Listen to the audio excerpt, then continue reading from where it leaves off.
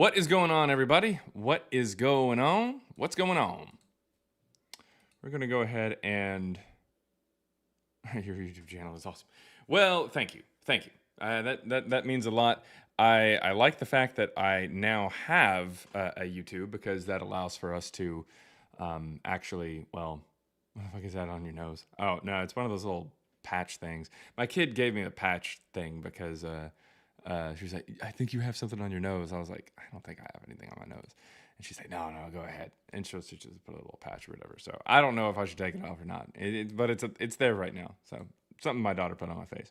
All right. Jaren has the meat. Thank you. Arby's, we have the meat. There we go. And also... That's why they call him Black Salami. Hell yeah. Nah, leave it on for the day. Yeah, I'll just leave it on. All right. What... Well, you have something on your nose now. Oh, nice. Okay. Let's see here. Good morning, people. 75% through the book. Awesome. Awesome. Well, thank you very, very much. Thank you. Thank you. We will, however, try to get to some guests today. I'd like to see if... You know what? I think today's the day, guys. I think today is the day. Today is the day that we're gonna have evidence for Jesus or Paul. Like we're gonna have evidence for it. Like someone is going to come in today and give us evidence for Jesus. It's happening. Like I am manifesting it. I am manifesting it right now. Someone is going to be in here talking about Jesus or Paul, and I'm going to be like, I've never heard of that. Did you say Joe Feces? And it's going to be life-changing. It's going to be life-changing for everybody. We're suddenly, there's going to be all these people that are like, hey, I'm converting to Christianity now and stuff like that. Like, we're all going to change. Sorry, guys. It's just science. Look it up. The Shawl of Taran? Yeah. Manifest days. Nice. All right. Let me look to the chat really fast. All right. Heady Artist said first. Yes, you are first. Heady Artist. That is not just any Heady Artist. I don't know how many you know. But that is the Heady Artist who is also the host of Divergent States. Divergent States. Look him up. That is a podcast that goes over psychedelic substances. So check him out. The Rod of God says 4. Let's see here. Queen LaQuadoctorajim says I was 6th or 7th. Hi, it's been so long. Has it? Has it really been that long? Let's see. The Prototype 1011 says morning, folks. Well, morning. And Bree is in the chat saying perfect timing. It's gym time. Gym time. Wait, what? People work out to Christ before Jesus?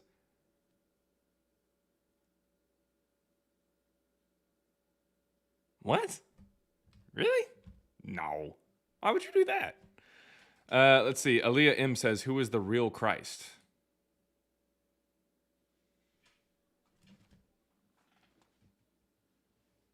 I guess a pretty good candidate, I'd say. I do, in fact, work out to CBJ. The rage motivates me. Oh, my God. well, goddamn. Well, I'm glad that you are capable of finding some way to have this live possibly motivate you health-wise. That is awesome. Good for cardio. It's tetanus shot time for me. What? Man. Christina... out there climbing a bunch of rusty fences. That's really the only way, like, legitimately the only time I've ever thought of possibly having to get a tetanus shot or anything like that is just if I was climbing a rusty barbed wire fence. That's what I was told, is that you don't want to climb rusty barbed wire fences because if you get pricked or something like that, then you have to go to the doctor and get a tetanus shot. That's what I was told when I was a kid, so that's just in my mind. So whenever someone says, oh, tetanus shot, I think, what are they doing on a rusty barbed wire fence? That's funny. Well, it's just growing up in Texas for you, I guess. Tomas says, I listen while working to remind myself I'm not the biggest moron in the world. That's funny. I'm not at the gym, but I am cracking corn and no one cares.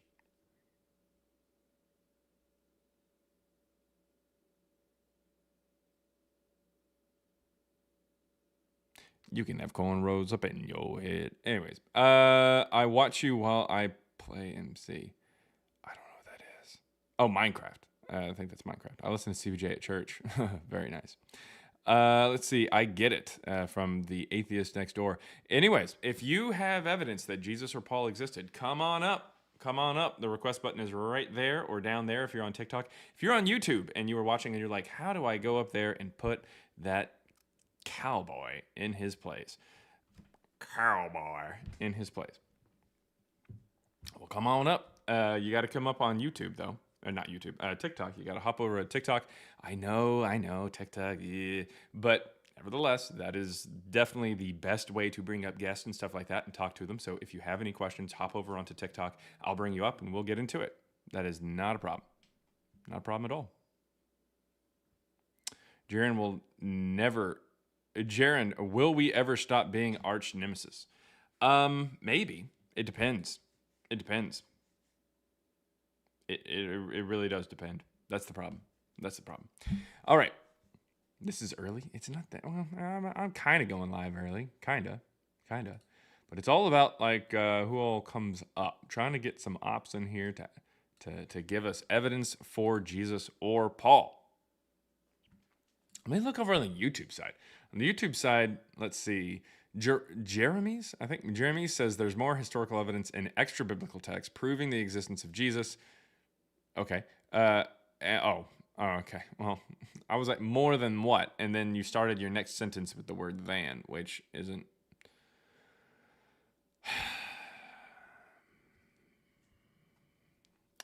Than there are texts or manuscripts proving the existence of Julius Caesar. Okay. And then your next sentence starts with the word but and not capitalized. But you don't question Caesar, do you? Dear God. Jeremy's, listen, for starters, that's not how we determined that Julius Caesar actually existed. It's not. You picked the parameters and then declared yourself the king because of something that doesn't really matter. Who cares? Who cares? It's like saying, oh, this person is the best basketball player because he gives out the most high fives. It's like, okay, he may give out the most high fives, but that's a really weird metric. You just randomly pick something that isn't determining who the best player is. So I don't care. Let's see. Oh, there's Mazikine there in the Toronto. I'll go ahead and boom. Oh, she's in here? Oh, okay. Mod me and T.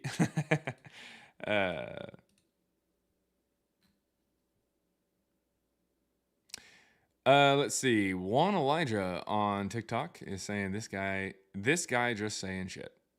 I can use the same logic to say anything you say. Shake my head. Okay, well, come on up. We'll have a conversation about it. Not a problem with me. Come on up.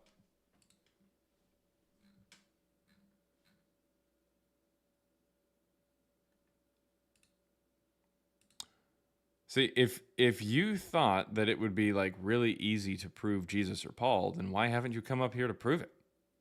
Like sincerely, like if you think, oh hey, like it'd be really easy to prove this guy wrong. Well, come on up. It's just me. This is just down here on TikTok. Like there's another profile here. That's just me. That's just me. Like it's just like my backup account. It's just sitting there. No one from this account is going to start yelling at you or anything. Just come on up.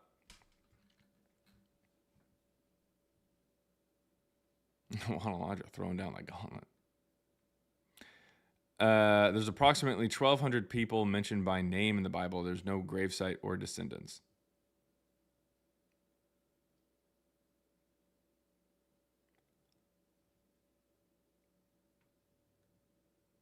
Yeah, likely. Yeah. I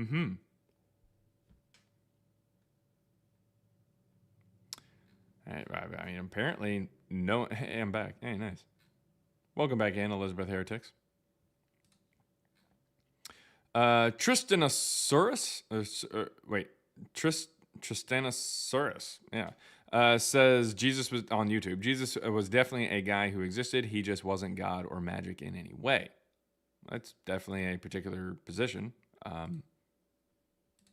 mean, it's not an uncommon position, but I mean, I'd still say it's incorrect. All right, let's see. We got Dan. What's going on, Dan? What's up, buddy? Wait.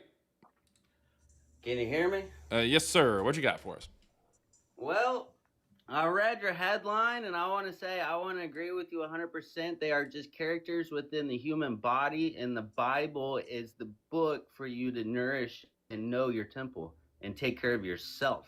So I've been wanting to get that off my chest for a long time.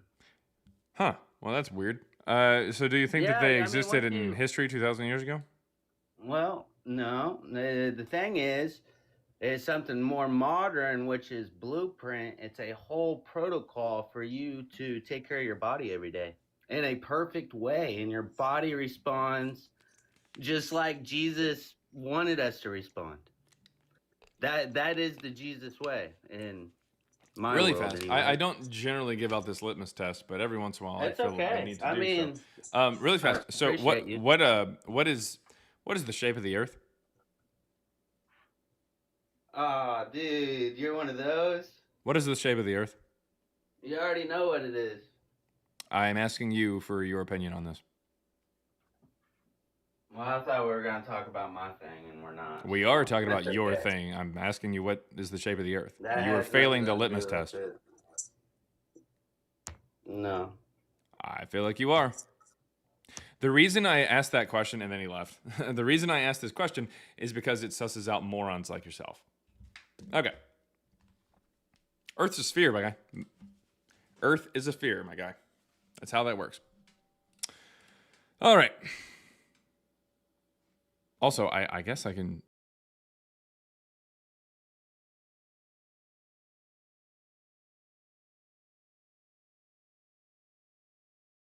Victory. Fatality. All right. We've now got Lieutenant Louis Einhorn. Hey, sorry. I seen your eyes. You're like, oh my God, that might be offensive to some people. What would? I don't know.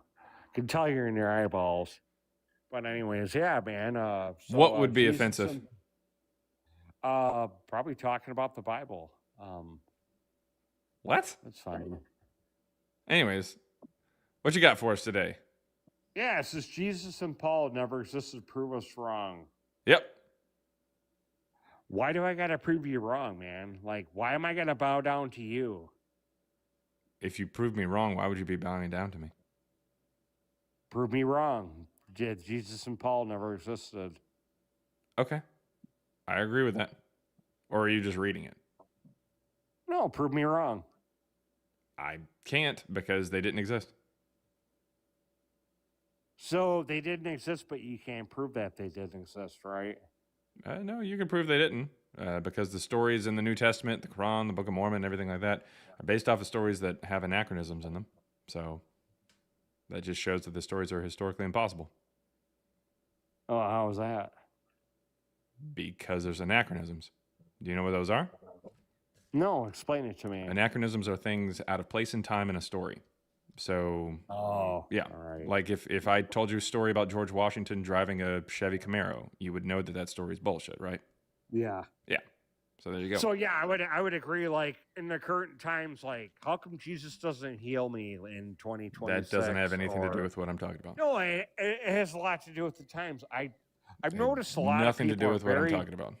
very depressed in these times. Cool. That's not Very depressed. anything about what I'm talking about. So do you have Hey, any sir, evidence can for I Jesus ask or you, Paul? Like, can I ask you how many pills are you on right now for depression and anxiety? I don't even know. Did you say pills? None.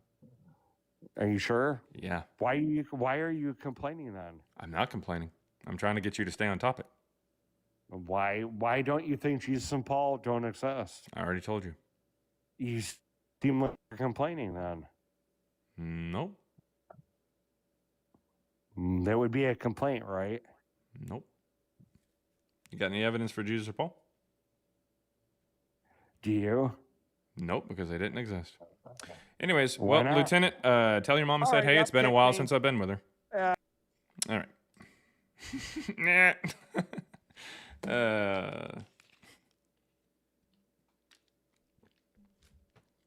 Next person up. Is it Dessel? Dessel Drace? That's all. Dessel. Okay. Nice. What you got? I just had a question for you. I wanted to ask you, could you give your case for a second century dating to the Gospels? I've read some scholars on this, but I haven't been convinced yet. And coming across your stuff, I noticed that you were going pretty hard on that. So Yeah. I was just curious, could you make the case? Yeah. I mean, all the Gospels include a story of Joseph of Arimathea, correct? Sure. Yep. And Joseph of Arimathea shows up, and remember what his scene is in the Gospels? He only has one scene. Do you remember what it is?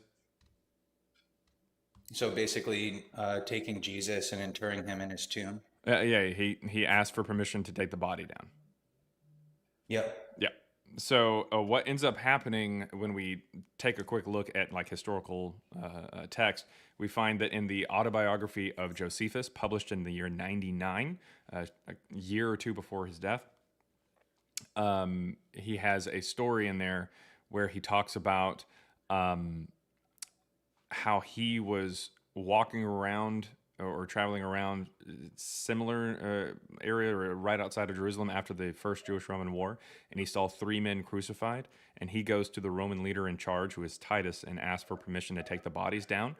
2 of them, he gets it, and then 2 of the men die, and 1 of them survives.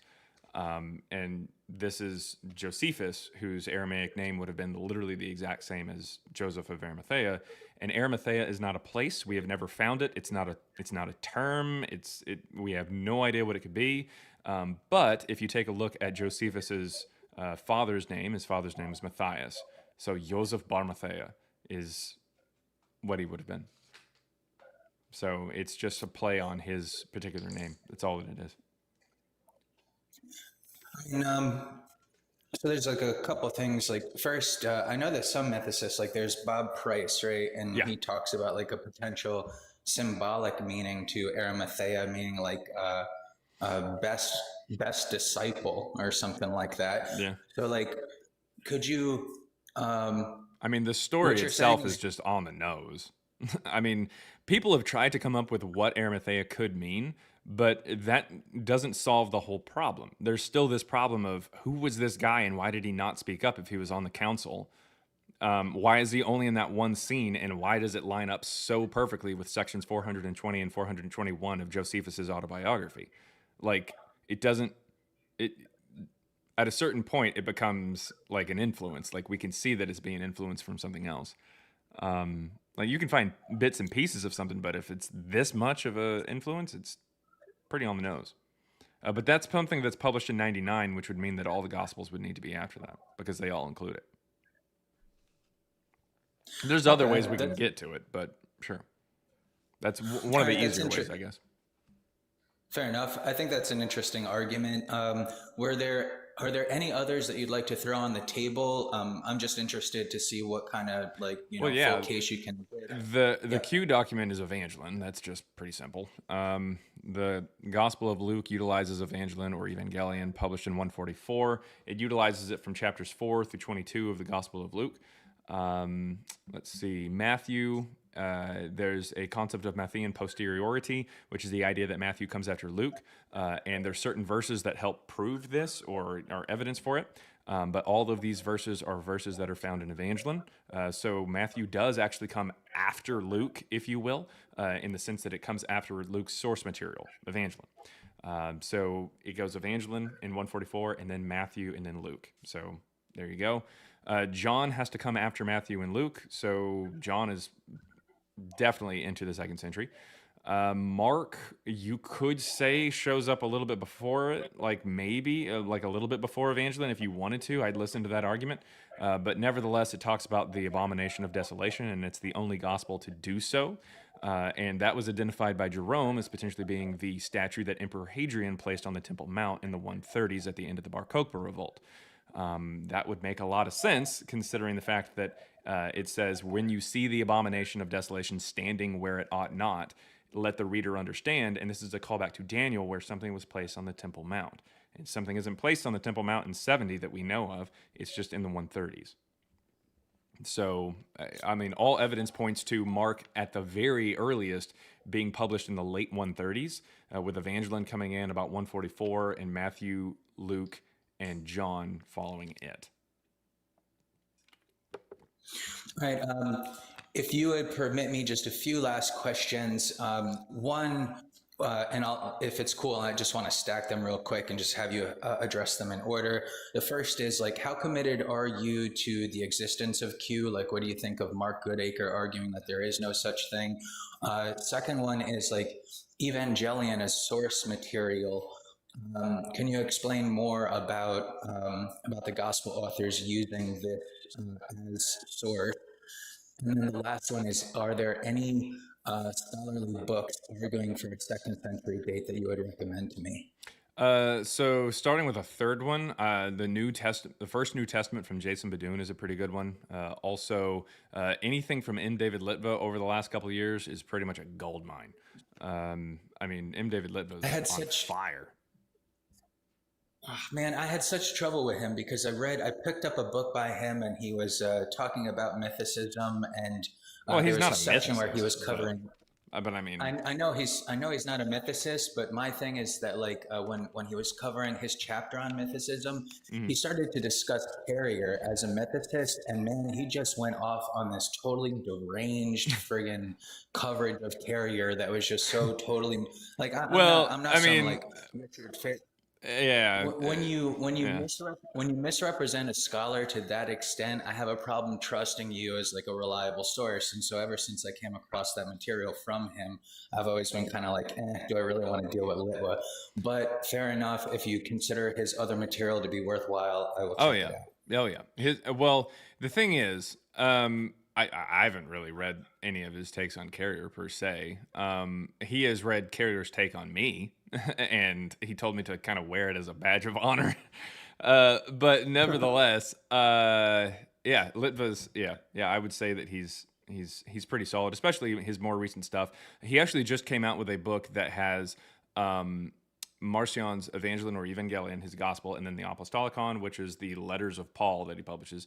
And that's the earliest iterations that we have. And then Antitheses, which is a text that just talks about like his theology and his position on God and everything like that. But that being said, those would be pretty good recommendations. As far as someone who says that Q doesn't exist, it's like, well, I mean, Q doesn't exist in the way that a lot of people think it does.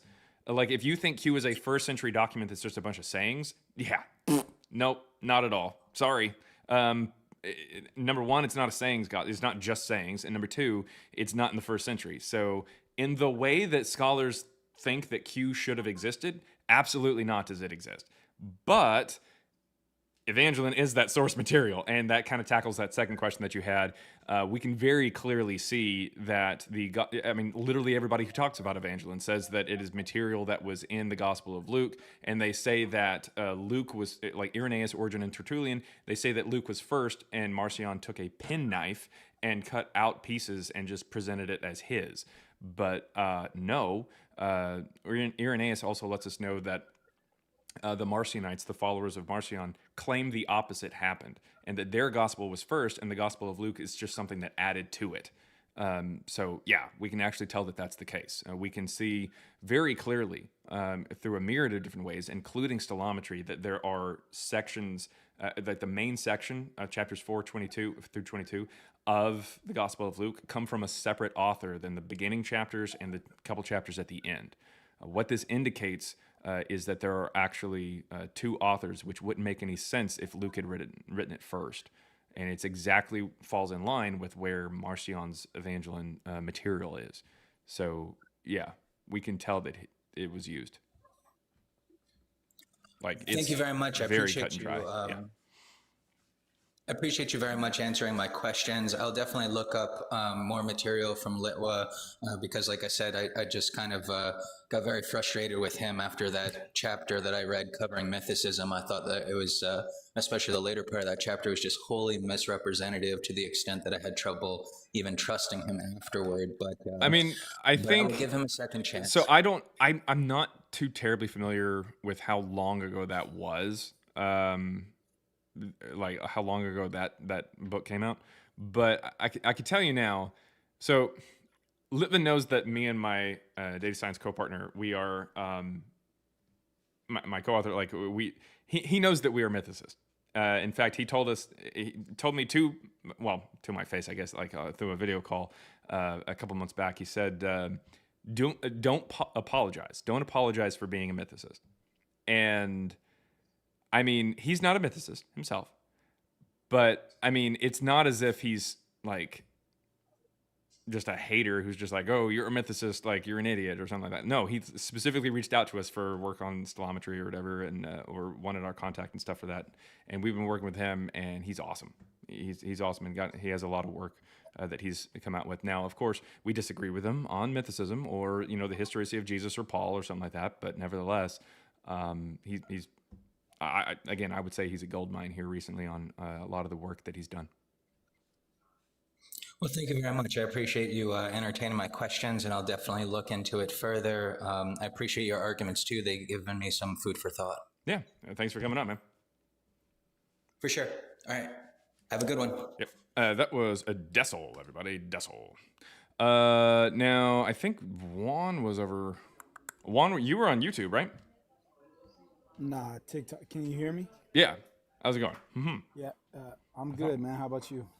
I thought you were over on, or no, I guess you were just here on this. Oh, you were on TikTok there. You had said something about how you could like use the same logic against me or something. I could just apply, the logic you use to like disprove Christ or whatever. It's like I could use the same logic. Like, what How? proof do you have? What basis? You just have a bunch of books written by some dudes. Why should I believe them? Like, you know what I'm saying? Like, When did I say that it was just written by feel some like dudes? well, I mean, I don't know. Jesus. In fact, I want you to explain, what is my logic? You said you could use my logic against me. What logic do you think I'm using? Like, what do you think my argument is? I don't know. You had said something. You don't know? You tell me. You tell No, me. you just said that you enlighten could me. use my logic against me, and you don't know what my argument is? You said you were saying something and being dismissive, and I just was passing through the live, and I said something. Oh, You okay. called So you me don't out. stand by that So statement tell me- anymore. Is that what you're saying? No, I do. Oh, do, okay. but, So like, then tell me my tell argument. me. I want you to tell me your argument. No, And you then have we already can go you have from- already called you- out my logic and said that you could use it against me, but you and I tried to give you an out and say maybe But you see, maybe like, you spoke you're before. already- this is Listen, already a Juan, conversation Juan, of bad faith. Juan, because Juan. I'm telling you, if you have an argument, Juan, say it. it's not Juan.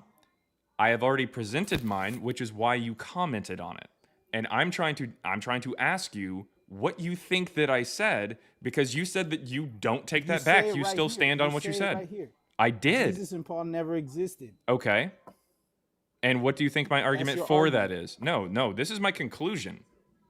What do you think my argument for it Okay. is? This is my statement. This is just my that's Why that's don't my you tell me position. what your That's my argument is? conclusion. What do you think my argument is? Because you were talking about my logic and you said you still stand by that comment, which meant that you had heard enough about my argument and my Being logic to be dismissive. able to say it. Being dismissive. Dismissive Being of what? To the Gospels. Of what? Of the Gospels. For what The reason? Gospels. Why? Why do you think I am? You tell me. No, what is my logic? Being dismissive is not logic.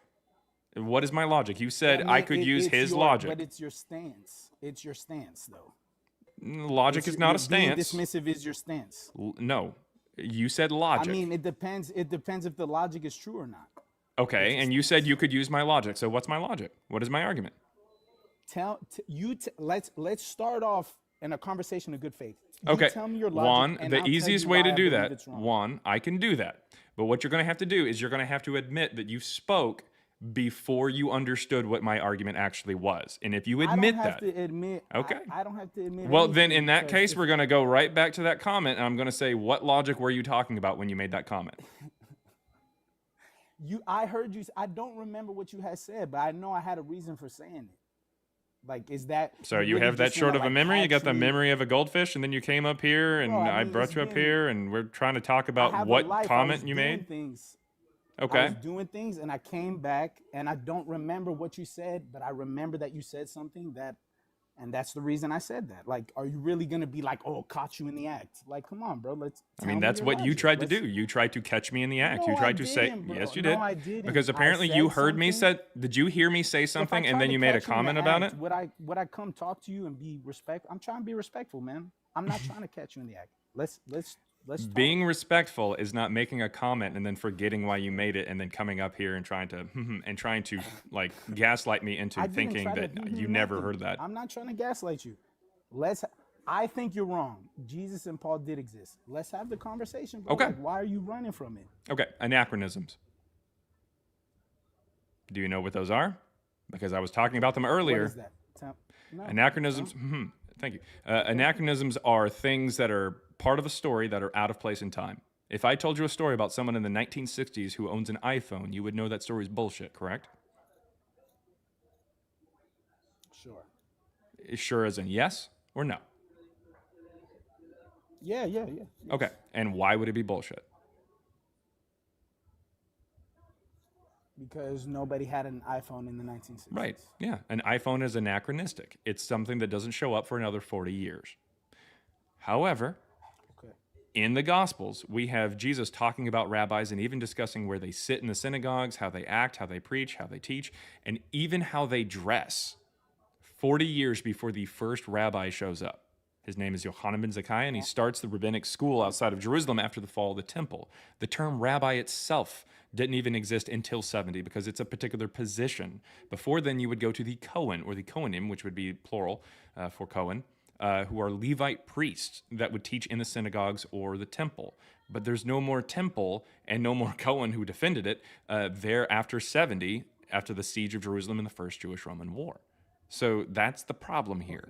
We have multiple things. This is Can I say one something? thing. There's multiple instances, some going as about 100 years after the supposed death of Jesus. They're anachronistic, and they show that the story is not only written later, but it's also writing about something that was historically not possible. Go ahead. Okay, so what's your name, bro? Or Jaron. like, what should I call you? Jaron. I'm Juan. Nice to formally meet you. Jaron, have you studied the Gospels? Have you studied the Yes. Bible in its totality? And Yes. when you were studying it, like, did you have an open heart about it? Were you skeptic? An Like, open heart what was doesn't your have anything to attitude do while with reading? whether or not something actually happened in history. So present your evidence for Well, why no, these I'm not- people I'm not- actually I'm not existed in saying that. history. You're putting words in my mouth. I'm just No, asking I'm you a saying that question. you're talking about something that's I'm irrelevant. asking, what was I'm your- not. What word did I No, put in your it mouth? is relevant. What word did I put in your mouth? You said open heart. You're saying, and you're saying that has nothing to do with What whether word did I something's put real. in your I'm not mouth? asking- What did I say? What did I claim that you said that you didn't say? Dang, bro, like you're kind of a Pharisee. Like you just No, like, what did I jumping on me what any did I opportunity claim? you get. You're trying to say that I put words in your mouth. What did I say that you said? You said that I am trying to say that the Bible is real. I was just. I didn't say asking you, anything like what that. was I your didn't say at- anything that sounded like that. All I I said, said, what was all your I said, attitude all while I reading it? said was that an open heart does not determine whether or not something actually happened. We're trying But to it figure out. affects your No, attitude we're trying towards something. we're trying to figure out whether or not my attitude should not Bro, you're define being history. illogical. Yeah, dude, that's Okay, how okay. that works. But if you That's read the literally what you scriptures, addressed in your first comment on this live was my logic. You're being So yeah, illogical. dipshit. You're being illogical. Oh, now I'm Yeah, yeah, illogical. you're I being was illogical. logical, now I'm illogical. No, you're being. I'm trying my to point was I'm that trying to stick you to can just be the evidence for Jesus illogical or or Paul. logical. You're just saying shit. You're being a Pharisee. I'm You not just jump saying on- shit. Look, Okay, listen. there's a verse- Okay. You're now muted. I don't give a shit about my attitude. I don't give a shit about your attitude. And I don't give a shit about whether or not you have an open heart, a closed heart, or if you perform surgery. And you left. The only thing that I care about is if these people existed in the past and if we have evidence to suggest that they did. That's all that I'm asking for. That's all that I'm asking for. You have no idea what you got yourself into and thought that, oh, hey, because he's saying Jesus didn't exist, all I got to go up there and do is just preach. And then suddenly his heart will be softened and I'll be able to explain why Jesus and Paul existed. No. Nope. Nope. Sorry. You brought a pocket knife to a bazooka fight. I'm sorry.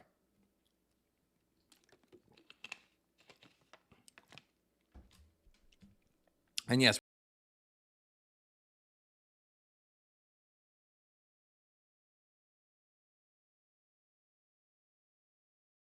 alrighty, we got Lucas. Lucas is here. Hopefully, Lucas can actually provide some evidence for Jesus of Paul. Yeah, I'm more interested in hearing like why you don't think that Jesus and Paul existed. Just because, I mean, I don't know where I would fall in terms of Well, what did I tell the last Christian guy? sensibilities or whatever. But like, why? I feel like there is a lot of like well documented historical evidence for. I don't know much about Paul Like what? for sure, but definitely Jesus though. Like what? I guess just how scholars, both agnostic or otherwise, look at the Gospels, Mm-hmm. and they consider them to be obviously not like fully historical, but certainly have historical accounts. How'd they pick Within and them. choose which ones? Based on other sources, I guess. So, Like what? or how many things, Sure. Like where what? else things appear. Not a problem. Like what? What do you mean? Like what? In terms of Like what do you they- said based on other sources. Like what other sources?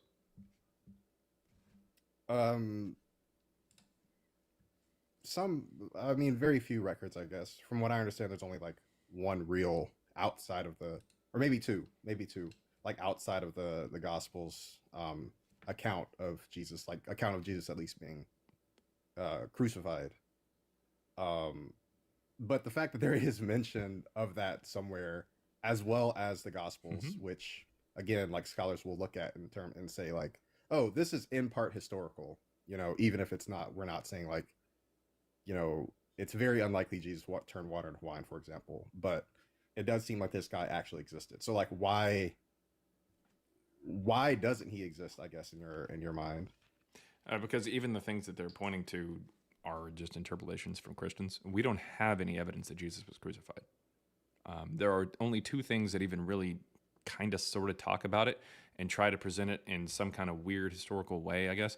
But in both of those cases, both Tacitus and Josephus, we can tell that a later Christian has interpolated this into the text to make it look as if Jesus was talked about. We can tell because there's errors in the text and things that these people, in specific, Tacitus and Josephus, would not have actually said. Tacitus and Josephus are who are they? Tacitus is a Roman senator who becomes a historian in the early 2nd century. Josephus is a Jewish Roman historian writing in the late 1st. Okay. And you're saying that those accounts are not like somebody has to look at Authentic. that and say, Yeah, they're not authentic. Right. We can Christian scholars themselves acknowledge that Josephus, who was writing at the end of the 1st century, there, the earliest there, has been interpolated into at least to some extent. But even Christian scholars go, we don't know how much. But there's no evidence whatsoever of any version of that paragraph that talks about Jesus called the Testimonium Flavianum. There's no evidence of it in a way that isn't interpolated. Like all the problematic parts that they're talking about that say that even Christian scholars say Josephus wouldn't have said, even those problematic parts, like all of them, they are included in all of the versions that we have of it going all the way back to the 4th century. And that's because a guy in the 4th century actually wrote it. His name is Eusebius. And we can actually take a look at the text and compare it to Eusebius's writings and see that that style is actually him, that he's the one who wrote it. So you're saying that this account from the late 1st century or 2nd century is like forged? Yeah, we have an account that's written into a text that was written at the end of the 1st century, named or late 1st century, which is the name of that document is called Antiquities of the Jews. It's a book from Josephus, and a person named Eusebius, who, by the way, is an admitted liar and a church historian / propagandist he's commissioned by Constantine to write a history for the church. And so, I'm reading about that yeah, right now. okay, there you go. Yeah. So he writes a history for the church, and he actually comes up with, in his book Demonstratio Evangelica, he comes up with that particular passage. He says, "Let us now make use of Josephus the Jew," and then he gives us the testimonium paragraph for the first time ever. Multiple church fathers before him quote from Josephus, some quoting from that same book, and never mention any piece of it. Right. Yeah. Okay. I see what you're saying. So, like accounts, I guess, getting more I feel like why that's not super compelling to me is that, of course, that's kind of how history would develop in terms of people taking The fact like, that the passage is in his style of writing and not Josephus's is not well, compelling no, to you. I have no doubt that that's probably forged, but I guess like forgeries don't have.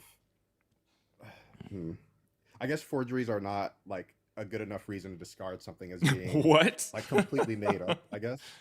Like, well, I mean, I guess I'm saying. What the are you talking context about? of A it. forgery from 200 years later isn't a good Yeah, reason to yeah. say that guy who existed 200 years prior didn't write it?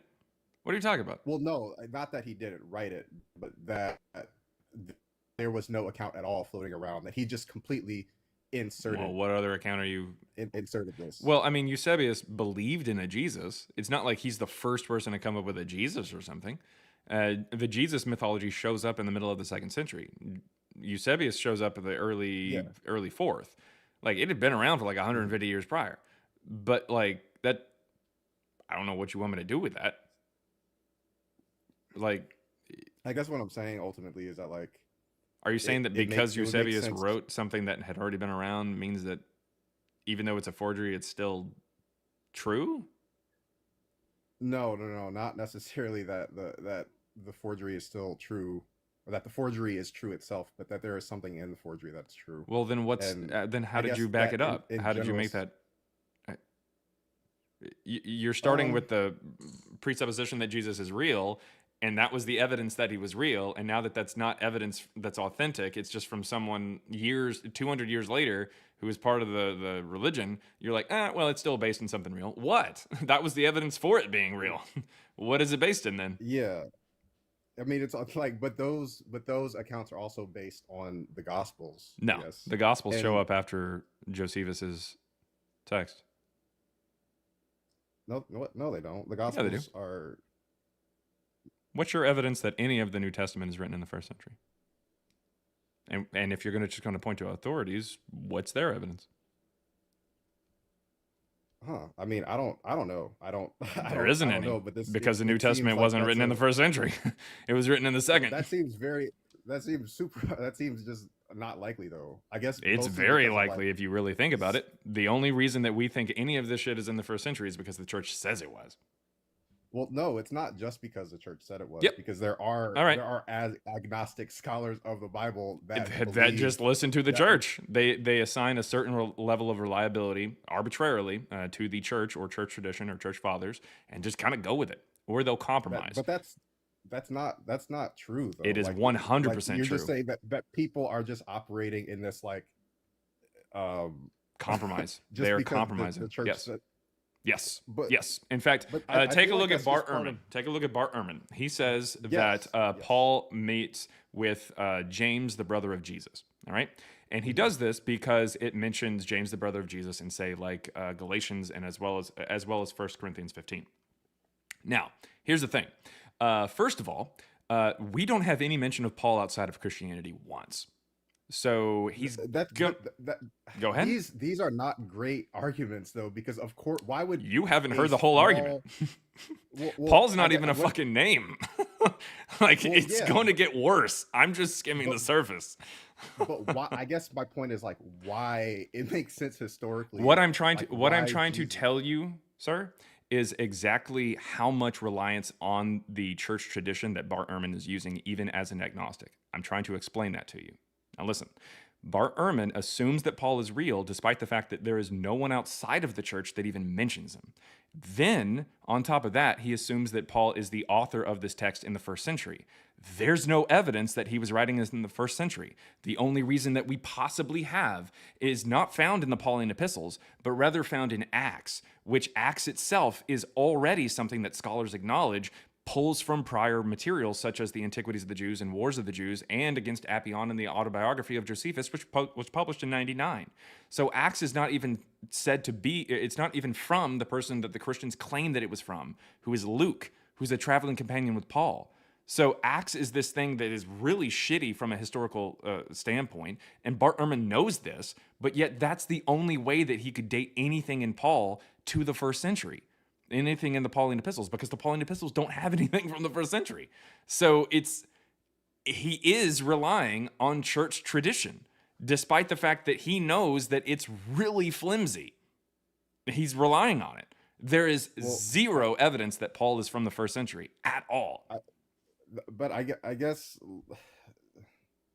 the fact that it makes sense that no one would talk about Paul. It makes sense that there would be no mention Really? of Are you Paul. sure? Yeah. He works for the Pharisees because- and the Jews don't mention him. He knows some people ever at like Caesar's palace, but no one in the Roman Empire knows him. He bumps into Festus. He bumps into Gallio, whose little brother is Seneca, who writes 127 moral epistles in the middle of the first century and writes about different cults and offshoots of religions. Never mentions Christianity. Never mentions Jesus. Never mentions a Christian. Never mentions Paul. He appeals to Caesar and is ending up on the same shipwreck that apparently Josephus was on, because that's in the autobiography of Josephus. I mean, what are you talking about? No one mentions this guy. He's one of the most infamous Christians who's going around of the entire empire all over the place, shipwrecked multiple times, starting churches, writing letters to them, and gets his capitated in the early 60s, according to church tradition. And no one says shit about this guy? What are you talking about? Nah. You have to you got to be pretty, I mean, for especially like a not, this is basically just like a cult religion, you know what I'm saying? Yeah. When it That starts that off, almost it's not convinces very- that almost convinces like Festus, like a Roman official, to become a Christian. But yeah, he's too small to even mention. What are you talking about? Just talk about Willis. Yeah, that's sure. All right, cool. I mean, Well, regardless of why you think he's not mentioned, I don't really give a shit. All I'm saying is that he's not mentioned. So Bart Ehrman is 100% relying upon church material. There is nothing else to insinuate that Paul is a real person. He is relying on church material, 100%. There's nothing else that he can lean on aside from church material. That's it. Yeah, but that's kind of, I guess my point overall is that if you don't have like this is the evidence that we do have. So if you are just going to disregard Okay. evidence, So that we where do in have, Pauline where is epistles the does it say evidence? that he's writing in the first century? It doesn't say. Okay. It doesn't say So we're but it's relying on dated Acts? to be- It's dated to be then. I don't. I No, don't it's know. not dated to be then at all. I don't know what to tell you. No one in the Pauline epistles is saying that he's writing this at No, this I'm particular not- point in time. It is just in Yeah, Acts. It is just in one people- book. And that book of Acts, you're going to have to show me is historically accurate, and it can be torn apart. So, I mean, what you are doing is you are saying that the only evidence for Paul that we have, and you're acknowledging, and rightfully so, that the only evidence that we have for Paul, especially Paul in the first century, is the church. And so you're saying that is the evidence. Okay, great. So the source material is the proof for the source material? Because there's nothing to link it to. And when I told you that scholars who make these claims about these people existing are relying on church material, you told me that that wasn't what they're doing, and that's exactly what they're doing, and you even admitted that that's what you're doing. No, I'm not saying that they. I didn't say that they didn't. I Oh. said that they do. But if that is evidence that we do have, I guess my point is that what about that is inherently unreliable from just a. What's historical inherently unreliable for perspective. Paul is the fact that the only text that we have that actually places him in that time period is a historically unreliable document. That's the unreliable Sure, part. yeah, but the entire Bible is unreliable. The Okay, entire- well then all of there he these- all of these goes. writings- I mean, all what of these what do writings you from want me to do antiquity about are that? unre- I can't help you with No, that. No, that's not. I guess that's not the point. Like, So my point the is- whole Bible is unreliable, and it's the only information that we have for these people. But these people definitely existed. it just seems unlikely that they didn't. exist, is my Why? point. It's Because just the that unreliable text says that they existed? Oh no. What do you want? I mean, do you hear yourself? But there's not. This is the text that we. This is what we have though, and Yeah. there are other writings about. Yeah. And throughout what's the time. where's the earliest writing that we have for Harry Potter? Is it a fiction book? Is it one that's probably not historically reliable? Yeah, it's probably because Harry Potter didn't Yeah, exist. but it was written. That's assuming the point. These things infuse actual history, actual people. Okay. within All right. Cool. Yeah. these Are there stories. any people who are mentioned in fictional books or a text, like, I don't know, The Amazing Spider-Man. That's my favorite example. Peter Parker meets Barack Obama. We can tell that Barack Obama exists. Hell, he's still alive today. You can go and shake his hand if you really tried hard enough. You could probably do it once, I guess. You probably get away with it, depending on where he is. But the point is, listen, Barack Obama's a real person.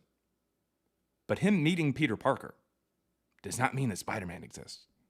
I understand that Pontius Pilate is a real person. Everything we know about him doesn't line up with the text of with the text of the Gospels. I understand that Festus was a real person. I understand that Gallio was a real person. I understand that Caesar Augustus and Tiberius and all these different people, I understand that they are real people. But historical fiction is a thing. Mythology lots of times weaves itself through history, if you will, to try to immerse the reader in a time period that they're trying to focus on. Now, for Paul, it's really hard to pin down because in the Pauline epistles, it'll mention things like Aretas, King Aretas giving him trouble while he's in Damascus. Well, unfortunately, King Aretas IV, who people like to point to in the first century, he didn't have control over Damascus and couldn't have had control over Damascus. Look it up. I'm not blowing smoke up your ass.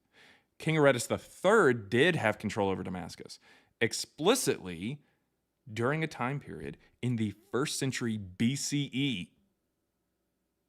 That's really weird. So it's almost as if whoever's writing this is casting it back into the past and missing wildly. There's multiple anachronisms in the text of Paul. There's anachronisms in the text of the Gospels. There's anachronisms in the text of Acts. These are things that show that these texts are not historically accurate. So yeah, there are some historical people, but they don't even line up together throughout the entire text because it is just a mythology. It is a fictional story. That's how we can tell that it's bullshit. That's just how it works. They're trying to say a story, but that's just how it works. That's just such a binary way of looking at. Yeah, it's either true or false. Yeah, that's how it works. It either happened or it didn't. That's not. Yeah, I guess, but that's not exactly how we do history. You know what I'm saying? Like we look at what. So sometimes in history, things could happen but not happen. No, that's not. That's not what I'm saying. Like I don't know. Well, I don't know what you're saying then. Either history happened or it didn't happen, and we can either take a look at this and we can figure it out. That being said, what I say is that even the what I say is that the Jesus having a conversation with people. So well, considering the fact that you have actually like eaten yourself logically already multiple times, it doesn't really make a lot of sense that you're trying. Bro, man. No, I'm not. No, I'm not. What you tried to say, what you tried to tell me at first was that scholars do not just listen to the Bible. And then you gaslighted me and tried to say that you didn't say that. You absolutely tried to say that scholars do not just listen to the Bible when it comes to Paul. And then I proved to you that not only scholars do that, but you do that as well. Probably two things outside of the Bible that scholars listen to. That was the first. I never said like. Okay. But you. I'm going to ask you a question directly, and you can answer yes or no. Do you believe that the scholars? Is like not. Do you believe that the scholars? Do you believe? Really fucking lame. At this point now, you're just here for entertainment. You're no longer here willing to be educated on this. Go ahead. That being said, you can answer this question if you want, or you can just hit the oh shit handle up there. It looks like an X. That being said, yes or no? Do scholars have historical evidence for Paul? I don't know. I don't know much about Paul. I don't know. Well, we just spent a good amount of time talking about him. So yes or no? Well, you're talking about Paul. I'm talking about Jesus. You brought up Paul. You literally brought him up. So yes or no? Well, do scholars have historical evidence for Paul? I don't know. I assume that they do. You assume they do. Yeah. But I also assume that people that actually study this shit for real, not just get on TikTok and espouse like counter arguments to what they've read. Are you talking about yourself, or are you trying to imply that I haven't done any research on this? No, I'm not saying you haven't done any research on it. Sweet. I just know that you haven't done any real scholarly research on it and have like written real shit about it that has been, deconstructed by a board because nobody thinks that. Like nobody thinks Jesus and Paul didn't exist is what I'm saying. No, there's plenty of scholars who do. Well, yeah, there's plenty, but it's definitely Okay, so not I like thought you said nobody. Jesus Christ, dude. that's like Like the, pick that's your like the one pick in your 10 narrative. That's what I'm saying is like that's the 1 in 10 scholar that doesn't believe in vaccination. Oh, You know, okay. and Well, that's what you not are, even remotely which is- close to true. Yeah, it is. What do you mean? That is that is what. Yeah, it's about the same number. I would guess. Maybe a No, little because more, vaccines obviously. actually have evidence of working. In this particular case, you haven't presented any evidence, and you haven't presented any evidence that scholars point to that can't be easily dismissed. And you also try to gaslight and try to say a whole bunch of things about Paul that you brought up. Now you don't want to talk about Paul because you got your ass kicked. So, that being said, do you have any evidence for Jesus? We'll go over and pivot. That's fine. What do you have for Jesus? Also, the Gospels. Like, The Gospels. What about the Gospels? also- What about them? What do you think the Gospels that are? it's just- What do you think the Gospels I are? think they're partly historical documentation. I think Partly they're historical? partly How did you determine what Yeah, parts are part- historical? the things that we know historically happened. How? The other parts being How? You know, this early. How did we Jewish folk determine- Trying to Sweet. How did we determine what parts are historical? 10% is hardly. I mean, 10% is just not that many people. Like Cool. 90%, How did we 90% of determine people how did we determine believe what something. parts It's of the just bad Gospels are scholarship, historical? kind of, I guess, is when I think about it. Sweet. How did we determine what parts are historical in the Gospels? Linking them to other sources, I guess. that Okay. we- Like what? So give me verify give me without something in time. the Gospels that links to something that is another source. um And by the way, if we apply that same logic to Paul, considering the fact that there's no other source for him, then he's gone. Using your logic that you just said, he's gone. So congratulations. You're still eating yourself logically. That being said, please present these other sources for things for the Gospels. What do we got? I mean, I don't understand. I mean, like I said, if you think of the Gospels as being a part historical document, part a gospel, like trying to convince people to believe in this. I get it. So I'm asking you, what part? What part are you talking about? What part are There- you there are a familiar lot- with? The Gospels are 27 fucking books, man. A lot of it is You say historical, a lot 27 of it books. is There's not only 4 historical. Gospels. Oh, I'm sorry. New Testament Gospels. I'm getting. Well, there's only 4 New Testament Gospels. I mean the entirety of the New Testament, but Well, that didn't make any sense because about half of it's written by Paul, and you just said things outside of it that confirm it. And I just pointed out to you that there's no one outside of it that confirms Paul. So, do you have anything for the Gospels like Matthew, Mark, Luke, and John? You said you wanted to talk about Jesus. That's the shit that talks about Jesus. yeah.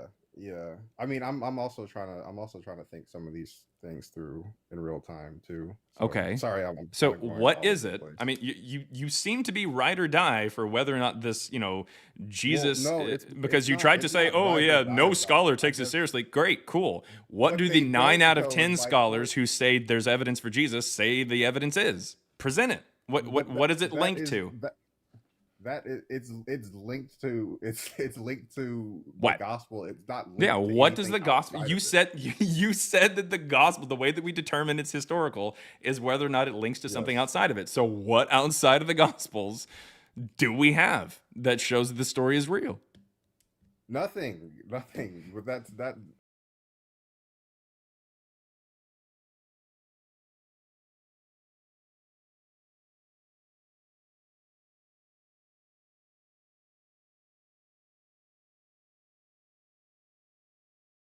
Anything at all of substance that you have for this Jesus that you so willingly want to dick ride for?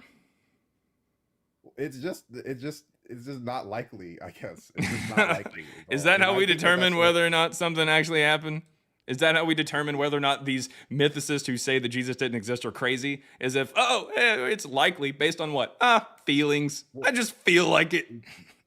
But It it's couldn't not- possibly. it's not- Who would it's write not- something but that's so not- fake? Oh, well, set aside the Odyssey. Who would write something so? Well, set aside the Iliad. Who would write something? Well, set aside the Bacchae. Who would write something so? Well, set aside literally every other religion that we can debunk from ancient times. All other mystery cults except for this one. This one got it right. but Oh, they people, that's not- absolutely that's- nailed it. Nice. I mean, that's it's just that's not what I'm saying. Well, So you it's haven't just, presented I don't know. anything It's else, just so I don't know what you're saying. I'm having to make crazy accusations because you haven't presented any evidence for but Jesus. no, you have to make crazy accusations So what? because you got What? 230 What? people What? watching, and it's Then just please it's enlighten us. it's like Enlighten us so all. it's Enlighten so us all absurd. on Like what your evidence for Jesus actually is. Go ahead. I don't personally have evidence for you. Okay, then enlighten us I'm not on a what you've biblical read, scholar. because you've read a lot about scholars to the point to where you know that they dislike mythicists, and mythicists are they're evil, or they're these Yes, people who are because okay, it's cool. weird. So then It's what? weird. So then what Exactly. is That's the my argument? point. What's the evidence that these scholars that you have read have pointed to? I know you don't have any evidence, but surely they have something, right? Right? Right? They're not Certainly. like what I said earlier. They're not just taking the church's word for it, are they? I mean, I said that earlier, and you really didn't like that. Well, I guess I didn't. I mean, I don't disagree that, of course, they're on some level taking the church's word for it. But like, Is that how we should do history? Just kind of, these people who are writing, because none. By the way, the earliest church father who writes, the earliest church father who even mentions the Gospels is Justin Martyr in 150. Until you stop talking because you keep Sweet. talking over me. Hey, you know what? I've got this thing called a mute button. No one can hear you. I don't know if you're talking, but no one can hear you. That being said, the earliest church father to even, you left. The earliest church father that even remotely talks about Gospels is Justin Martyr. You think that just taking his word for it, I guess, is what we need to do? Is that what we need to do? Writing in the 150s? Jesus dies in 30. So somebody about 120 years later, take the word for it. That's the problem here. That's the problem. Power tripping host. No. He didn't have any evidence, and he knew he didn't have any evidence. And when you don't have any evidence, you don't really get to stay around very long. I mean, he's trying to say that I am wrong, but he didn't have any evidence to suggest that either A, I was wrong, or B, he was right. That was the problem. I asked him multiple times for it, and he even admitted that he didn't have any evidence. It's not me power tripping. It's at a certain point, he's just wasting everybody's time. Morea, you're up on the live. I don't know if you can hear me or not. Okay, there you go. You're back here. You're muted. Here, I sent you an invite to unmute there. You can hit the microphone button at the bottom of your screen. Hey, what's up? Hey, there you are. What's going on? What you got? Oh, and you're back off the app again. I can't hear you whenever you're off the app. I don't know if you're going off the app or if you're getting a call or something, or a text. Okay, I'll be right back. Okay.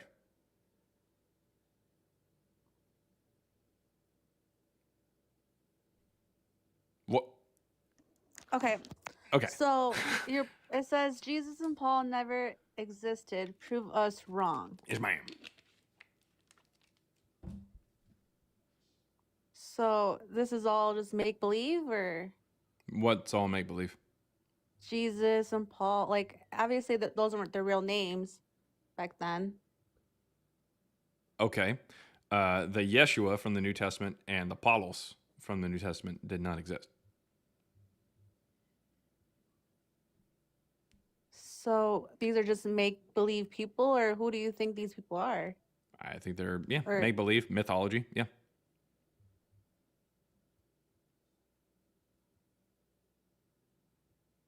Yeah, that's what I would say. Yeah, mythology is just mythology. And kind of like I would say they're in the same level as Hercules or Heracles. Yeah, like Hercules there in the chat from Randy Fitz. Yep.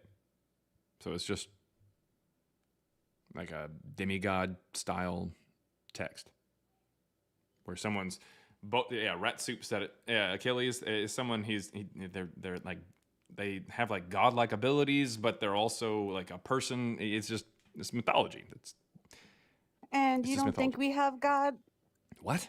capabilities, or you don't think we have special gifts that, like, doctors? You don't think people that become doctors or fix eyesights aren't like heroes or some type of like I mean, there are people who have committed their life and their time and quite a bit of money, lots of times, to learning about the eyes and learning about how the body works to try to help people.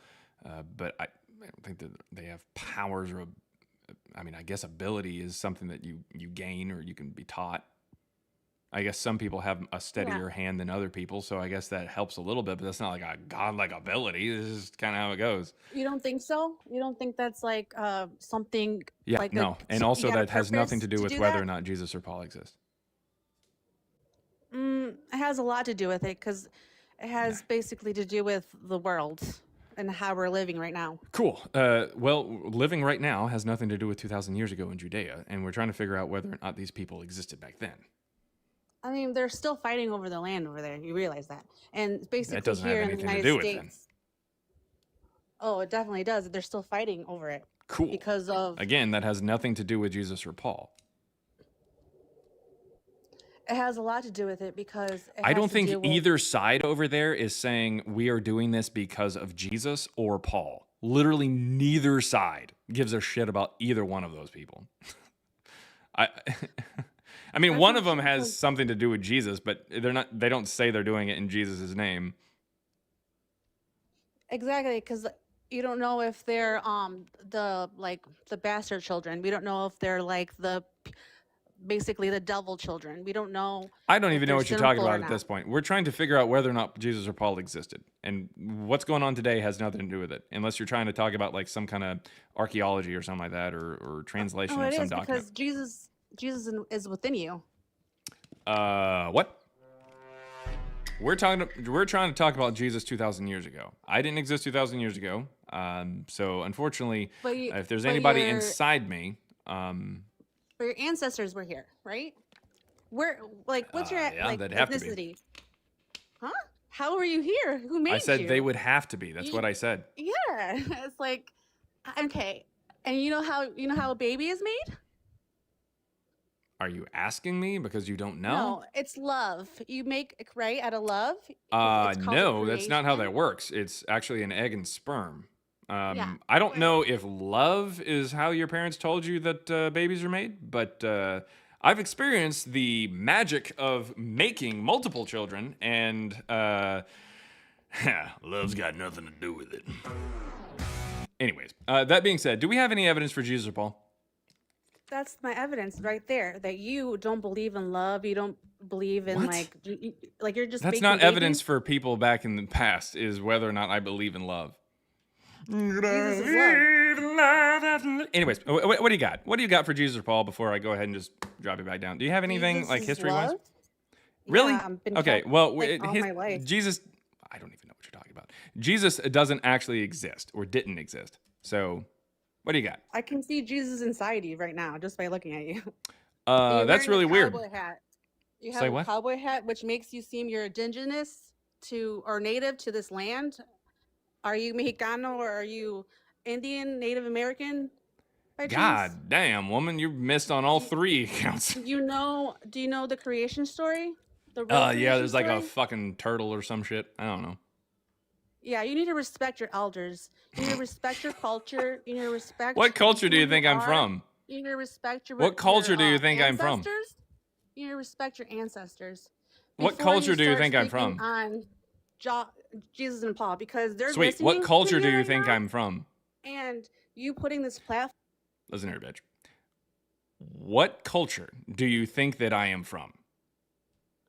Are you anti what is it called? Antichrist or whatever they are? Like people that don't No. believe in anything? That's not a culture, by the way. What is it? A cult? real- No, like, that what would is be that? maybe a position, but what culture do you think I'm from? Because you keep telling me that I need to respect my culture. What culture do you think I am from?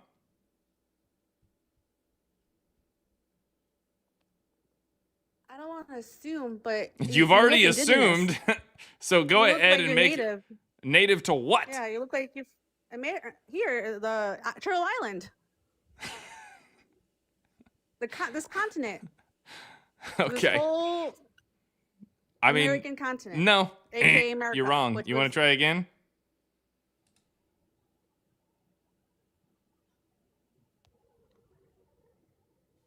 Want to try again? What do you mean? That you were wrong. I am not. When the fuck did we get ice cream? Oh, he's Cubano. Nope. I'm not Cubano either.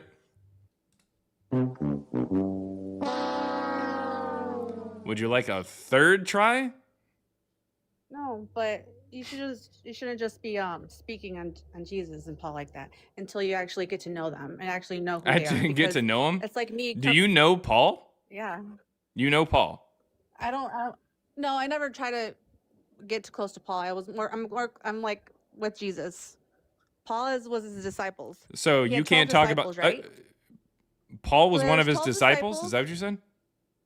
There was 12 disciples, And I Paul was believe one of them? Christ is the 13th. That's why there's like the 12 tribes of Israel. Like it's all like numerology as well. Like you say, it's mythology. It's also numerology. If you read down to the scripts, to the scriptures, if you look down to every single. Yeah. What you're saying isn't remotely close to true. I don't even know what the fuck you're talking about. I really don't. I don't think you ever read a book. Yes. like- Have you ever read the Bible? Because Paul isn't in the Gospels, nor is he a disciple. So congratulations, you're stupid for like multiple reasons.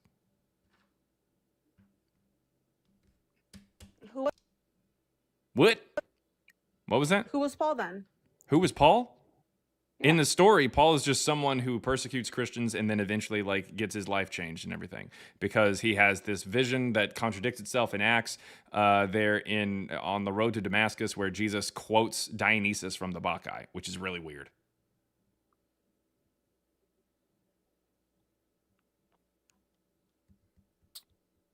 Seems like you have a tenuous grasp on your own book. No, you have to read it multiple times. You can't just read it one time. You have to Okay, read so it, which like, time did legit you read it 500 and saw that times. Paul was, yeah, so where between 1 and 500 times did you read it that made Paul a disciple? Wait, You believe that Paul was a disciple and you've read it 500 times? What, did you just not pay attention no, 500 times in a row? I'm saying in general you have to read. You have to keep reading it to Cool. understand it. You Yeah, just so can't how read many it one times time. did you read it before Paul became a disciple?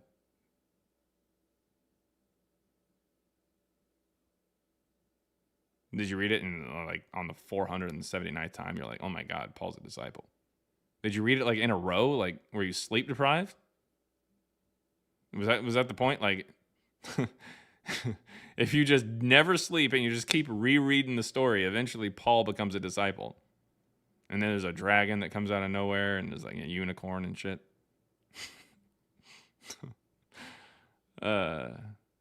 Anyways, it's clear to me, lady, that your elevator doesn't stop on all the floors. So we're going to go ahead and move to somebody else. Hopefully they've got at least basic knowledge of the Bible.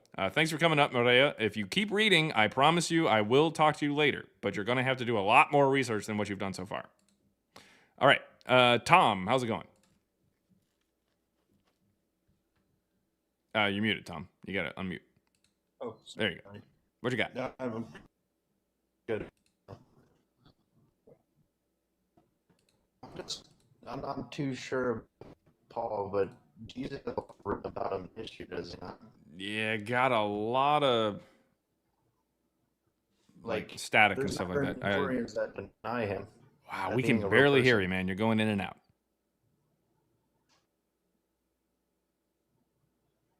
God connection. Tom, you there? Yeah, can you hear me? Yeah, I can hear you now. It seems to be okay. What you got? It could be my connection, man. I'm sorry. Okay, what you got? Oh, and then he dropped. All right. Next person in here that it seems like they're connected. Michael Wong. I think you connected first. What you got? Hi, hello. Hey, what you got? Damn it, I'm pulling out my laptop. And I can't. Alright. What's your name? Sorry. Jorkum. Jokum? Jorkum. Jorkim? Oh, Yeah, okay. Jorkib. Jorkim. All right. Well, you know my name. I do. Do you Oh, have evidence that he doesn't exist? yep. All right, I'm just curious. Can you present it? Yes. Let's see here. We're going to go with that. In John 5, Jesus goes to the Pool of Bethesda. It is said that the Pool of Bethesda is next to the sheep gate during the time of writing the Gospel of John. And that there's 5 porticos that are next to it where sick people will lay, and then they will get into the water of the Pool of Bethesda in order to be healed. Do you remember this story?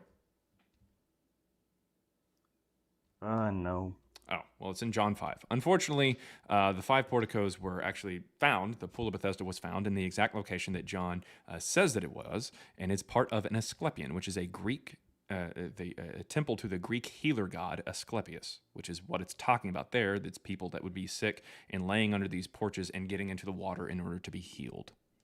So this is not something from the first century Judea, definitely not during the Second Temple Judaism, right across the street from the Jewish temple. This is something from the second century. In about 136 or 135, somewhere in there, Emperor Hadrian, he builds a lot of different Serapions or Asclepions, and he built them. So this would be something about 100 years after the death of Jesus. So that wouldn't make a lot of sense that he visited something that's a century later. So it's elements like this that show that the story is historically impossible, and this is far from the only instance of this kind of stuff. So in John, Mm-hmm. you said John first. Sorry, you speak really fast, so I'm like trying to. It's John 5. Understand it. John 5 is the chapter. Yep. It talks about people going to the the Pool of Bethesda. Bethesda, okay, to get healed. And this happens. It says that this happens. Okay. Now in Jerusalem, by the sheep gate, there is a pool called Hebrew Bethzatha or Bethsaida or Bethesda there, which has 5 porticos. In these lay many ill, blind, lame, and paralyzed people. One man was there, had been ill for 38 years. Jesus heals him, blah, blah, blah, blah, blah. Oh, and he complains that he can't get down to the water. It says, "Sir, I have no one to put me into the pool when the water is stirred up, and while I'm making my way, someone else steps down ahead of me."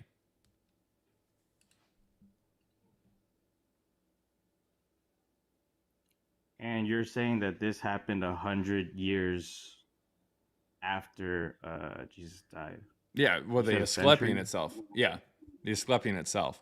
Because what it talks about here is it talks about the pool. The pool itself, the Pool of Bethesda, that is something that existed prior to Jesus. It's just I think it's naturally occurring. It's just a spring. It was brought into the walls of Jerusalem, as far as we know, around the time of Herod the Great or so. So that would be a little bit before Jesus. So that's still fine. The issue is the fact that it's talking explicitly about how the 5 porticos that are next to it are used.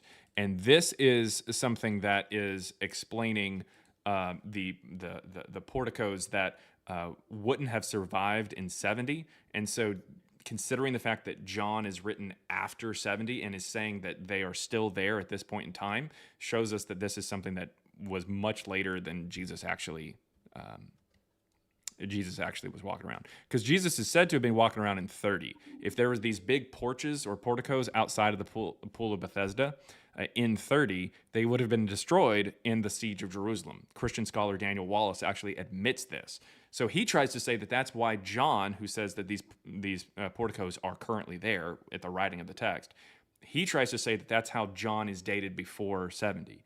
But no, we can very clearly see that the Gospel of John comes well after 70. I would even say it's roughly about 160, 165, showing that this is definitely something that was way past the time that Jesus actually existed, meaning the porticos would need to be built post 70. So, yeah, I would say that it's about 100 years after Jesus' death that we actually get those porticos.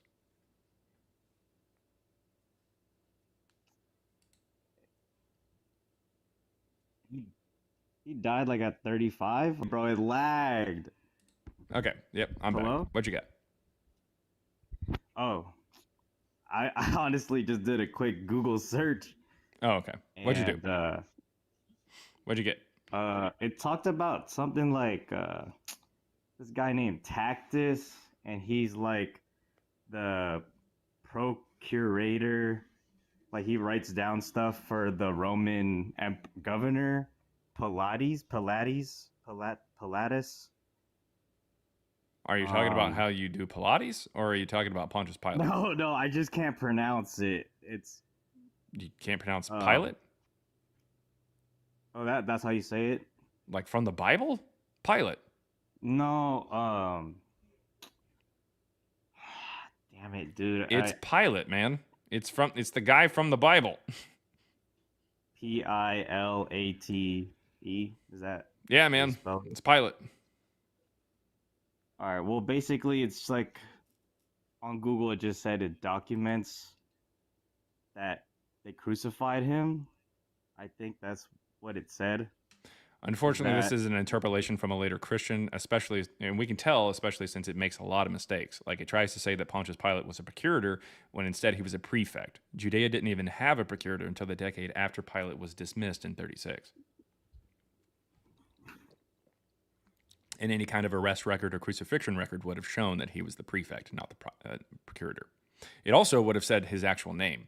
It would have said like Yeshua, Yehoshua, or its Greek or Latin variant, as opposed to Christ.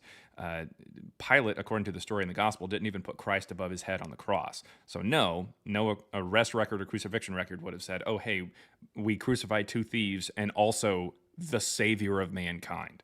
Like no. They didn't put that. It also, in that particular reference there from Tacitus, his Annals book, book 15, section 44, it also references the Christians as Christians with an E instead of an I, which clearly would not be, someone who got their name from Christ with an I, which is weird. But also that word appears in a Latin inscription found in Rome called CILVI 24944, and that dates between 16 BCE and 37 CE. So potentially before Jesus was even born, supposedly. So no. Christians definitely were around prior to Jesus, is what I'm saying. It was a mystery cult before the Jesus mythology was even a thing. And Tacitus was interpolated into. We have... like before 0 AD, or 0... Well, there's not really a 0, but yes. Oh. Yeah. In fact, there's a cup that dates to the 1st century BCE found in Alexandria that says through Chrestos the magician on the side of it. All right. Well, I guess that's the only thing I pulled up on my phone, but so there's no evidence of like any, because I'm just trying to figure out the truth. I've been trying to figure out if I wanted to be a Christian or not, see if Jesus was real. Fair enough. I thought it'd be interesting to... props to you. You know what? A W for Michael, because he's actually checking it out before he gets into it. I want to see some W's. I want to see some W's there for Michael, because that's good. You're actually saying, hey, should I look into this? Should I be part of this? And you're actually like trying to figure it all out. That's good. Whether or not you actually like believe me or line up with me, at least you're questioning. That's the idea. The idea is to make sure that what you believe, whatever you believe, make sure that there's a good reason to do it. I'm not here to tell you to not be a Christian. I'm not here to tell you to be a particular, to be a Scientologist or whatever. I'm not saying any of that. I'm not telling you what religion to not be or what religion to be. I'm telling you, you should believe things that are true and stop believing things that are false. That society is benefited when that happens. So the fact that you were looking into it is a very good thing. Yeah, I'm not trying to be on the channel looking stupid, like some of the people that I've been hearing. No. Leave that to the people who came before you. Like, and maybe some of the people came love. That was hella funny. Yeah, it was all. But there's no evidence of like any Roman people that like document. Tacitus is generally considered to be the best piece of evidence, and it's pretty bad. The other stuff, the next best is considered to be Josephus, but Josephus talks about Pontius Pilate and stuff like that, and talks about Jesus and crucifixion and stuff in one paragraph, but we can tell, we actually know who wrote that. His name is Eusebius. He's a Christian about 200 years after the death of Josephus. So we do have a couple interpolations, unfortunately, into historical documents to make it look like Jesus was real. There are some other people who talk about Jesus, but they talk about Jesus after it's clear that the Gospels are already kind of spread around. Like Lucian of Samosata writes in 166, he says, the Christians, as you know, worship a crucified sage. And I mean, that's fine, but he's writing 22 years after the first gospel was published. And he says that the Christians were conned by a patricidal grifter who wrote their books and edited others and stuff like that. So it's pretty bad. Okay. I guess that's everything that I got for Jesus, and then I guess well, we know that the disciples were, well, at least they say that they were hunted down and killed for their beliefs. I think we don't have. Well, yes, the Christians will say that. Unfortunately, outside of Christianity, there is not one single mention of any of the 13 disciples that are listed in the New Testament, nor Paul. That surprised me too. There is not a single mention of any of the disciples outside of Christianity, and none of them, even within Christianity, none of them in the first century. They all get mentioned in the second century. Second century. I know that on YouTube I look crazy, but it's because on TikTok I got a little cowboy hat thing and I'm doing the mustache. So on YouTube they're like, No, "What the hell is I'm this on guy TikTok. doing?" yeah, that's how I take guests, is on TikTok. Yeah. And so I take it that you're not Christian, Who said that? or are you Christian? I don't believe Jesus or shoot. Paul existed. I don't believe Paul He's a existed. Christian all along. Well, technically speaking, the earliest mention that we get of Christians from anybody that we can definitively say was, talking about them and everything like that, for sure, and used it for what we know, or from what we know, said Christians with an I there. The earliest mention of this would be Pliny the Younger. He is the governor of Bithynia and Pontus, which is like northern Turkey today. It's up in Asia Minor. It's on like near the coast of the Black Sea. And in late 111 or early 112, he writes a letter to Emperor Trajan. And he says, hey, I just ran into these Christians.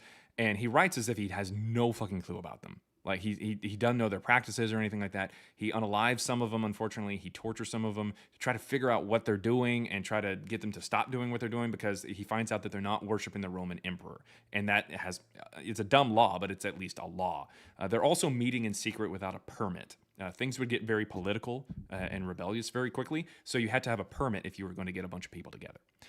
Today, we have freedom of religion and we have freedom of assembly. These are two things that we take for granted, especially the assembly one, but these are things that they didn't have out in the outskirts of Roman Empire back then. But anyways, I digress.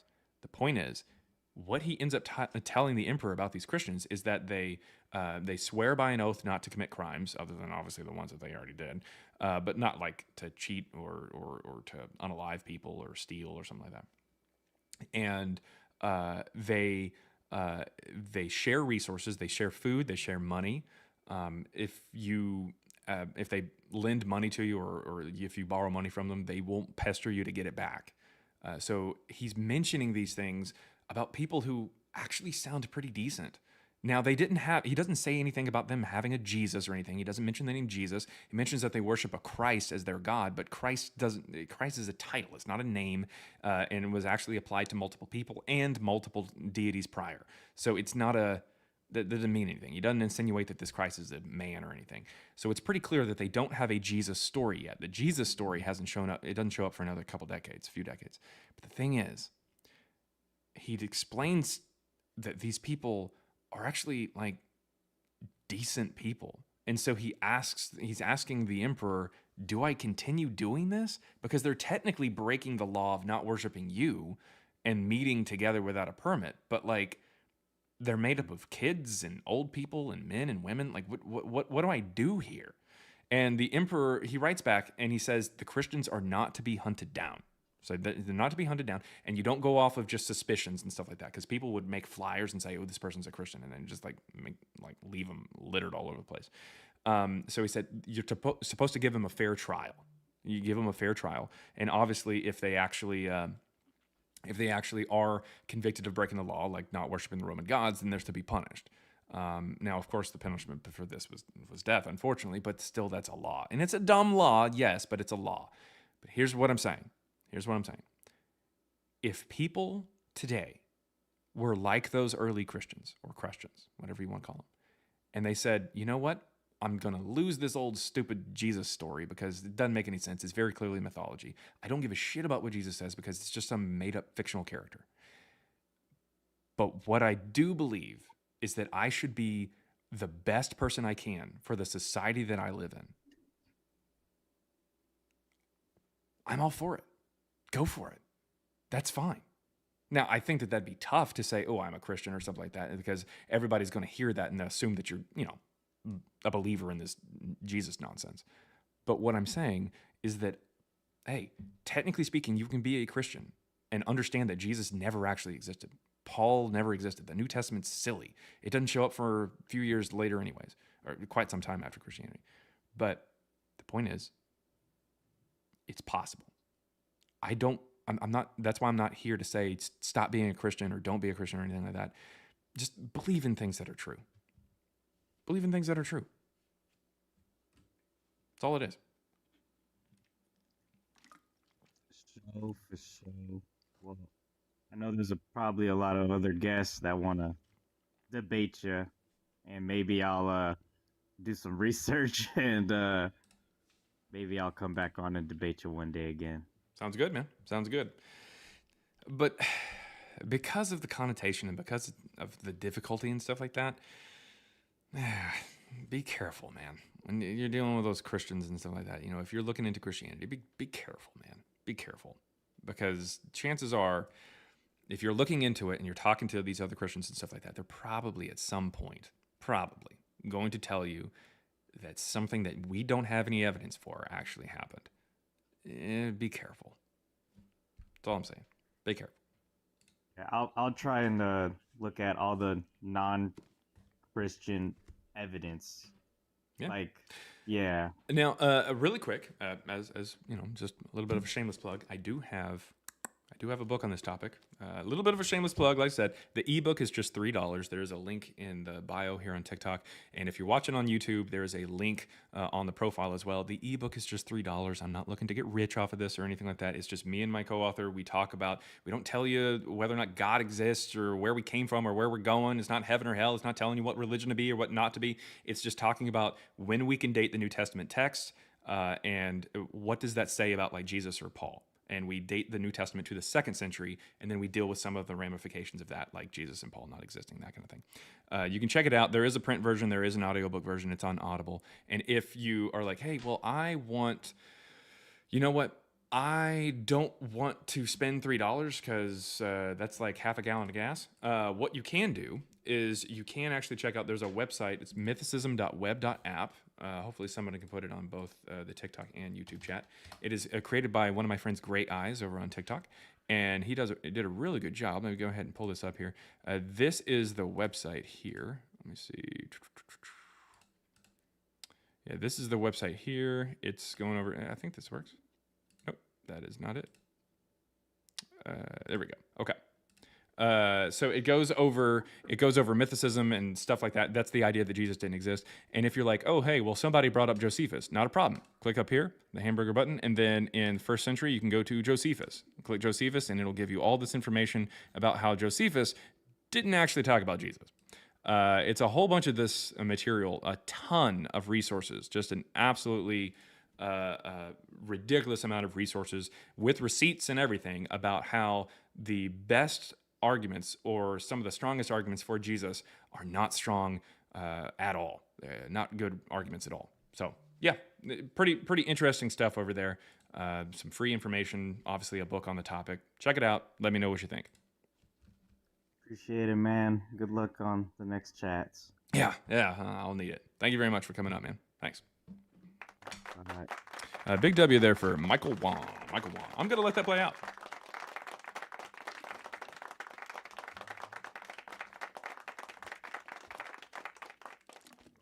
All right.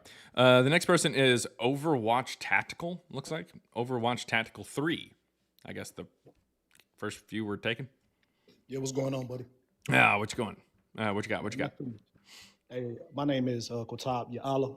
I'm checking in from Atlanta, Georgia. What? What was the first name? My Hebrew name is Qutab Ya'ala. Oh, this is not going to be good. What you got? Why wouldn't it be good? Well, I'm just here to have a conversation with you. Yeah. All right. Anyways, what you got for us, man? Yeah, so I'm with the organization called the ISUPK. Yeah. You heard of them before? Probably. I don't know. What's your stance on wearing purple and annoying people on the side of the street on a Saturday morning with a fucking megaphone? Yeah, I'm with the Israelite School of UPK. Yeah. And I'm sure you are. we're not affiliated. Yeah, I'm not affiliated with the Purple Pigs. You know what I'm saying? What the fuck? Yeah. Anyways, it sounds like you're a branch off of them. It's kind of like the RLDS are like, we're not the Latter-day Saints. We're the Reformed Latter-day Saints. Yeah. Anyways, what you got? Yeah. What you got today? What's your nationality? Me? My nationality is American. Yeah. You're American? Yeah. Okay. And did you mention earlier that you were a Christian to a certain degree? I believe that the closest thing to classify me would be mythicist. I believe that Jesus and Paul never existed. Okay. And what would be your point on saying that Christ or Paul didn't exist? I didn't say Christ didn't exist. I said Jesus. Jesus. Okay. Yahweh Shai in the Hebrew, that's what you're referring to? Yeah, the Jesus of the New Testament and the Quran and the Book of Mormon and whatever Haile Selassie has or whatever the fuck he's got to. Okay, so what would be your point saying that Yahweh Shai and Paul didn't exist? It's always a different pronunciation with these guys. But anyways, yeah, what's my point in saying it? Like, or why am I saying it? Like, rephrase the question. What do you believe in if you don't believe in Christ or Yahweh Shai not existing? What do I believe? Why is there got to be an alternative? That's like saying, if there's no master, whose slave will I be? What are you talking about? I mean, you said Paul and Yahweh Shai didn't exist. I'm just trying to figure out, like, what's your point behind saying they don't exist? What do you mean? What's my point? That's what I'm not trying to be difficult. I don't really know what you're asking. Are you saying like okay, how did I get to it, or are you asking like why do I care? Why do you care to say that Yahweh Shai doesn't exist or Paul doesn't exist? Like, what's your ulterior motive? Like, what's your ultimate goal that you're trying to accomplish? Oh yeah, well, I believe that society is benefited if we believe as many true things as possible and stop believing as many false things as possible. Believing a bunch of false things is how we get Mango Mussolini in office. And since you're from America, I know you know exactly what I'm talking about. That being said, whenever society is willing, or members of society are willing to take a look at what they believe and say, hey, do I have a good reason to believe it? Then we get benefited. We truly do. I mean, that goes all the way back to really anything. Like, say, for instance, slavery. If we had actually said, hey, is there a good reason to think that this is beneficial for society? Like these African Americans, or the Africans, I guess at that point, Africans were actually like enjoying this, like this is beneficial for them, then yeah, if we looked into it, we would find out, hey, maybe they fucking don't like this. And we'd be able to, actually walk away from that a lot quicker, as opposed to, the religious side saying, oh, hey, we can justify it using this book that doesn't have any evidence for it. So, I mean, there's a whole bunch of different reasons as to why believing absurdities leads to you committing atrocities. Okay, I get that point. So I think when you were speaking with the last caller, you mentioned that the New Testament was fake. I mean, yeah. I mean, in the sense that if you want to call it historical fiction, that's fine. But yeah, the main character didn't exist. It's kind of hard to say that it's real at that point. But yeah. I got you.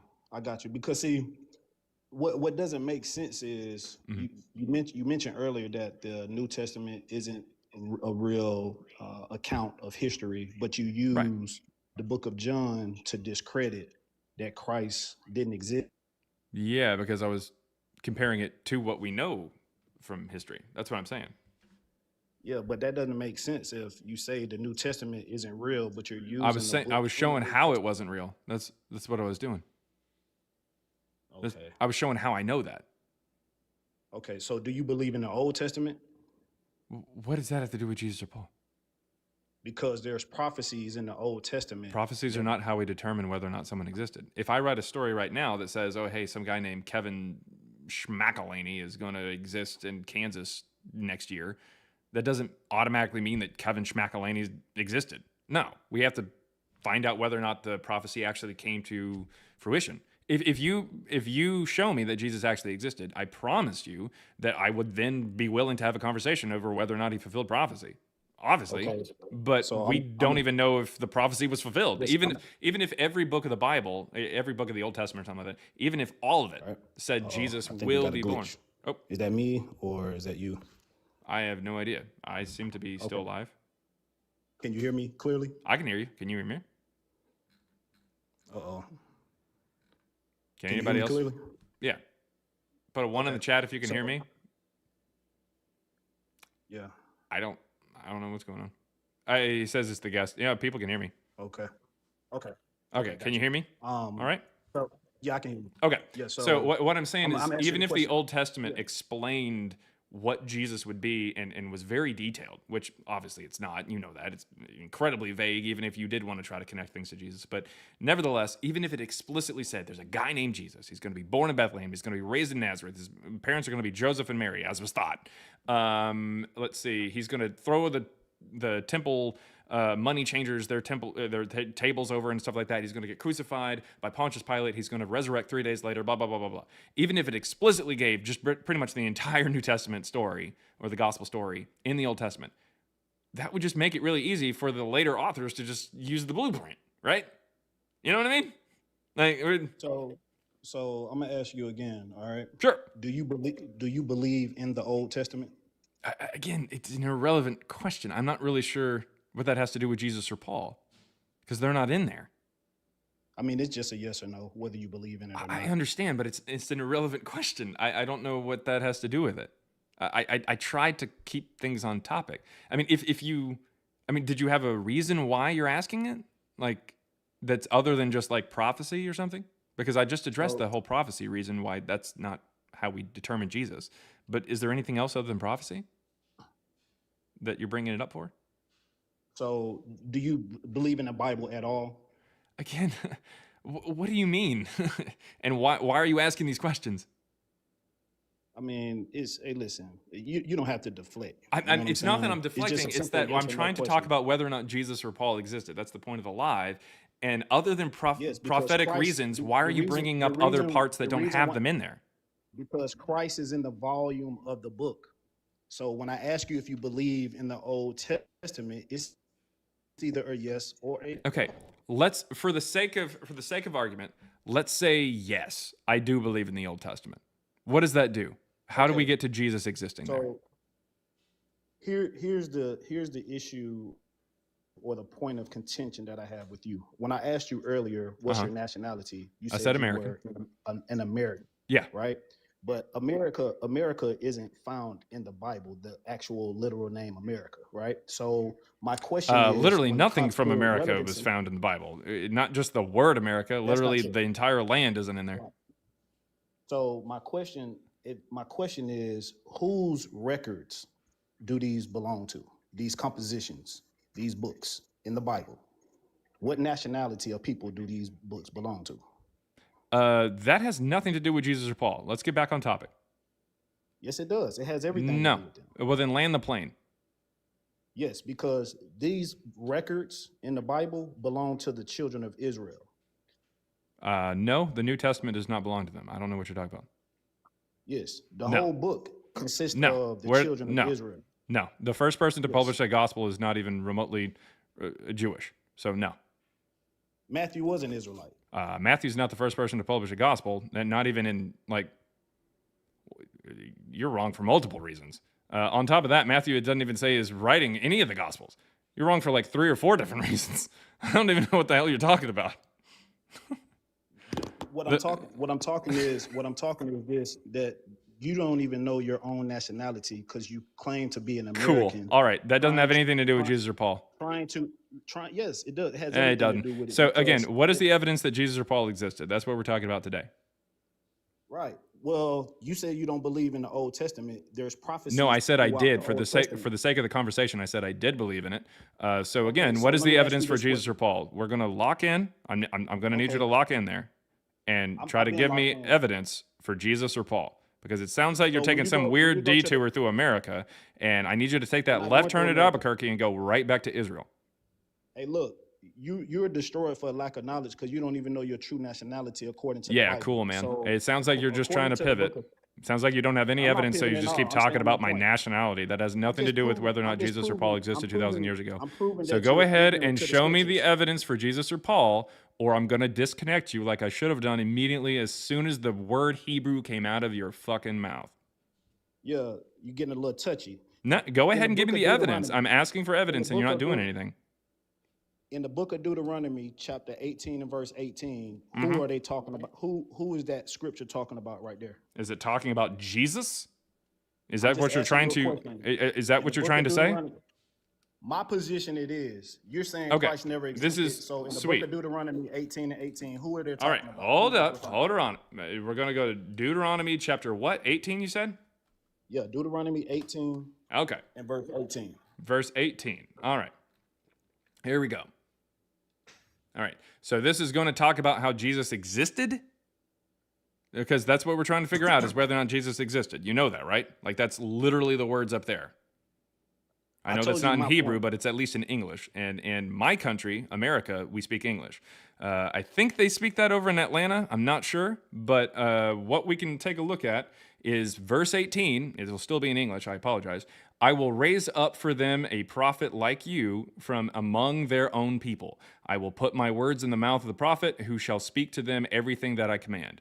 Sweet. So yet again, even if this is explicitly about Jesus, you know what? Let me go ahead and change some of the words. I will raise up for them a prophet whose name is Jesus. He's going to be born in Bethlehem and raised in Nazareth. He's going to die on a cross because of Pontius Pilate. Like you, from among their own people, I will put my words in the mouth of the prophet, whose again name is Jesus, who shall speak to them everything that I command. Jesus. So literally, even if all of that was explicitly about Jesus, what does that have to do with whether or not he actually existed? Even if the prophecy was explicitly Jesus, where is your evidence that it was fulfilled?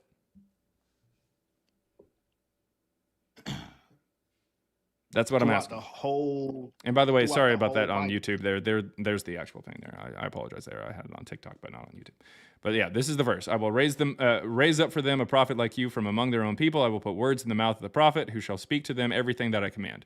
Where in there, I mean, even if it explicitly talks about Jesus, where's the evidence that that actually got fulfilled?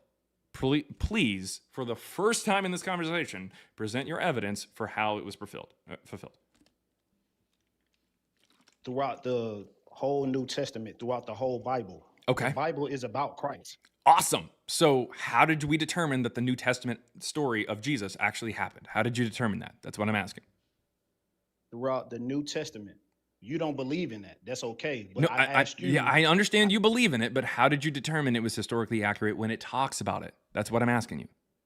Because it's a historical book. Based on what? The word of God in the Bible. So magic? So because it says it's true, it's true? Is that how that works? I mean, technically speaking, I've got a book right here that says it's truer than the New Testament and the Old Testament and the Quran and literally anything that came out before 1830. So I guess because the book says it's true, then Joseph Smith was a true prophet of God who found reformed Egyptian golden plates in his backyard in Palmyra, New York, and decided to dig them up from the Hill Cumorah. Is that is that really how that works? Because the book says it. My point isn't to make you believe it. My point is to Well, ask you in the book of unfortunately, I Deuteronomy- asked you to prove me wrong up here when I say that Jesus and Paul never existed. And the first thing you did when I actually got you to present your evidence for the fulfillment of prophecy is you said, magic. No. So, unfortunately, I that's asked not you a really question. how we're going to do anything. I asked you a question. I asked you a question.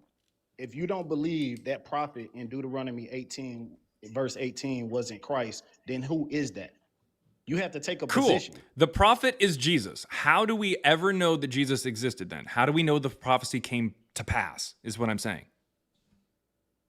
In the book of Isaiah chapter 7 and Jesus verse 14. fucking Christ, dude. I'm giving you the idea that I'm granting you that all the Old Testament books talk about Jesus. All of them. Even Psalms, even Lamentations. When it talks about, oh, woe is me, at least Jesus is going to show up. Yeah, cool. All the Old Testament books say Jesus is going to happen. Sweet. We're on the same page. How do you know that it actually came to pass? Where's the evidence for it? Where's the evidence that he didn't? Anachronisms.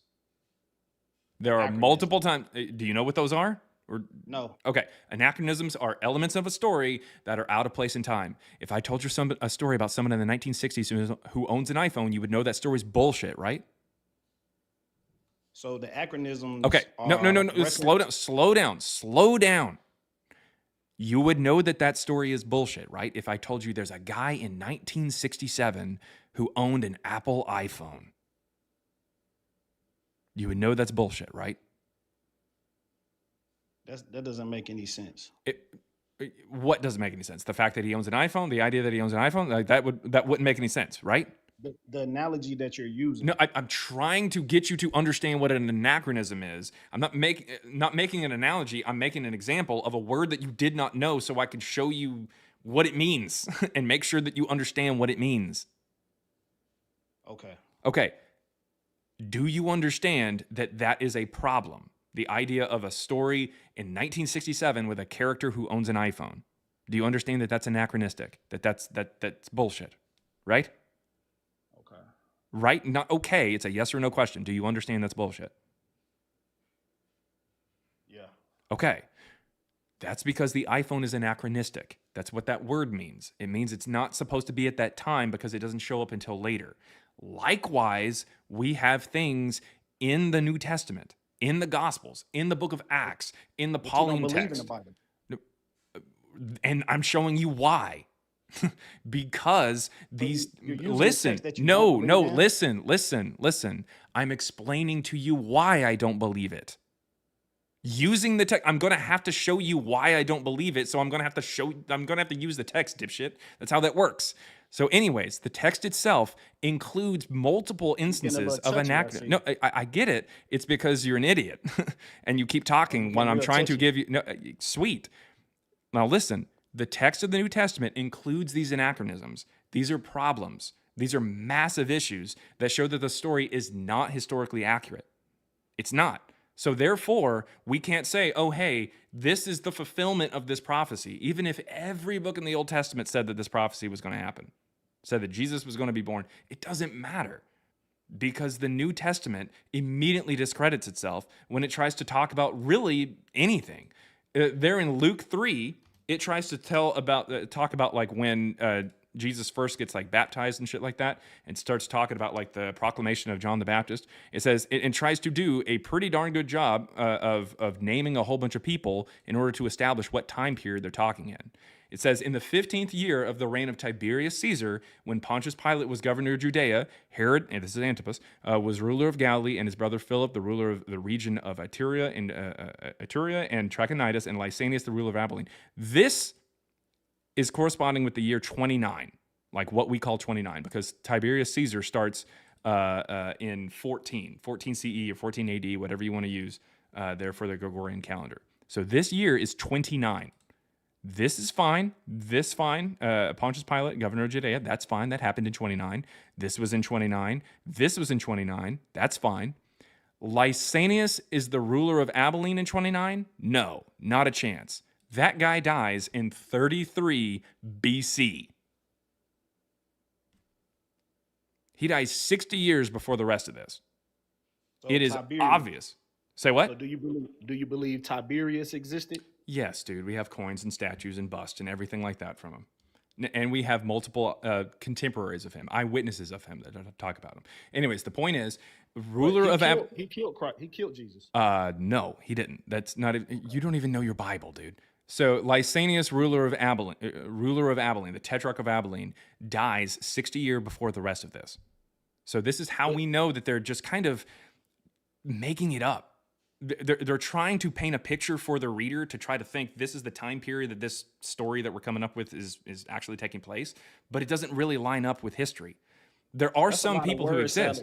That's a lot of word salad you giving. No, like, those you're are pretty you're easy using- words to you're understand, unless I guess you're using a word salad. You're using a word salad. You know what I'm saying? What But the word thing salad? is, you're What using- what did you not understand in there? What I'm saying is you're using the New Testament that you don't believe in. Correct, and I'm trying to tell you why I don't believe in it. Yes. But you're using a New Testament. That Yes, you don't and I'm believe in trying to tell you discredit. why I don't It believe doesn't in even it. make sense. No, that's because you're an idiot and you don't understand how you would try to explain real how. emotional. No, listen. The only way that I can tell you why I don't believe in something is to address that thing, right? No, that doesn't Right? make no sense, man. That doesn't make any sense. Why do you not believe in Santa Claus? Because it's white supremacy. What about it is white supremacy? It's pagan. Where do you get the idea that it's pagan? Because it stems back to the history of the pagan gods. No. What pagan god? Santa Claus isn't. Nope. in the Bible. Sorry. I had to mute you because you said Santa Claus. I want you to explain why you don't believe in you said Santa Claus. Santa Claus. No, yeah. I'm trying to get you to I didn't say explain. that. No, listen. I'm trying to get you to explain why you don't believe in Santa Claus without ever talking about Santa Claus. It's not biblical. What's not biblical? Santa Claus. Oh, nope. Sorry. You said Santa Claus. So you see how that's an idiotic idea that you have to be able to address what you don't believe in order to say why you don't believe it. That's the point. So yeah, I've got to reference the New Testament in order to explain to you why the New Testament is not reliable and why I don't believe in it. Otherwise, I could be saying anything about anything. That's how that works. So anyways, that being said, it sounds like your brain is nothing more than a terrarium full of two hamsters fighting over some old batteries. So I'm going to go ahead and move on to somebody else who's got an IQ Real over room feminine, man. temperature. Yep, sounds good. All right, this next person is Shad? I don't know how to pronounce it. Yeah, Shad. Shad, okay. What you got? What I'm confused. Why don't you believe? I just joined in when you were talking to I think he's a Hebrew Israelite. Yeah, well, he's Hebrew Israelite, Jason. He's a fucking moron. Anyways, I should have dropped him as soon as he said that, but whatever. Anyways, what you got? Because that's like talking to like a Nazi about Jews. But well, I mean, it's like playing Jenga with wet bars of soap, really, because you can try to have a conversation with them, but at a certain point, you'll realize that they're just dumb. It's just a racist cult that doesn't like white people. That's Yep, what it is. that's how it works. Anyways, what you got? I'm confused on how. Like, why don't you believe in Paul? I don't believe in Paul because well, first of all, Paul's not really a name. But that being said, the text of Paul show up in the 2nd century as opposed to the 1st. And we can see that even in the authentic texts, there are multiple authors, and they're first published in about 144 by a man named Marcion. Okay. So, but a lot of historians believe in his letters were written by him. Like most of his letters were written by him. Some of them obviously have disputes about some, but a lot of his letters were actually written by him. Evidence? I don't have any on me now, but like, I've heard other people say this. Yeah, I mean, again, people say authentic letters of Paul. There's 13 letters of Paul in the New Testament, and they say that only 6 or 7 of them are actually authentic to him because of the style, but Kinds of unfortunately writing they're style taking and yeah, all that. but unfortunately they're taking a look at the books from a at the book level. Let me give you an example. If you and I wrote a book together, and let's say it's 10 chapters, I write 5 chapters and you write 5 chapters, then what ends up happening is if we run that book using like stylometric analysis, which is the form of literary analysis which me and my data science co-partner we run in our book and our projects and stuff like that. Which, by the way, check out the book. It's $3 for the ebook. The link is on the bio and TikTok and on the profile there on YouTube if you're watching over there. It's $3. But anyways, the point is, when we run this at the book level, if we assume that you and I's book is all one author, then unfortunately it's going to pull things over to it that we run. So like if we also run in the analysis some old writings from me or some old writings from you, it's going to pull all these different things over close to it. Does that make sense? Yeah. Because it's pulling, it's thinking that one author has style that is partly you and partly me. But if we divide it up, we will see that 5 chapters will go with the things that I've written before, and 5 chapters of it will go to the things you've written before. It splits it up. We can see we get a better image of it whenever we dive into it and really, zoom in. And that's ultimately what we need to do with even the authentic Pauline letters. And we see that there's multiple authors. So like, for instance, Romans has an author that does write some of Galatians as well, but doesn't have any authors, as well as Galatians, that line up with 1 Timothy. So that's why some authors are quick to say, oh, hey, or the scholars are quick to say, oh, hey, Romans and Galatians, same author. 1 Timothy, not the same author. And it's like, well, yeah, true, but only partially true. There's also some difference there in Galatians and Romans. Okay, but what's the consensus on the actual letters written by Paul? Like What do you mean? most historians believe in. Like what do most historians say about Paul's letters? Why do I care? Because you're taking like fringe people and using that as evidence no, as I'm Paul taking or- like data science. I don't give a shit about the opinion of somebody. Why do I give a shit about the opinion of somebody? How did they find out it was? Because they run wrong or rudimentary right? stylometry at the book level. I'm saying when you dive into it, you can see multiple chapters. I mean, we have scholars like M. David Liva who has done this here recently. Okay. I was just wondering because I just scrolled across it on YouTube and I had to download TikTok to even find. Well, I mean, I think you must be here for some. Do you seriously have 0 and 0? No, I mean, you've got some followers or whatever already. Yeah, because that's like when my ex-girlfriend would like send me stuff, I had to download it just so she stopped sending me on WhatsApp. Jesus Christ. So, and then people started following me because they saw me I was on there. But I don't really use the app. So I kind of think it kind of brain rots you. Well, welcome to the brain rot, man. Well, thanks, mate. Yeah, Okay, but yeah, don't I would read say it. that Paul didn't exist because, I mean, consider this. The first time that we get anything from Paul, no one mentions Paul prior to about 144, which is when a man named Marcion publishes the first New Testament canon. He's the first one to call the canon the New Testament. And this is in 144, roughly, and it includes 9 or 10 books written in the style of letters attributed to Paul. This is the first time anybody gets anything from Paul, the first time anybody mentions him. But that would mean that from a scholarly standpoint, because they say that only 6 or 7 of them, depending on your view of Philemon, are actually like legitimately from Paul or authentic to Paul, that would mean that the first time that they're ever published, up to 4 of them are fake right off the bat. It's like, okay, well, that's weird. It's very problematic, and nowhere in the text does it ever, like, of the Pauline epistles, does it ever insinuate that it's being written in the 1st century at all, which is when Acts tries to say that Paul existed.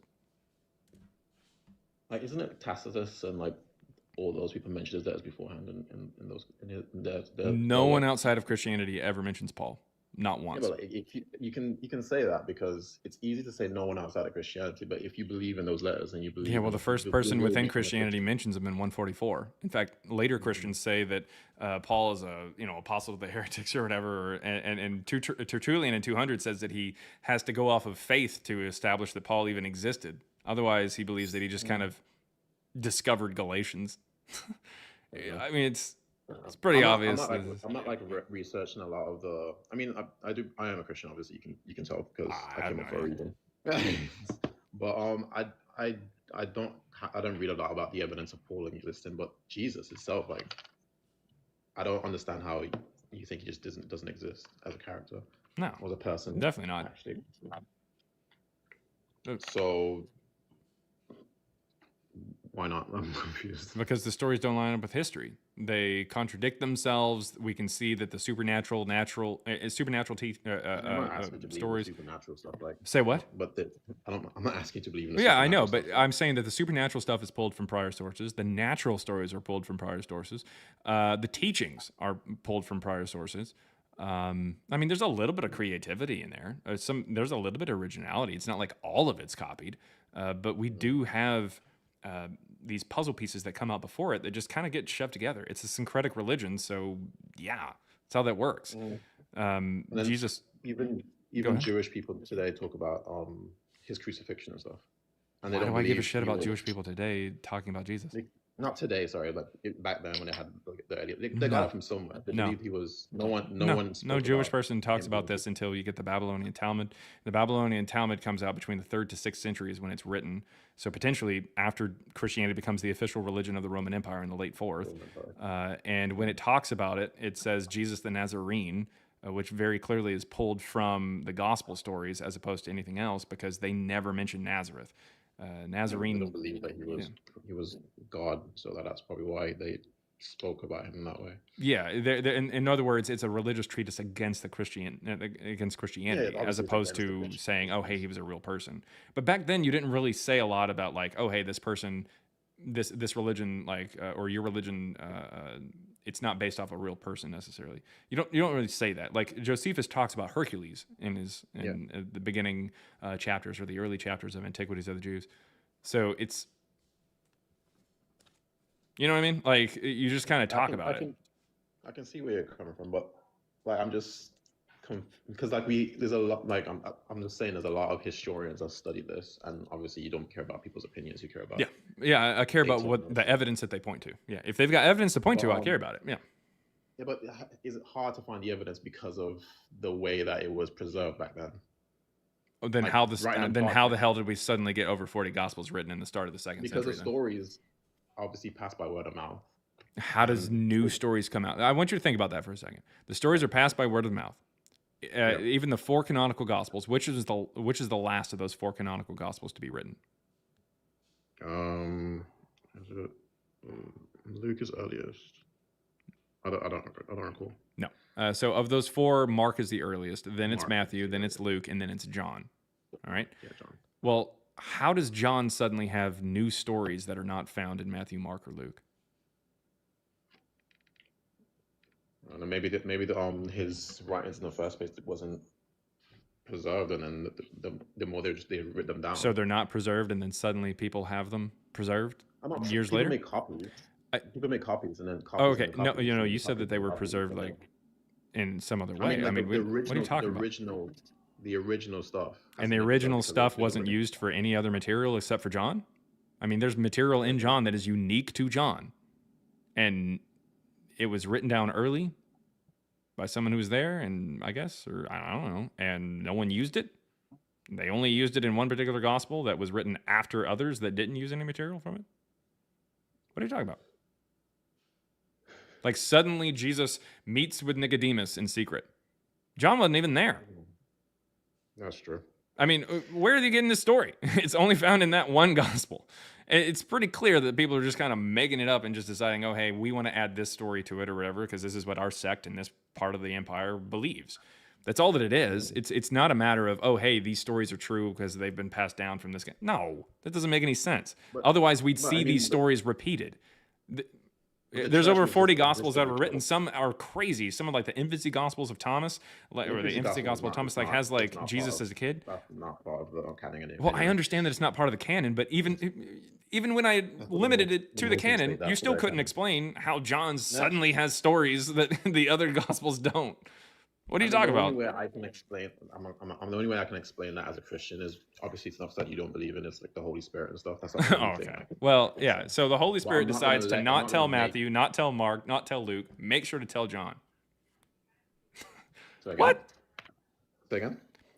So the Holy Spirit decides. Here's a story about Jesus that we definitely want to make sure is in the Bible. Don't tell the author of Matthew. Don't tell the author of Mark. Don't tell the author of Luke. Make sure to hold out and tell the author of John. Also, don't tell anybody else who writes a gospel, because that's all shit that we're not going to include in the Bible. We're going to make sure that they have gospels, but there's like 36 other gospels, but make sure that they don't go into the. It was written from their perspectives. It wasn't written from like John's God's perspective on something that he wasn't present for.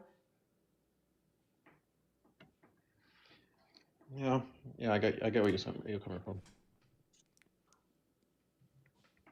But I mean, all the Gospels record Jesus praying in the Garden of Gethsemane before he gets arrested. And what are the disciples doing? they're not there. Yeah, they're asleep. Yeah, they're not there. Yeah.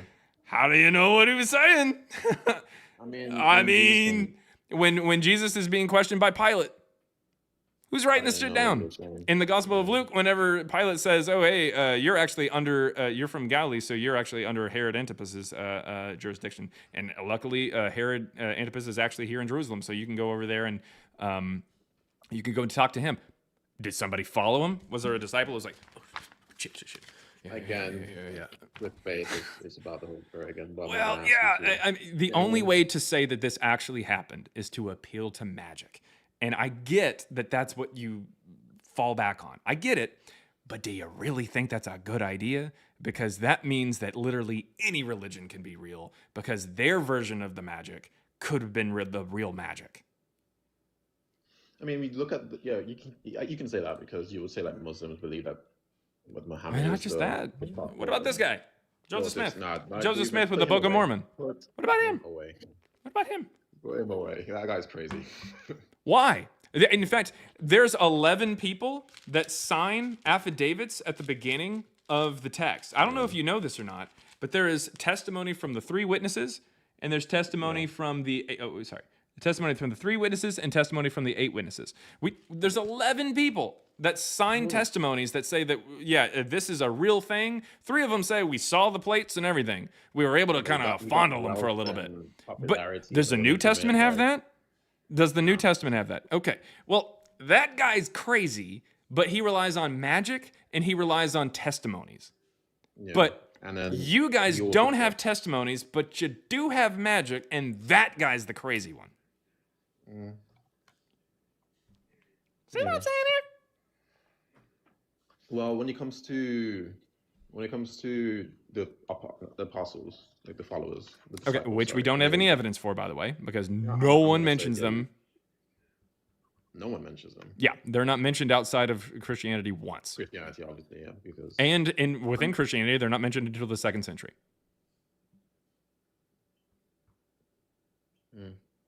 I mean, you think that all these disciples just died in 60 or whatever, and we don't get shit about them until like the middle of the 2nd century? That's weird. That's really weird.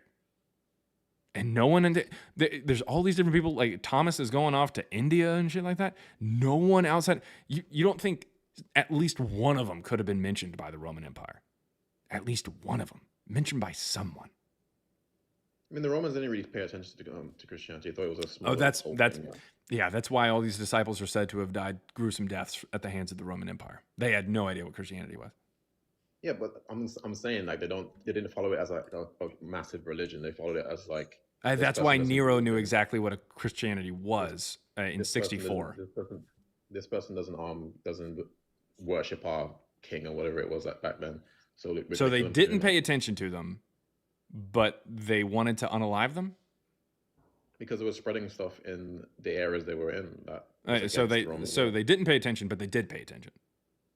As in, like, as a whole. I mean, Nero fastens the blame, according to Tacitus, which is, by the way, only one of 6 different stories of what Nero did during or after the fire. But according to Tacitus' Annals, Book 15, Chapter 44, Nero fastened the guilt of the fire in Roman 64 about that the fire and everything. He fastened the guilt onto the Christians. Yeah. So he must be able to determine like what a Christian is versus a Jewish person. If Christianity is to be believed, it's from Judea and stuff like that. They're basically starting out from Judaism. It's like an offshoot of So Judaism. you're saying that it didn't exist at all, so that the whole story is No, what I'm saying is that Christianity had nothing to do with Judea at first. Nothing to do with it. And it just ends up linking up together after the Bar Kokhba revolt in the 2nd century. It's almost as if all of this shit starts showing up in the 2nd century because none of this actually happened in the 1st. That's what I'm saying. The religion itself, yes, we see that going back as early as the 1st century BCE. We see the religion as a mystery cult existing, as some kind of offshoot of something most likely Serapis worship. But nevertheless, where I'm going here is that we don't get the Jesus mythology until the 2nd century. That's when we actually get that. I mean, I have to look into that because I haven't read enough about it. I've just obviously studied the Bible itself. I haven't gone outside of the sources to look at things. What I would do is I would go and check it out. Maybe even check out my book on it. Me and my co-author's book. It's pretty good. It's pretty good. If I do say so myself. But nevertheless, I am interested. What would completely throw me for a loop is if you can find any mention, even Christian, of Jesus in the 1st century that we know is from the 1st century. It would completely throw me for a loop. Should I Google it? I mean, if you want. But I do have some other people who are wanting to come up. Yeah, that's fine. That's fine. I think I kept you too long anyway. Not too long. I mean, 18 minutes or so. It's not too terribly bad. I've talked to some people for an hour. But you were a joy to talk to. So that being said, Shad, keep your TikTok. Forget about the ex-girlfriend. Forget about all the weird drama and stuff like that. You're moving on up anyways. You're moving on. You're better without her. All right. But here's the deal. I don't know. She may have been cool. Your life may suck down. You might have gone down. Anyways, but that being said, Shad, keep the TikTok. Come back up when you can, when you've done some more research. If you find anything, even from Christians that talk about Jesus in the 1st century, come on up. All right, cool. All right, have a good day, mate. God bless you. Take it easy. All right, so that was Shad, everybody. That was Shad. Now we got The Vision. Everyone clapped for Jan. That guy was for Shad. That guy was amazing. So okay, you got the soundboard. Yeah. So a soundboard. Is that what you said? Yeah. Sound. Is that not a soundboard? I don't know. Was that you? I thought you were clapping. Oh no, the chat was clapping actually. Oh, okay, cool. Yeah. So like, who farted in the chat? Stop, guys! Holy shit. Okay, so like, I'm gonna take 30 seconds. Get it? Okay. Okay. Listen, I'm gonna like take 30 seconds. Damn, bro. Reverb on that? Reverb? Okay. Listen, I'm gonna take like 30 seconds. Okay. Because okay, I'm gonna take like 30 seconds. Sometimes maybe good, sometimes maybe shit. This may be bad, maybe shit. Exactly. I'm gonna ask two questions. Okay, like, was it possible that a person named Jesus existed? Jesus was a very common name, right? So was it possible? Yeah. Oh no, I can do it. Fuck. But like, was it possible that like a person named Jesus existed like back then? Jesus is a very common name, right? Yep. And like, did crucifixion happen during like the time where Jesus was a common name? Mm-hmm. Okay, because I don't either believe or disbelieve that the biblical Jesus existed, but like, couldn't there have been a possible like person named Jesus that was crucified and a myth was developed by that person? Could it be possible that a guy named Jesus was crucified and a myth developed? I mean, sure. If you want to strip it down to just those two particular aspects, sure. What I'm saying is that even the natural Jesus and Paul, as presented by the New Testament, did not exist. That's what me and my co-authors say. That's our position. Okay, if you want to say that Jesus is a person, yeah, sure. There's multiple Jesuses. In fact, there's my favorite Jesus there in the 1st century is a guy who actually fights during the First Jewish-Roman War between 68 and 70 alongside Josephus. He says, "Woe to Jerusalem! Woe to Jerusalem! Woe to Jerusalem!" and ends up dying from an overdose of Roman catapult there on the walls of Jerusalem, defending it during the siege. The point is, there are people named Jesus. Well, what we say Jesus in English today. There are people named Jesus in the first century. There are. If you want to say that one of them was the guy, cool, I guess. That It's like weird. originated But like there's no one who the lines cult, up with the story, even the natural version. Take out all the miracles. The natural version from the New Testament, that guy did not exist. I went on technicality because Luke and Matthew say that he was born, which is a natural claim, 10 years apart. I actually agree with you. I believe that the guy from the Bible didn't really exist. But what I'm asking is like, couldn't there possibly be an origin to that thing? Like maybe a historical Jesus really did exist, but like not in the exact same way that it is written on the Bible for sure, right? But then it's not the same guy, so it doesn't really matter. Yeah, I mean, there are but, Jesuses that did exist, and they were nothing like the guy in the New Testament. So, yeah. Yeah, I was just confused if you like denied that version of like what. But like that possibly version could have originated. isn't the version from the New Testament, so I don't know what Yeah, I don't know yeah, what to tell you. I'm not saying Jesuses never existed. I'm just saying the Jesus from the New Testament didn't exist. Yeah. Okay. So like basically all the historical claims that they do about this guy Jesus, you don't believe, is that it? Even the natural claims. Yeah. Nope. Okay, Nope. Okay. Just a minute. Okay. There was no like, Jesus from couldn't- Nazareth in the beginning of the first century.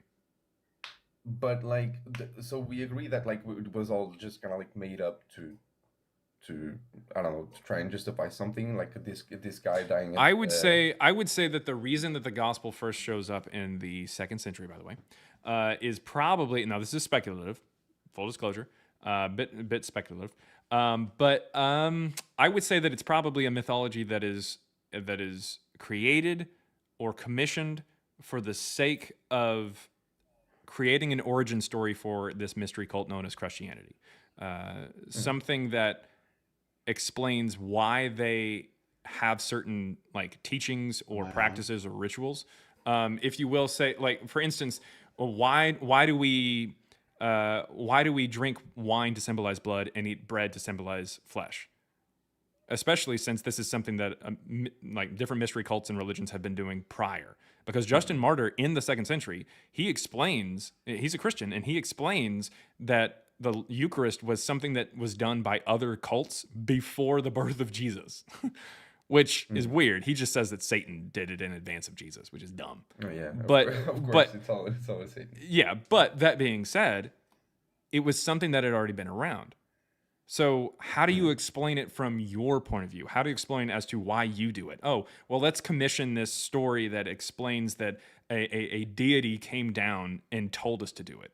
Also, we believe in healings and stuff like that. So let's say that he practiced healings, and he's a teacher and stuff like that. He's big into philosophy. So he's like he teaches us these philosophical things that we're just going to pull from someone prior, anyways. Yeah. So I mean, that's all it is. Okay, I see what you. I see. No. So it's like an origin story for it.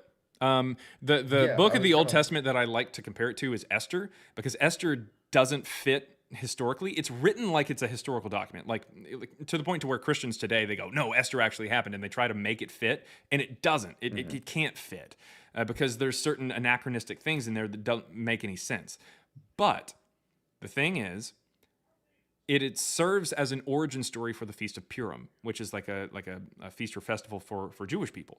It's teaching about like how that comes to be. It's like an origin story that's mythological that explains where they got the idea for it. It's not a real story, but it serves a purpose. Like that's the point. I understand. Okay. You've actually been great. I think you're very funny, man. Me? Yeah, you explained that perfect. Yeah, you and the chat as well. You know, when they fart and stuff like that, I think it's very funny. So like, yeah, love you, man. I actually just wanted to ask you that, like, kind of where the origin story came or how it came to be. So like, yeah, love you, man. I'll be accompanying the live, and yeah, I'll give space to someone else. Love you. You can drop me, please. Yeah, not a problem. I'll take care of that there. Pull the lever, Gronk. All right. What is going on, Guillermo? Hey, So it is. I want to understand what your point is, because other than trying to sell a book, what For is the purpose $3? of- Oh yeah. No, I mean, I'm not saying that you're trying to make a fortune. Yeah, saying I'm that's what I assume. gonna. It's a grift. $3 at a time. Bezos gets one. but My what is your co-author gets ultimate one. I goal? get $1. What is your ultimate goal? My ultimate goal is to help people question whether or not what they believe is something that is actually grounded in reality or we have evidence for. I believe that society is benefited whenever we believe as many true things as possible and stop believing as many false things as possible. Okay. Has society benefited from Christianity? Society benefited from Christianity as much as it possibly could. It sucks the marrow right out of the bones there. However, we have progressed past anything that would potentially be beneficial for it or from it. Okay, so what would your ideal world be other than the Christian foundation that the United One States where and the people Western go, hey, do I have a good reason to believe this? Okay. Yeah. And all right, you did say one thing that Paul's letters aren't attributed to him, that there's other writers and stuff like that. And you kind of contradicted yourself a bit. It's not What? much of a stretch to say. Yeah. Where did I contradict myself? That you said you have a co-author, right? I do have a co-author. And you have a singular book. Okay. And there's some things that would come about that are different from, how would I say this? It's one idea with different thoughts. And the contradiction that you made, damn it, I had it. I should have written it down. Or maybe thought about it. Mm. I'm going to be honest with you, Chief. I don't know what the fuck you're talking about. I really don't. That I'm trying to get to the purpose of what you're trying to do. Like, hey, I'm trying to Cool. debunk Well, how this is that because it's- found through questioning whether or not I have a co-author? The hell are you talking about? Paul wrote firsthand accounts, right? Because he mentioned other people. He said in some churches that there was somebody that, hey, this guy married his father's wife. And he gave a specific example that could only be attributed to a particular person, right? Okay. You're saying that the Gospels, hey, the Spirit only revealed one thing to one person and one thing to another, but they're firsthand accounts showing different points of views, different perspectives from different people. Now you're saying if they don't match up, that, hey, throw them all away.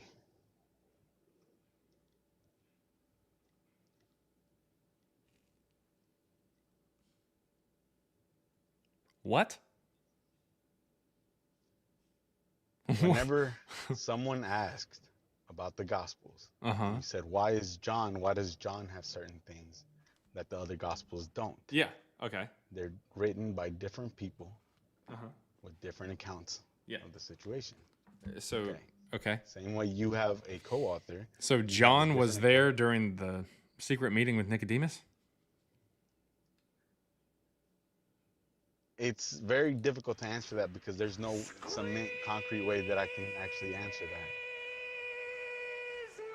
Nice soundboard, bro. Yeah, man. I don't know where you're trying to go. I have no idea what tree you're trying to bark up, but that dog you're won't trying hunt. to debunk something because there's different accounts. But different people wrote different accounts. Okay. What account from anybody who was there while the disciples were asleep were able to write down what Jesus said when he's praying in the Garden of Gethsemane? Jesus could have told them because he obviously... No, he got arrested and got killed. He got arrested, yes, shortly afterwards. No, not shortly after, like immediately afterwards. So when did he tell him exactly what he prayed? Does it say like right after Yes. he woke everybody up? Yes. Okay, Because that's go when ahead. Judas shows up and kisses him. Yes, and they were awake by then. Yeah. Was he explaining, Okay, hey and guys, Jesus this did is what I rebuke was them. saying really quick, and be sure to write Yes, it down. Did he rebuke them, saying you couldn't even stay awake? Yeah, you with couldn't me even for an stay hour? awake, and then Judas shows up and kisses him.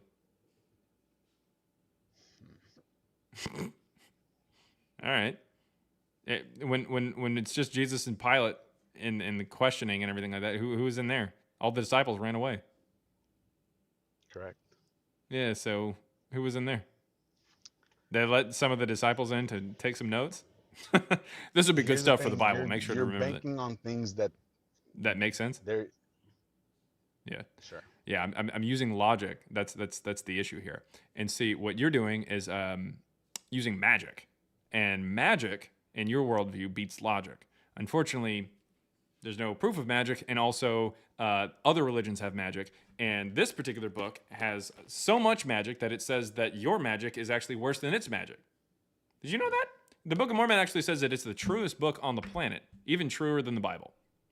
So I don't know what to tell you, man. A guy that was a con man, a known con man. Cool. Well, Lucian of Samosata says that a patricidal con man wrote the books for the Christians in the early to mid-century and edited others. So it sounds like you got something in common. Do you have anything else? No, not really. All right. Well, thanks for coming up, man. A little difficult. All right. Sahih Apostle. Hello. Yeah, now I've been hearing your conversation for a little while now. Obviously it's a lot to dissect, man. I feel like you're making a very serious claim here, in that Jesus and Paul never existed. I mean, obviously, it's all fake news. It's phony stuff. It didn't happen. Mm-hmm. All right. So, anyways, obviously, you're making a serious claim here. Obviously, in terms of Yeah. Sorry. Yeah. It's serious. 100% serious. Obviously, when you look at historians and how they look at history, and or even scholars and how they attest to, obviously independent sources and everything. When you look at a cumulative case, it is something that you can't really deny it, because it's almost like you're rejecting history in itself. So it doesn't really like. But you haven't presented any evidence for this history. You're just saying, oh, hey, when you look at all these different people who have the same opinion, that's pretty good. No, Yeah, obviously, you could use the same argument for like, oh yeah, if you're growing up in Utah, everybody around you is a Mormon. That means there must be something to this Mormonism.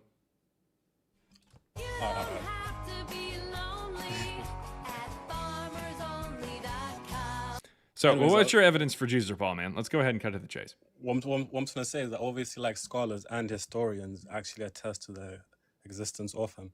So Like who? So every serious person who actually Like what or looks who? into What these document cases, are you they talking actually about? attest to the Sweet. their existence. Sorry. So, what evidence are they pointing to? That's what I'm saying. Come on, out with That's it. what I'm saying. There's multiple sources. Obviously, Like like what? when you look at history. No, we need to obviously look at how Like what? historians. present the No, present the but sources. Let me land. Let me actually. Well, just speak, let me just speak, let me just speak. tell me what it is. Oh, no, Stop, but let me speak. stop beating around the Let me bush. speak first, because I need to obviously make it digestible. So it's like It's when you look at digestible. historians- Everybody understands the words that are coming out of your mouth. No, for sure. It's for just sure. That's something I it's say. just So let me say speak, what let the me just evidence speak. is. Just skip Let me to just that speak, part. Let me just speak. All right. Obviously, there's something I say. When you look at historians, they look at things like independent sources. Okay. And they look at Yeah, I said okay. Yeah, they look at independent sources, and obviously all these things that kind of attest to the existence of something. So they look at how credible the sources are. They look at how. All right, cool. Now give me the source. God damn. Just give me the source, man. What source do they look at? Independent sources. Like which one? Obviously there's multiple. Like we can what? obviously start with the historians. We can Give always start me with historians. one. For the love of Darwin. Just give That's what I'm me trying to say. one. You've got Tacitus and Okay, what's his name? finally. And Jesus Josephus. No, Christ. obviously not. But can you?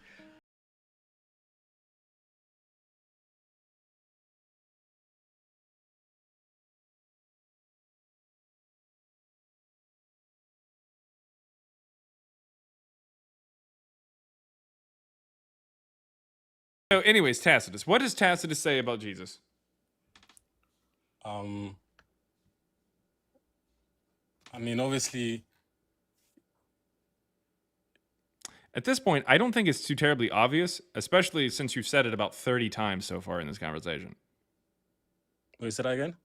Just because you say it's obvious does not make it obvious. And also, do you have any idea what Tacitus said? I'm not entirely, but I mean, obviously, his credible. Do you have partly an idea as to what he said?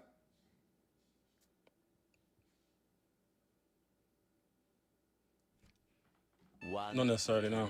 Later.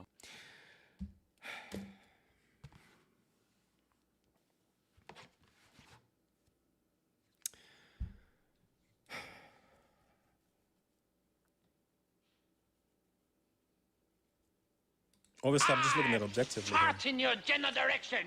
Your mother was a hamster, and your father smelt of elderberry. Noah Sucks at Life. How's it going? Hi.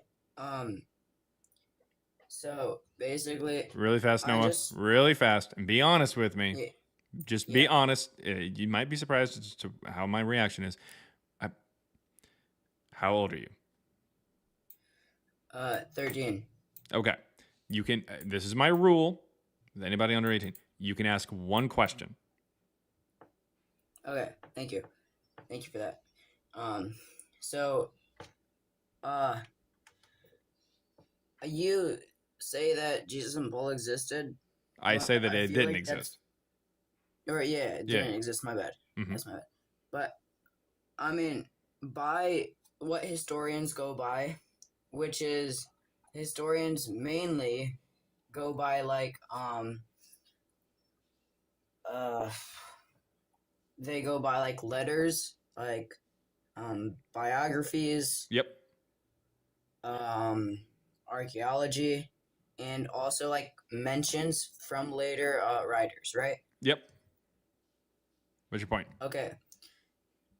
By those standards, Mhm. Jesus and Paul are like very well attested, aren't they? No, they're not. Paul isn't mentioned once. Not by those standards. No, Paul isn't mentioned once outside of Christianity, and he's not mentioned in the first century at all. Jesus isn't mentioned Well, he is mentioned outside of Christianity, but after the stories show up, and the stories show up in the middle of the second century. The idea that the New Testament is written in the first century whatsoever is based off of just church tradition. There is no evidence whatsoever to suggest that any of the New Testament actually was in the first century. None whatsoever. So I do have to move on. I don't mind if you sit there and listen. I get That's it. okay. I get That's it, okay. but I got to knock you down. All right. So that being said, no, and hopefully you're still listening there in the chat. We do not have any evidence that either of these people actually existed. Therefore, for Jesus, we do have people pointed to like Josephus or Tacitus, but we can tell that these things have been interpolated into or added to later by later Christians, generally at least about 100 to 200 years after the death of the supposed authors like Tacitus and Josephus. The first person outside of Christianity to actively talk about Jesus is Lucian of Samosata, and in his book, The Passing of Peregrinus, he explains that a man named Peregrinus Proteus, who unalived his father in a pretty young age, ran away from home, got involved with the Christians, establishing that, they are at least a religion that existed, and then wrote some of their books and edited others. He even wrote letters to different cities, which... Does that sound familiar? So yeah, this is pretty clear from the people who are talking about Christianity in the mid to late second century that they were a religion that was around, but then they ended up getting texts in the middle of the second century. That's when they started getting them. Celsus, who writes a little after Lucian in 170, he accuses the Christians of having a gospel, and when people pointed out the problems with it, they decided to write more and like come up with different stories for it.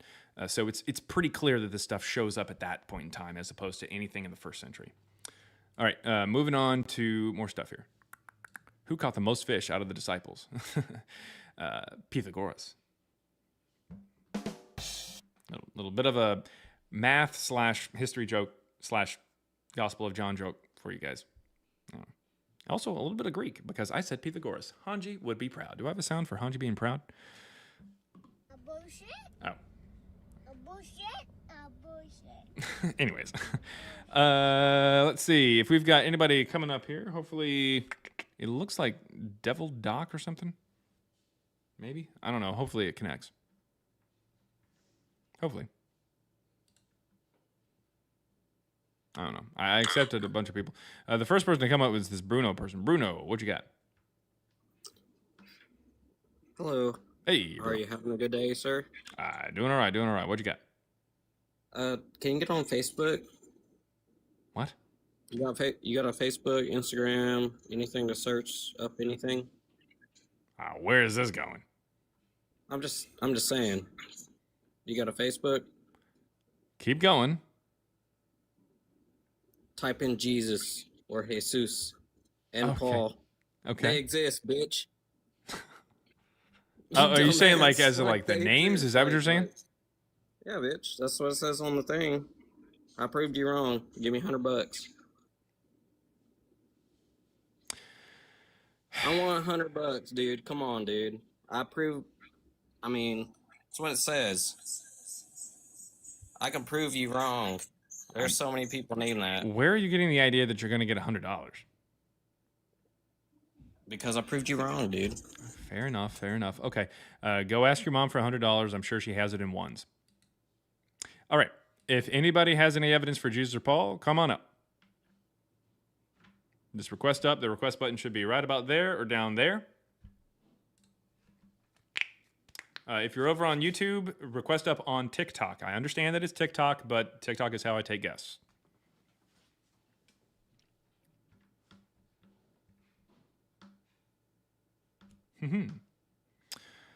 All right. Let's see. If anybody has any evidence, I'd like to hear it. I would like to hear it. So far, we've had some people up here. We've had some good guests. We've actually had some good guests today. We've had some crazy guests. We've had a kid, but you know, we have had some good guests. We have.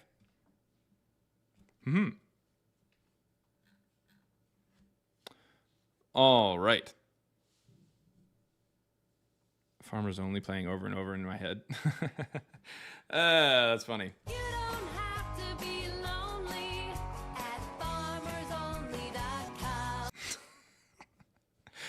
Anyways, let's see. Where's the source? What is happening?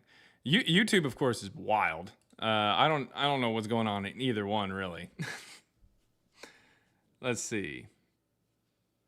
You pick the class in a church. Really? That's interesting. Roger897 says, "Bring me up."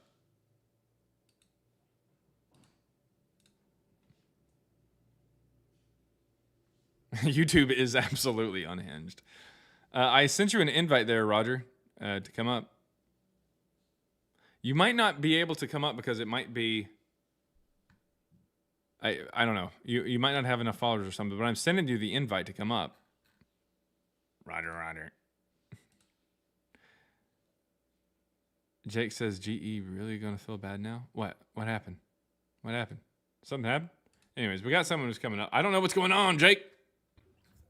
I know what's wrong with it. Ain't got no gas in it. I know what's wrong with it. Ain't got no gas in it. I don't know why that's funny, but Storm likes it, so it's funny. Okay, Edward Guerra. Guerra.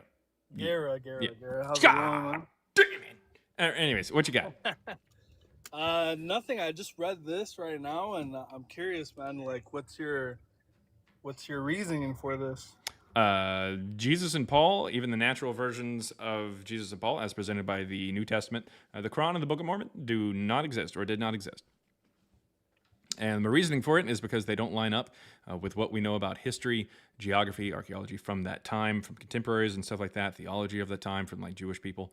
Let's see. We also see that the supernatural stories, the natural stories, and the teachings of Jesus all get lifted from prior sources. The first time that any of them are mentioned is about 114 years after the supposed death of Jesus, and first mentioned by a guy who did not think that Jesus was a human being. Prior to that, Christianity is mentioned all the way going back to about the 1st century BCE, but without a Jesus character attached. So are you like, just so kind of I understand your thinking, are you saying there never was a Jesus to begin with? The Jesus presented in the New Testament, yeah. Okay. Are you like Christian, Muslim, atheist, or a Donatologist, actually? What's Scientologist? Oh, like Tom Cruise. No, a Donatologist. What's that?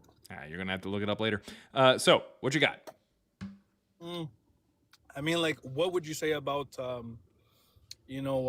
think at the time when Jesus was crucified, it was Roman.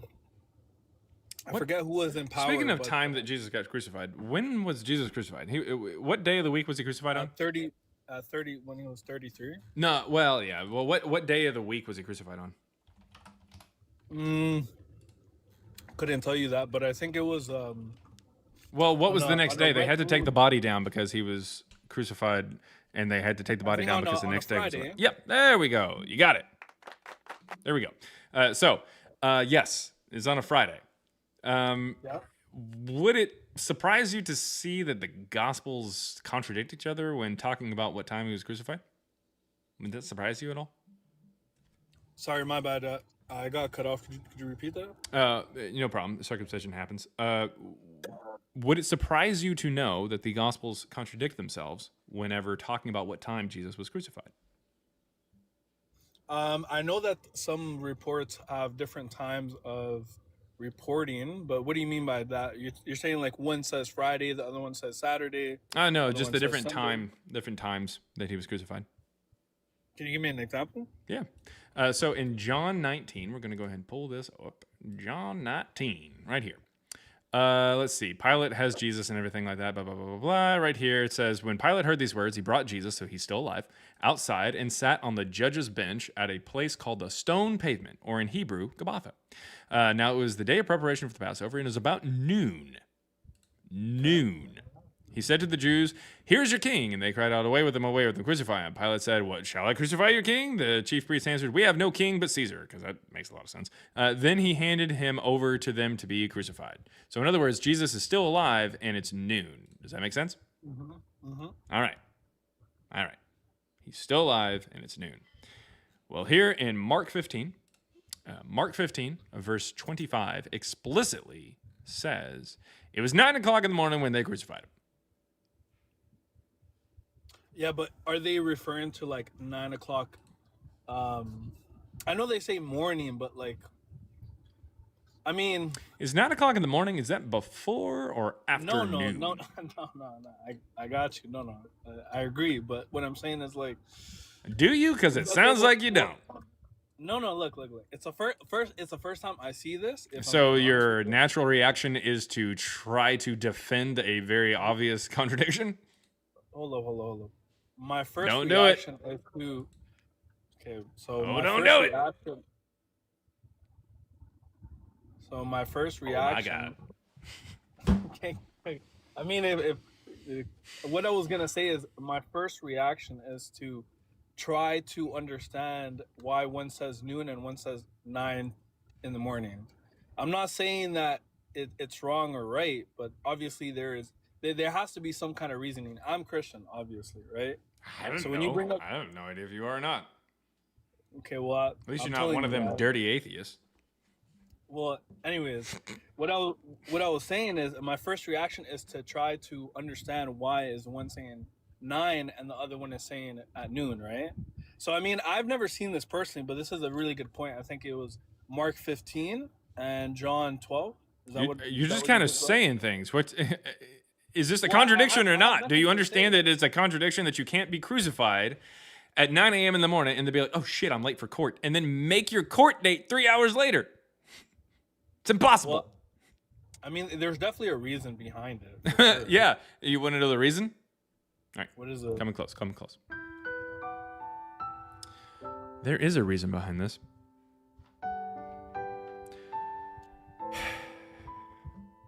It's fucking fake. It's not a real story. It didn't happen. I don't know what to tell you, man. It's two different stories that are told from two different perspectives where they're like, "Oh yeah, this is my take on it." It's not a real story. Well, I'll definitely find an answer. And You will? You will? Somehow Jesus is crucified 3 hours before he's in court, and you're going to find an answer as to how that's possible.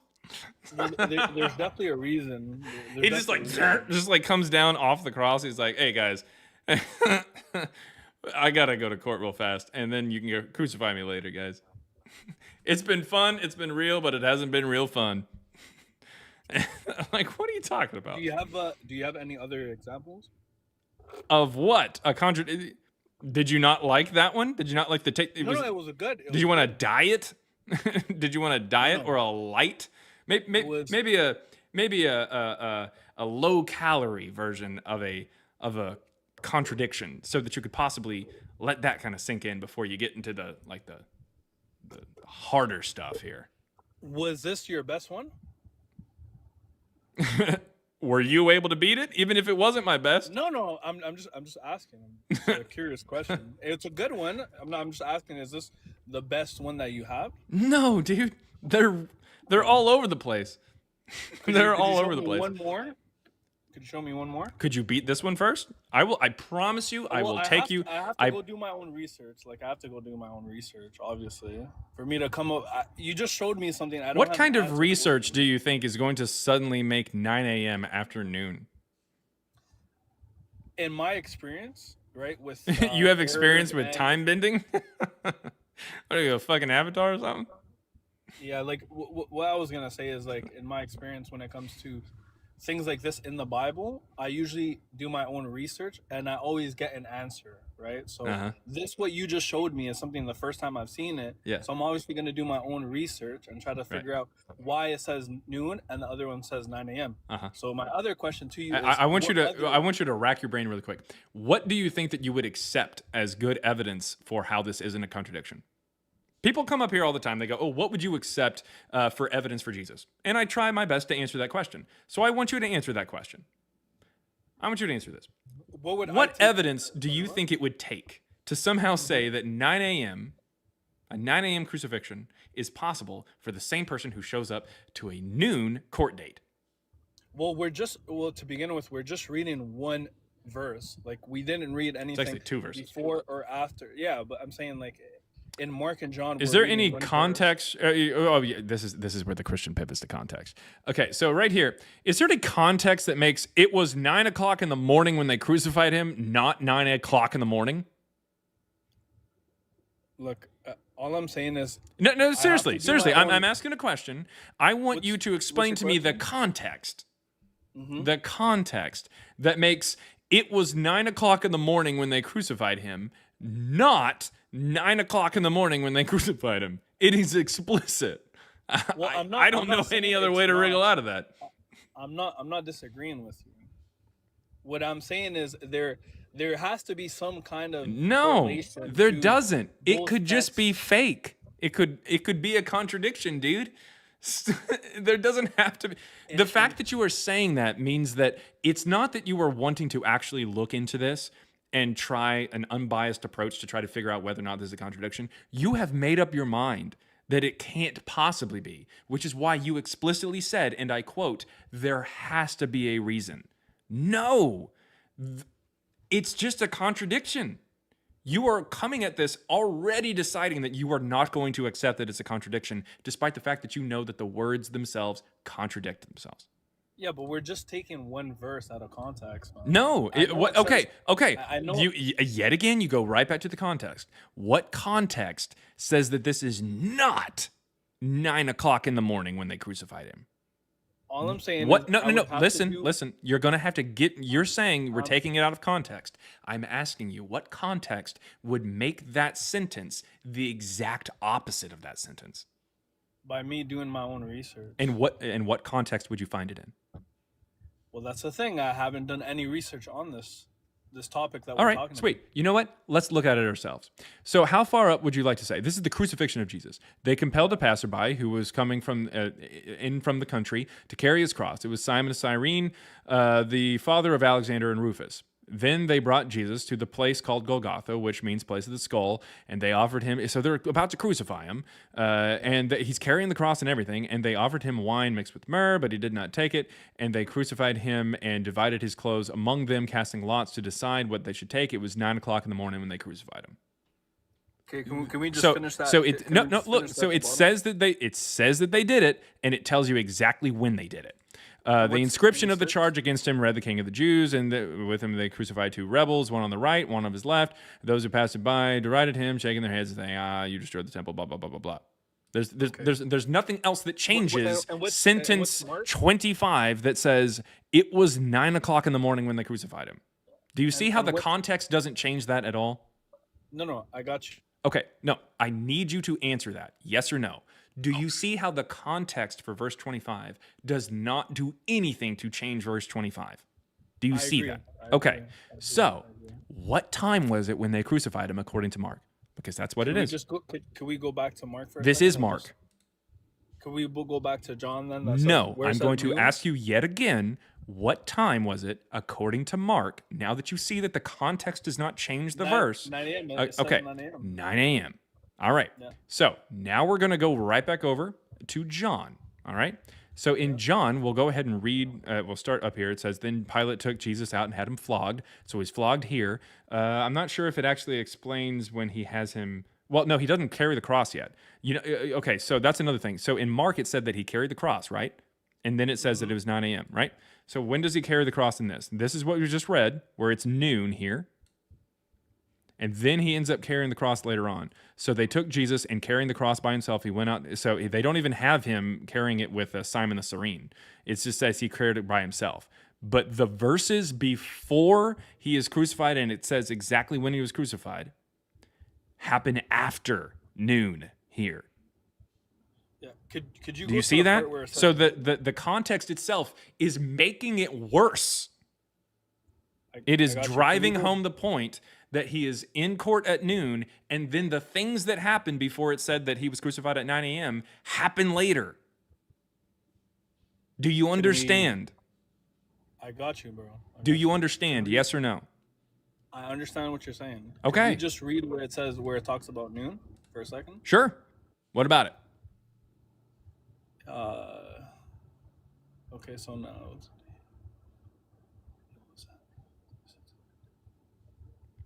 Over there Do on you mind YouTube, just someone says going- read it in Hebrew. It wasn't in Hebrew. Go ahead. Do you mind going a couple of verses up and just starting from like, This is from there or Jesus is something? alive here. Now, when Pilate heard this, he was more afraid than ever. He entered his headquarters again and asked Jesus, "Where are you from?" But Jesus gave him no answer. Pilate therefore said to him, "Do you refuse to speak to me? Do you not know?" Which, by the way, he's in his headquarters, like no one's around, and Pilate is talking to him. How do they know what Pilate's saying? It's really weird. No one's around. So it's dumb as shit. This is very clearly a fictional story. This is what's called, by the way, and we'll continue on. Side note, this is what's called a third person omniscient, where you're not saying I saw this, and you're not saying you saw this. That would be second person. But third person is when the author does not say that they're involved in it and all. They're saying, or they're at least saying like, oh, this person did this person did this. Do you understand third person? You understand that concept? Third person, second person, yeah. Okay, cool. So this is third person. This is how the Gospels are written. They're also written in what's called third person omniscient, where you're able to hear behind walls. You're able to hear thoughts sometimes in certain books. In other words, the things that the author or people who know the author would be privy to, the things that the things that are talking about, or the things that are being talked about in this gospel are not things that the author would be privy to. That's what I'm saying. The author, even if you said that the Gospel of John was written by the disciple John is not in the headquarters of Pilate listening to Pilate talk to Jesus. Does that make sense? Yeah. So you're able to hear behind walls. That's indicative of fiction, not of a real story. Anyways, we'll continue on. Jesus answered him, you would have no power over me unless it had been given to you from above. Therefore, the one who has handed me over to you is guilty of a greater sin.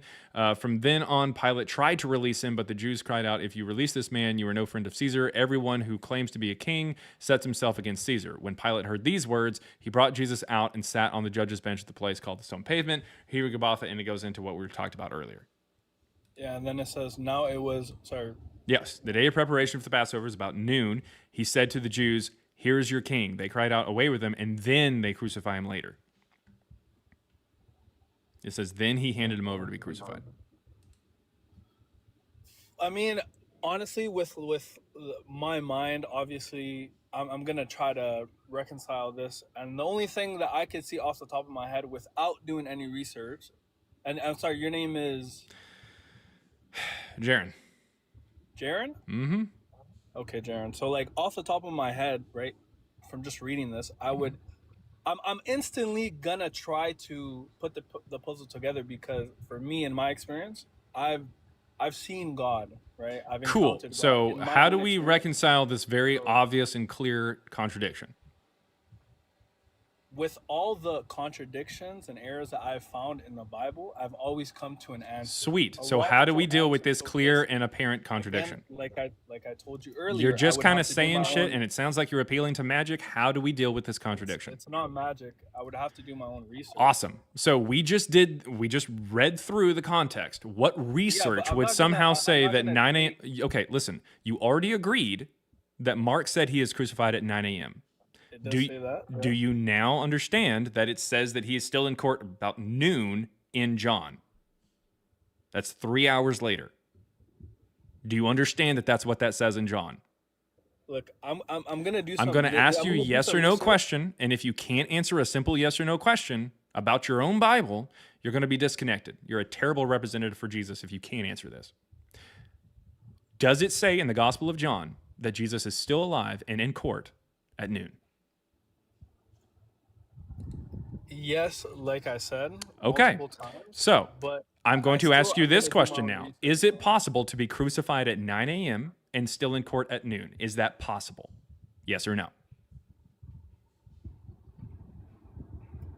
to be crucified at 9. Okay, we're going to and still try be in this court at again. 12. Is it possible to be crucified at 9 a.m. You're- and still make you're it to putting me court on to- alive at noon? I don't know enough information. But Okay, I mean, we're going to try this from what question you're one more telling me, time. Okay, you are now muted. You have now reached the point where I give you an ultimatum. At any point in time, you can pull the oh shit handle. It's the big X up there, and it ejects you from this live. All right? You can either run away like a little bitch by clicking the X. You could not answer the question and get dismissed, and I'll go ahead and just knock you back down. Okay, Oh, you don't have to be disrespectful. Nope. You've been disrespectful because you can't answer a yes or no question, and you keep unmuting when I muted you. Be quiet. I'm going to ask you this question one more time. It is a yes or no question.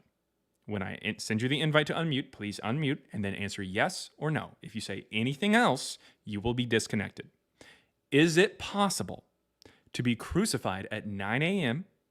and then be in court alive at noon the same day? Go ahead. Yes or no? Is that possible? God loves you, bro. Sweet. See you, God. See you later, man. All right. He said that because he doesn't have any other answer, because he knows that that's clearly impossible. And if he says yes, if he says no, he shows himself to be an idiot. If he says yes, he shows himself to acknowledge a apparent contradiction. But if he says Jesus loves you, he just sounds like an asshole. All right. Salty Life, what you got? What's up, man? Can you hear me? Yep. What's going on, man? Not much, dude. Yeah, I'd love to talk to you, man. Let's talk about Paul's letters. I feel like that's probably the best example of historical evidence. Historical evidence for who? For both Paul and Jesus. All right. It's getting close, guys. It's getting close. No, guys. No. Not quite. All right.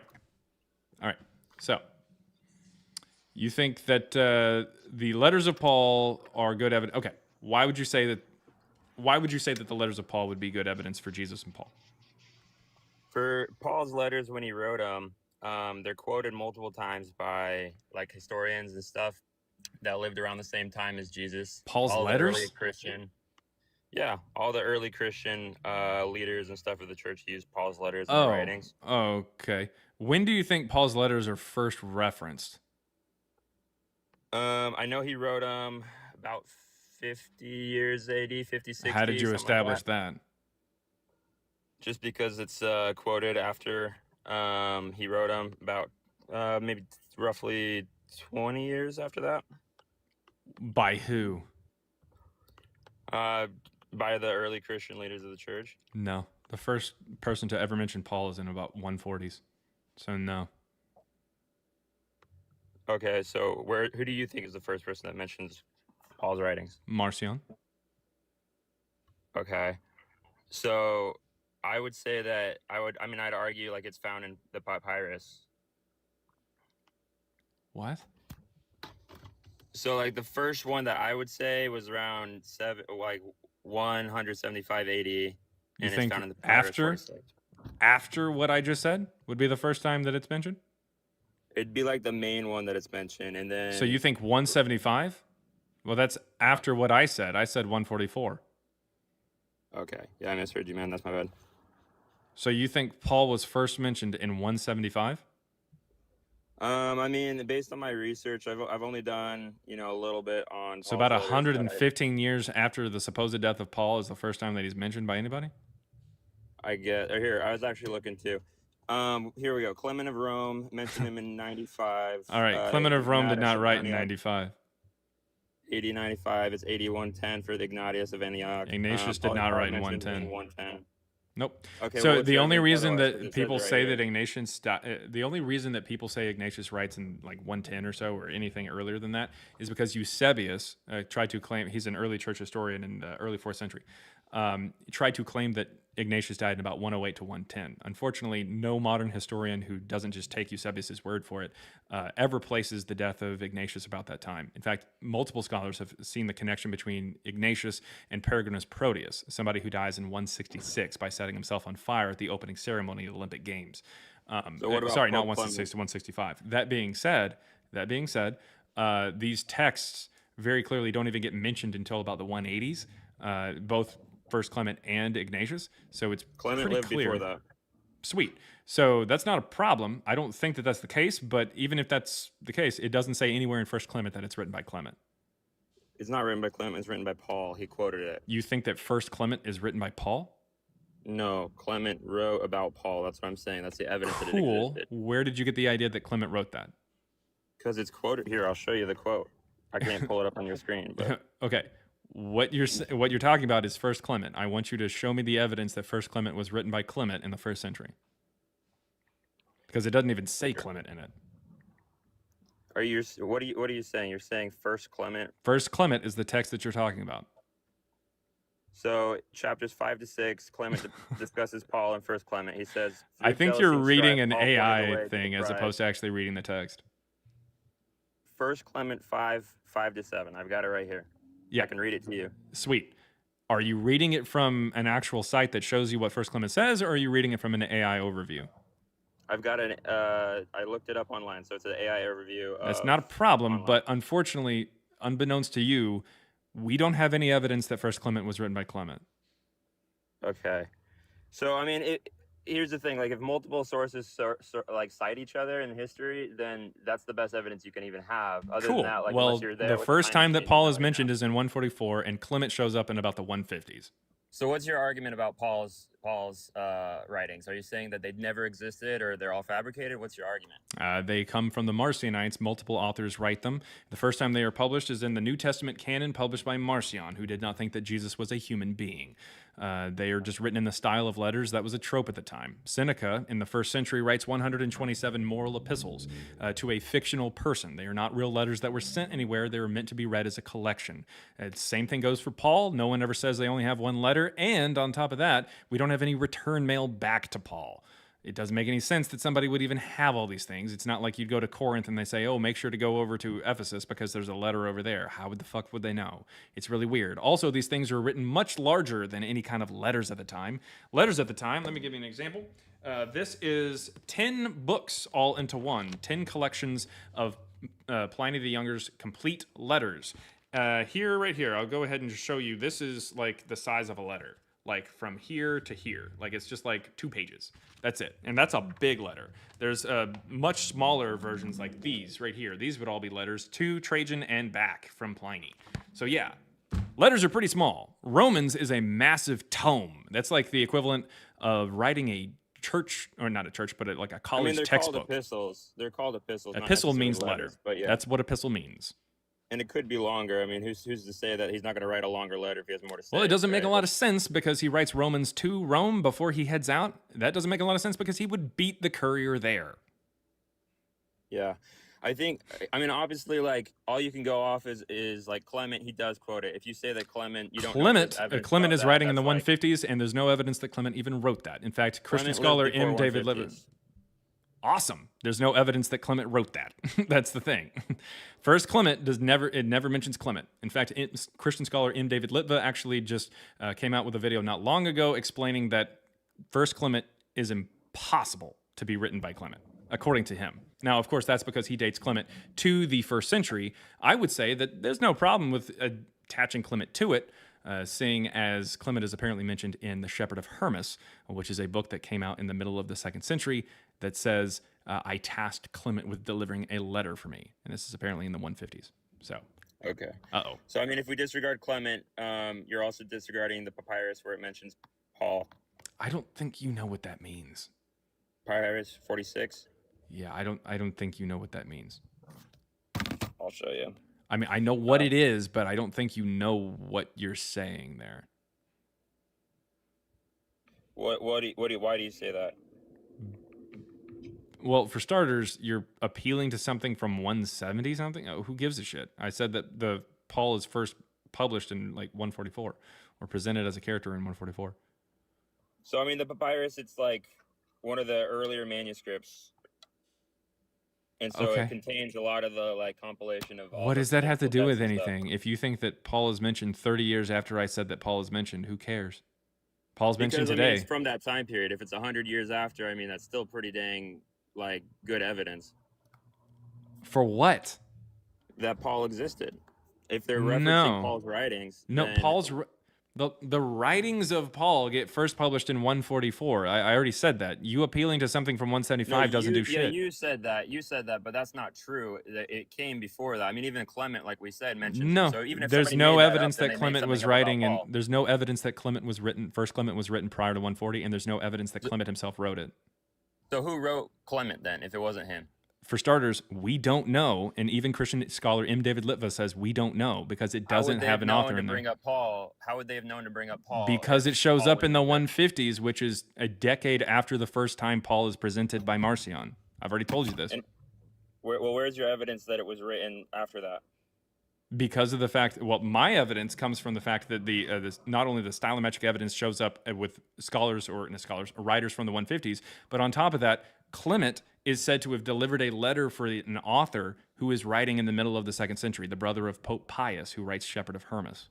I mean, I'm looking it up right here. It's widely accepted that Clement was written in 95 to 96 AD. So that's Sweet. what, Do you know 40, why 40, they 50 say that? years? Do you know why they say that?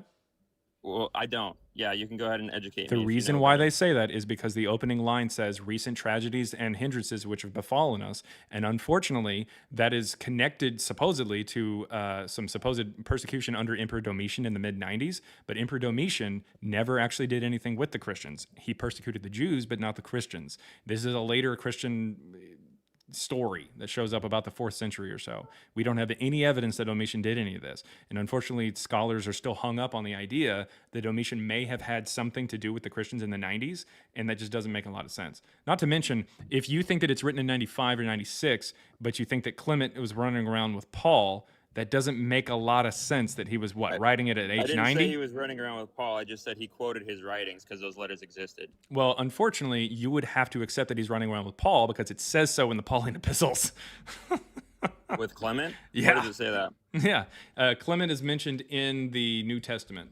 Let's see. Clement is mentioned in Philippians 4:3. I'm going to show you the exact verse here. Yeah, can you read it? Please take a look. Let's see. Therefore, my brothers and sisters, whom I love and long for, my joy and crown, stand firm in the Lord in this way, my beloved. I urge Euodia and I urge Syntyche to be the same mind in the Lord. Yes, I ask you also, my loyal companion, help these women, for they have struggled beside me in the work of the gospel, together with Clement and the rest of my co-workers, whose names are in the book of life. See, I feel like that would reinforce my point even more then. Even though I didn't know No, unfortunately, the earliest iteration of this particular text in Philippians 4, we see it in 144. The earliest iteration of it does not include this verse. It is added later, we can tell. Interesting. Yep. Good point. Okay. I mean, so throw Paul's writings out the window. I mean, if it never existed and if that was all made up and every single thing he said was not true, it's like it didn't exist. What do we have to say about all the other like non-Christian writers that mention Paul, like for example, or even Christ, because Paul. Wait, hold up. Do you think that there's non-Christian people who mention Paul? I was talking about Christ. Well, you mentioned Paul at first. Did you just misspeak? Yeah, I misspoke. Or Yeah, okay. I misspoke. I corrected myself. I'm sorry. All right. Yeah, I'd say because I know we talk about like Josephus. I think somebody earlier I was listening was mentioning what's his name again? like Tinnitus or something. Tinnitus. Tinnitus. There you are. Which I've heard of him. No, it's not tinnitus. It's Bet you have. Tactius or something. There you go. I think tinnitus is like the ear thing. That's weird. But yeah, I mean, those people are all non-Christians who write about Jesus. Are we saying like that's not something we're going to take into account? Like, what's the deal with that? Well, considering the fact that both Tacitus and Josephus are interpolated into, with Josephus, we actually know who did it. His name is Eusebius, who I've mentioned earlier, writing in the early 4th century. He's an admitted liar, and we can tell that he actually came up with the Testimonium Flavianum, which is the paragraph in Antiquities of the Jews from Josephus, which talks about Jesus and Pilate and crucifixion and miracles and, fucking resurrection and all kinds of things. So yeah, no. For Tacitus, we don't know who interpolated into it, but we can tell that it's not Tacitus who is writing about how Christ was crucified, considering the fact that Christ is not a name, and that's a title. He would have said Jesus if he was looking at any kind of a crucifixion record or arrest record. He also goes on to say that Pilate was a procurator when Pilate wasn't a procurator, he was a prefect. Tacitus knows the difference. He actually explains the difference earlier in his book. Yeah, there's a whole bunch of different problems. So you're just saying because there's some discrepancies in what they wrote, we're going to kind of disregard everything they said? No, actually, what we're going to do is we're going to actually dive into the data science part of it, and we can actually determine whether or not this was something that was written by them. What you're seeing right there on your screen is called a dendrogram, and as a data scientist, I see this quite a bit. It is something that is completed by or created by a stylometric analysis, which takes a look at the most frequently used words and determines authorship based off of the text. So whenever we chop up Tacitus into similarly sized lines, we get Tacitus all under this particular branch. This looks like a family tree. The closer you are on this branch to each other is showing how likely you are to be from the same author. The further you have to go up the branch or up these branches in order to get to another file is shows how little you actually have in common. What we have here is we got Tacitus here, Pliny is right here, you got Trajan is about right here with the highest is about there. Then you have Tertullian kind of sprinkled in, but Tacitus J is the file name that we give for the section of Tacitus that talks about Christ. Unfortunately, that is one of the furthest things from the rest of Tacitus. Tacitus did not write it. So it's not just the fact that there's discrepancies in the text. It's also the fact that, no, we can tell from data science that he didn't write it. Also, the first Christian to even allude to it is Tertullian, writing in 200, and he mentions the stuff that's in there, but not the Christ line. Just the Christians being blamed for the fire in Rome and the punishments that are doled out. Also, the first time that it's mentioned is in the early 5th century, very far afterwards. Let's see, is there anything else? Oh, yes. He also mentions the word Christians. If you take a look really quick at the screen, you will see that there is a, let me see if I can pull this up here. Okay. So there is actually in the oldest manuscript of Tacitus's Annals that we have, we can see that the word that is used for Christians is actually the word Christians. We can see that there's a little gap here in the word. That's because this used to be an E as opposed to an I. Here's the word Christus. You can see the I here. Here's the word Tiberius. You can see the I here. It kind of looks like a Y. Here's the E in Tiberius. This used to be an E.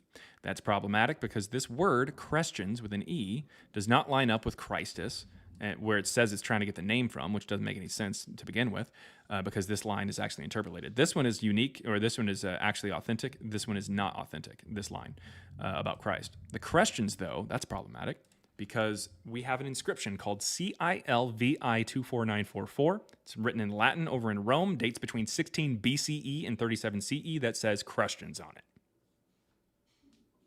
Okay. So no, Tacitus did not say anything about Jesus. I mean, he said about the Christ, right? And nope, so that's people interpolated, and I probably showed put you that not just with the discrepancies, but also the data science and the fact that we have things before it. No, he did not say anything about Jesus Christ. but the Christ, like that's what I'm No, saying. is that again, he did not mention say there was anything a about Christ. I'm trying to tell you yet again that line is not from Tacitus, and we can tell. And I just showed you all the different ways that we can tell that where it's do you not from. propose it comes from if it's not from Tacitus? It is from somebody sometime after Tertullian, who does not mention anything about it when he talks about Tacitus, and also the early 5th century from Sepulus Severus, who was the first Christian to mention it. So sometime between the inserted it in, like he just put it in there.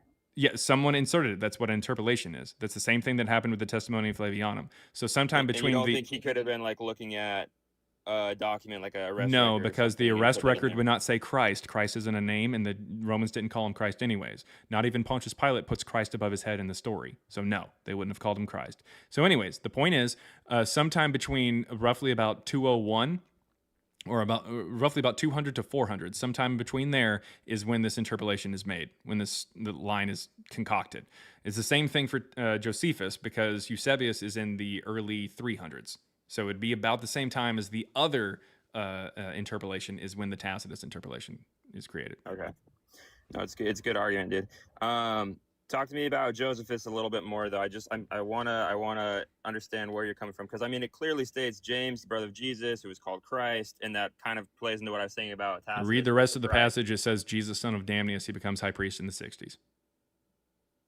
Okay, but I mean, he's talking about a person. Cool. Jesus, son of Damnius, who becomes high priest in the early 60s. So not Jesus of Nazareth from the New And you're Testament. saying he was called the Christ in this thing? Well, for starters, that's either a marginal note, kind of like we get in Tacitus. I didn't get into that, but technically there's a little note off to the side that gets used for the text. It's either a marginal note, or it could be just referring to the fact that he's a high priest, because in the Septuagint, which is the Greek version of the Old Testament, the word Christ is used about 30 times for high priest, because it just means anointed. Also, Christ the just story, anointed. yeah, the story also doesn't line up with anything from like the Christians and stuff like that, because it tries to say, the Christians try to say that James, the brother of Jesus, was unalive for being a Christian, correct? Like in early Christianity is what you're saying? Yeah, the James, the brother of Jesus. Yeah. Unfortunately, if this happens in the early 60s, like Josephus was saying, that James was unalived in the early 60s there, unfortunately, the Gospels that come out later, including especially John, says that his brothers did not believe in him. And we can tell that any kind of additional information about like James seeing Jesus after the resurrection is part of those later additions to the Pauline texts that come out after the earliest iterations, which prove that they are retconning the story back into the past. They probably saw that Josephus did talk about a Jesus and a James who were brothers in his text, and so they just decided to retrofit it and say, oh, hey, that's our Jesus, and start using that story. The first time that James, the brother of Jesus, is mentioned as like his martyrdom goes, it says that he is thrown off of a building as opposed to stoned, which is what Josephus says. So it's pretty clear that they're just kind of using material that came out before it and just trying to retcon it. So they just kind of like added on a note and was like, hey, this is going to be our guy. Yeah, they saw a Jesus and a James who were brothers and Josephus, and later on they noticed that and went, oh shit, let's go ahead and just use that story. And so they end up like kind of adopting a story that had already been written about by somebody else, which is Jesus, the son of Damnius, written there in the passage. I mean, okay, so that's all like exterior evidence that comes from like non-Christian sources mainly. But like just the Bible itself being evidence of Jesus, and the fact that it's been around for so long and used by so many sources, I'd love to hear your take on why. I mean, the Odyssey's been used for multiple sources too. That doesn't make Odysseus real. Doesn't make mermaids real. Well, yeah. I mean, obviously, it was written as more of like a mythical thing for Greeks and stuff. You don't think the story of Jesus was? The guy is born of a virgin, walks on water, calms the storm, multiplies food, and makes money come out of fish. On his own, right? The Bible is a compilation of many different collections of books, not just one author. Who do you think that each gospel was written by multiple people or just one person? What I'm saying is like the Gospel of Mark, the Gospel of Luke, John, Matthew, they're all different sects of texts. Christianity writing about the same story. What makes you think they're different sects of Christianity? Well, because they are.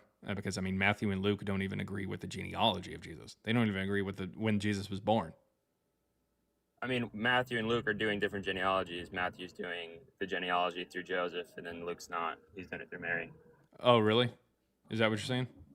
Is that what you believe? Okay. I mean, yeah, you can correct me. All right. Well, don't mind if I do. Right here, we'll go ahead and take a quick look at Luke 3. All right. Luke 3. So it says, Jesus was about 30 years old when he began his work. He was the son, as was thought, of Joseph. So where's Mary? What do you mean, where's Mary? And Mary isn't here at all. Yeah, but when you talk about genealogy, you go through the father, is what I'm saying. Okay, well, where's the one for Mary? Okay, well, who goes above Joseph? Like, who's Heli. Joseph is the son of Heli. So Heli. Okay. And is that not in Matthew? All right. So it goes Jesus, Joseph, Heli, correct? Sure, yeah. Okay. Jesus, Joseph, Heli.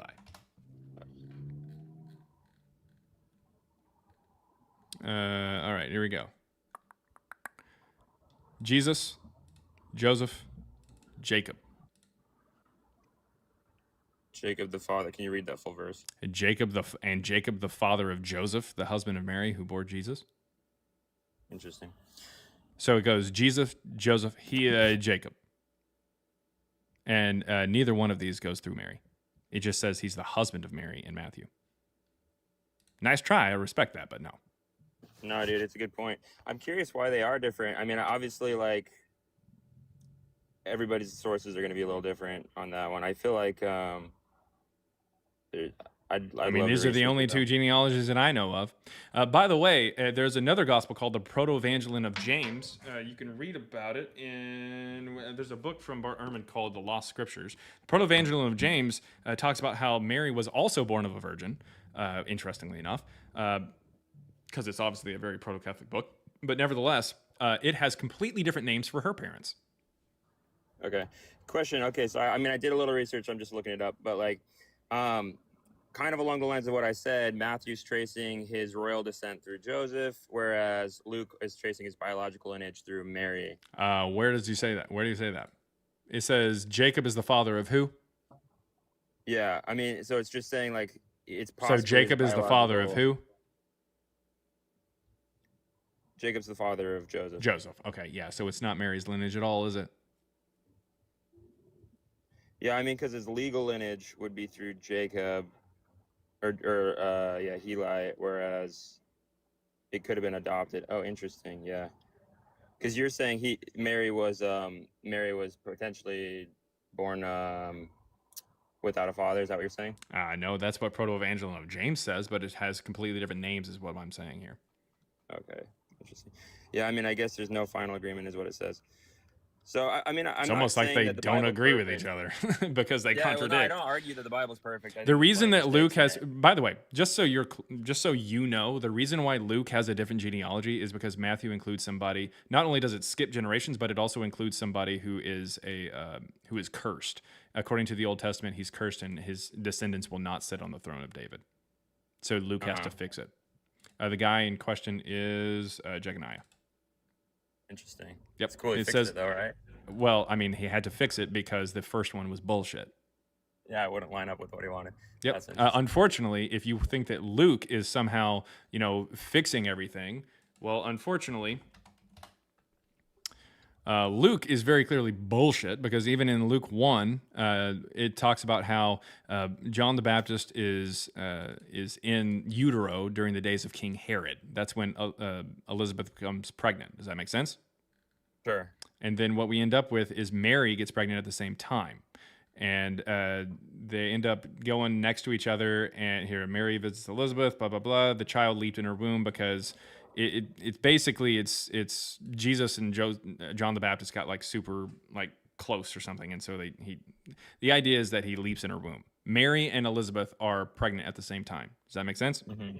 Yeah. All right. Well, unfortunately, if that was during the reign of King Herod, it's really strange because in Luke 2, we end up with Jesus being born. He's technically still in utero right here. During the reign of Quirinius, the governor of Syria. This happens in 6 CE. Herod the Great dies in 4 BCE. King Herod dies in 4 BCE. So apparently Mary was pregnant for 10 years. So you're saying just the time discrepancy is off on that? Have you met a woman who's been pregnant for 10 years before? Not yet. Still waiting. Yeah. That being said, we can continue on. Luke 3, which is the same chapter, which includes all of the genealogy there for Jesus and everything like that, tries to establish the timeline of when John the Baptist starts his ministry and everything by saying the 15th year of the reign of Tiberius Caesar, which would be year 29, like CE or AD. But it tries to line that up with Lysanias, the ruler of Abilene, who dies in 33 BCE. Yeah. But I'm not saying that like every genealogy and every like date in the Bible is going to be lined up perfectly. It almost makes sense that it wouldn't, because if it's written by like random people that are Jews, they're not going to have everything perfect. Like if it was perfect, it'd almost be a little more suspicious. You think that contradictions somehow makes it a better story? Yeah, I mean, if you look at like crime scene investigation. You're getting stories from a lot of people. Everyone's going to say a different version of the story, and it's going to be like close to accurate, but everything's just a little off. And like, do you them think remembering that? these accounts, Do you right? think 'Cause that? do Do you you know think when that it the was written? Do you know story? when the Gospels Do you were think? written? Yes, in the 2nd century. Do you think that these stories themselves, from these different people who the police are talking to, contradict each other by a decade? Because Matthew tries to say that Jesus was born during the reign of King Herod. That same King Herod that we just got done talking about. Matthew chapter 2 says that Jesus was born during the reign of King Herod. Right. He dies 10 years before Quirinius, the governor of Syria, starts reigning. So I understand that there might be some discrepancies in how the police take down like an account of something like a car accident. But if you go up to the police and say, I want to give a statement, and I go up and give a statement, and I say that the car accident happened in 2010, and you think that it happened in 2020, very clearly, that's a contradiction. That's not just like a difference in perception. That doesn't make any sense. One of us is at least one of us is complete and total bullshit. I mean, I would say it kind of is referring to like the reign of Herod. Like it's in that time period. It might not necessarily be like, oh, it's at the exact time that he's reigning. No, in fact, continuing on with the story there for Matthew. Let's see here. There for Matthew, it is the exact same time that he's reigning because he has a fucking speaking line. Right. What I'm He saying even is, does like, something later on where it he ends up contradicts, like, unaliving a whole bunch of kids in Bethlehem. So Well, what do read you me- mean read at me the where it general says that- time? Read me where it says he was 10 years after. What? Can No, you- we 'cause you know said that he- his census is 10 years after because the he's king of Judea here. Yeah. And at the end of Matthew 2, it says that he's replaced with Herod Archelaus. Herod Archelaus. To Herod. Yes, Herod Archelaus is not a king, but he's rather an ethnarch who reigns in place of his father Herod there in Judea. However, Quirinius, the governor of Syria, starts showing up in 6 CE. We know this because of different inscriptions that talk about the census that he did. That is explicitly what the Gospel of Luke is trying to talk about. It says that Jesus was born during the census that happens in Judea, according to the registration that happens while Quirinius is the governor of Syria. But this only happens after Herod Archelaus is banished, because that's when Quirinius gets installed as the governor of Syria. Otherwise, he wouldn't have anything to do with it. The fact that Quirinius is even mentioned means that Herod has to be dead. Because do the Herod is the census, king how of the old is Jews, Jesus? and Herod is the king of the Jews, which means he's over Bethlehem. How Which old is Jesus when they do the census? negative like 2 weeks. So you're saying they did a census and Jesus wasn't alive for that? Well, not this why is they what went to this says. Bethlehem? Here's the registration. Joseph also went down from the town of Nazareth in Galilee to Judea, the city of David, because he had descended from the house and the family of David.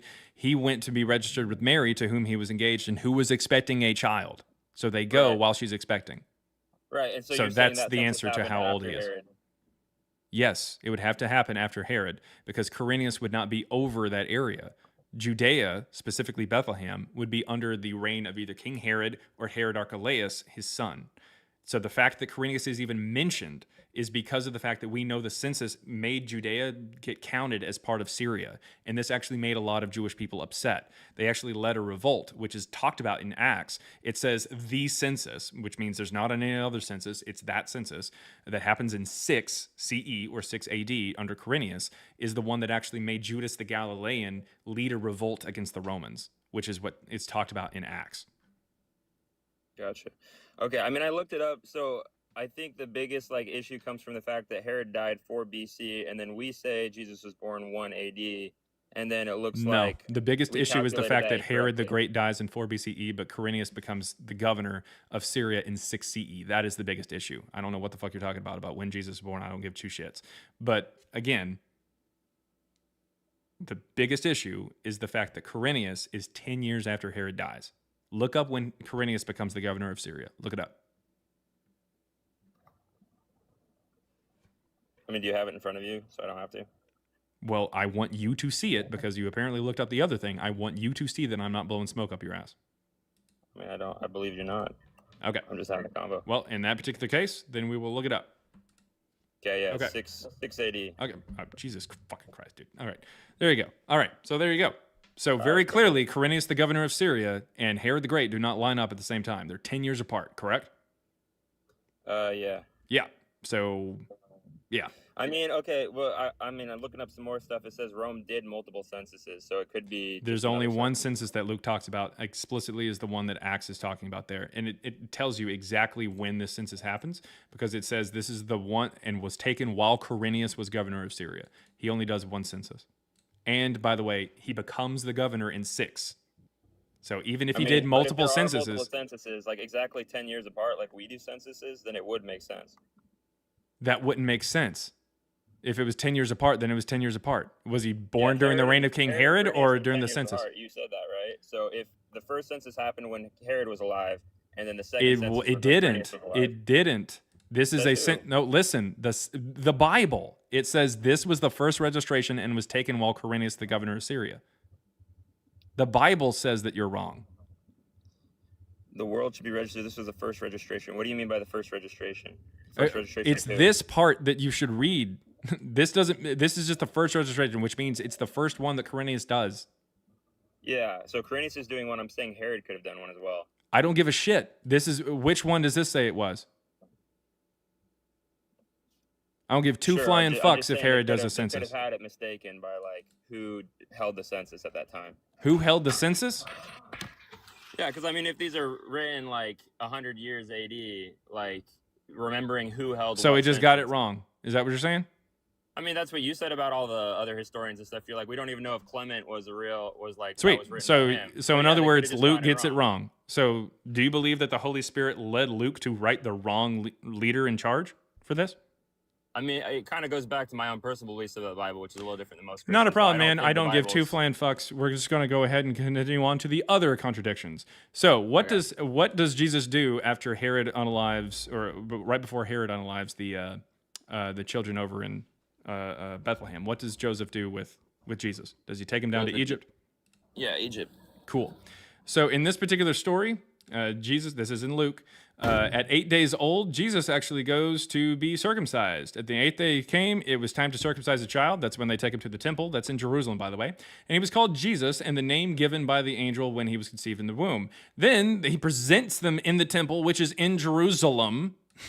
They brought him up to Jerusalem. There's a bunch of singing and dancing. I'm not even fucking kidding you. And then all of a sudden it says when they had finished everything required by the law of the Lord, in other words, it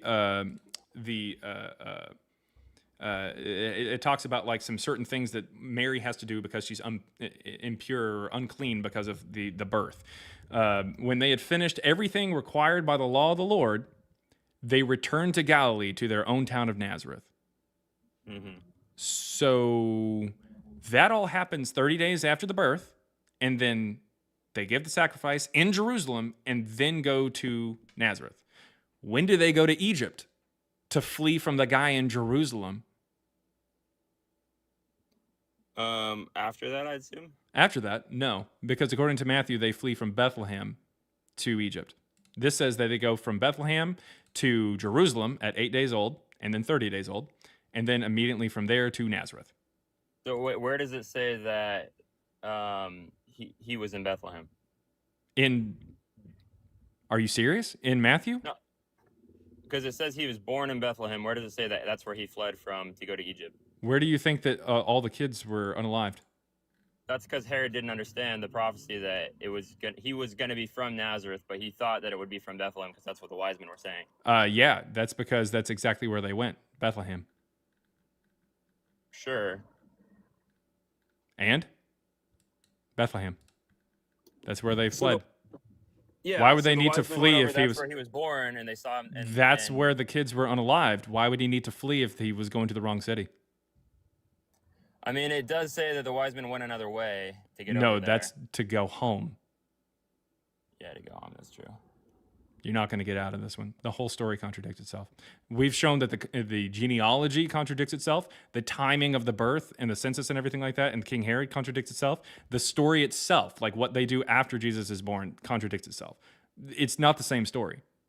Jesus is born, sure, but no, the story is very different because there's contradictions in a story that very clearly lifts from the other one and just wants to change it to match a particular theology. That's all that it is. Mm-hmm. In fact, we can actually see the pieces come together. The reason why they have Herod do all this stuff for like unaliving these kids very clearly would have put a target on his back and would have been mentioned by people, including Josephus, who took pleasure in the idea of mentioning all the things that King Herod did that were bad. But King Herod does unalive his own sons because he thought that they were going to usurp him. So this is probably the source material, the influence for that part there in Matthew. They're pulling from something that is kind of sort of similar in order to create the narrative for Jesus. And that's why I say that we can see that there are reasons as to why the natural story of Jesus is presented the way in the New Testament, because they're pulling from influences. It's not a real story. They're making it up based off of things that were floating around. Mm-hmm. But it's not a real story. I guess my biggest question for you is like, why do you think there is a huge discrepancy between, because if he's born in Bethlehem, right, and then he goes to Egypt, and then he goes to he goes to Nazareth afterwards, right? It's fine. That's fine. It works. He's born in Bethlehem and what? So he's born in Bethlehem. He goes to Egypt after that, right? No, he goes to Jerusalem after that at 8 days old, according to Luke. Sure. Yeah. Okay. Jerusalem, and then from Jerusalem he goes from there to Egypt or wherever he is. No, it explicitly states that in Luke 2. Let's see. It says when all things were done. Let's say the 8th day came, then the 30 days came for the purification there in Jerusalem. By the way, then it says when they had finished everything required by the law of the Lord, they returned to Galilee to their own town of Nazareth. So no, again, you're trying to make something that doesn't fit.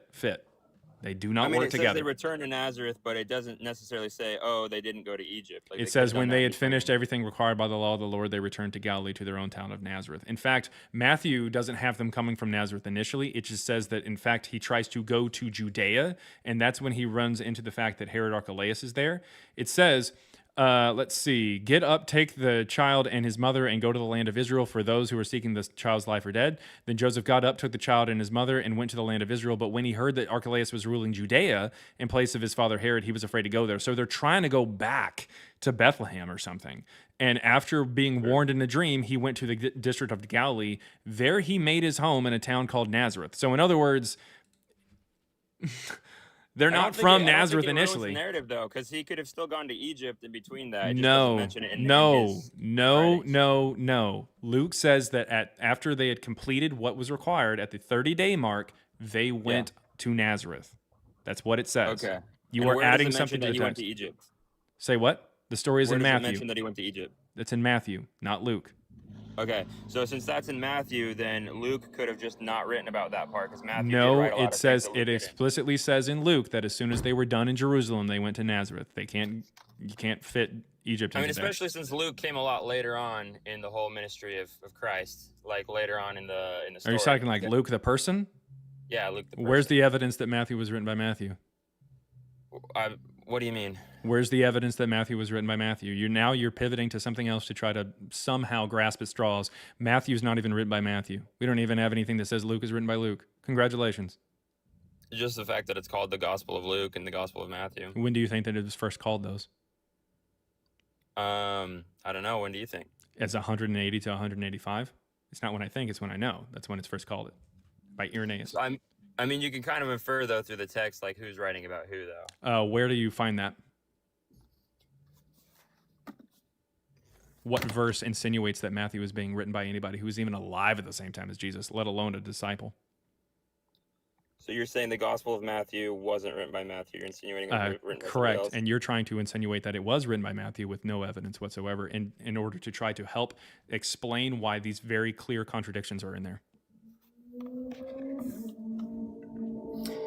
It never really says I Matthew am the one who went and wrote it's almost like this isn't an eyewitness testimony from Matthew. So again, your argument that Matthew is somehow more credible than Luke is bullshit. It doesn't even say that Luke wrote Luke, so congratulations, that's 2 levels of bullshit. On top of that, you are trying to use that to justify these crazy contradictions that just happen bang, bang, bang, one after another there in Luke 2 and Matthew 2. So unfortunately, no, there's no way to wriggle out of it. It is a contradiction.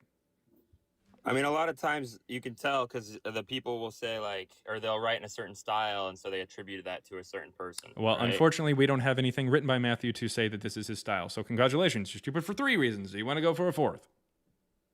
I mean, I'm just talking with you, man. I understand, but you keep defending something that is very clearly a contradiction. Just say, yeah, it's a contradiction, and you'd just be done with it. Well, it's definitely a contradiction. I'm not. Okay, there saying you it's not. go. I'm You just don't saying, you don't like, have to I'm just keep saying, fighting for it. It is a contradiction. That is all that it is. It's just stories. That's all that it is. You either have to take, you can take neither of them, or you can take Luke, or you can take Matthew. You can't take both. They contradict. That's how that works. You can say that Luke is in error. You can say that Matthew is in error, or you could say that both of them are in error. I think you're just giving me a black and a white option. There's also an option where he said they. No, went I to give you Nazareth, 3. But in between that, they Either went to both of them are bullshit, Matthew's bullshit, or Luke's bullshit. They can't both be right because they contradict. Well, yes, they. I mean, it could be right. No. He could have said Nope. they went to Nazareth. They didn't. They left out the Nope, part. you already said it was a contradiction, so no, they cannot be right by definition of what a contradiction is. All right, whatever, man. Sweet. Anything else before you go? Any other bad takes on the Bible that you got, or assumptions about the Bible that aren't in there? I got maybe one more thing. If you wanna hit me with something, I can try to defend it. But I think otherwise we're good. Sounds good. Moving on to somebody else. Seeding it because I don't even think to call any of my yard grass is very liberal with the word grass.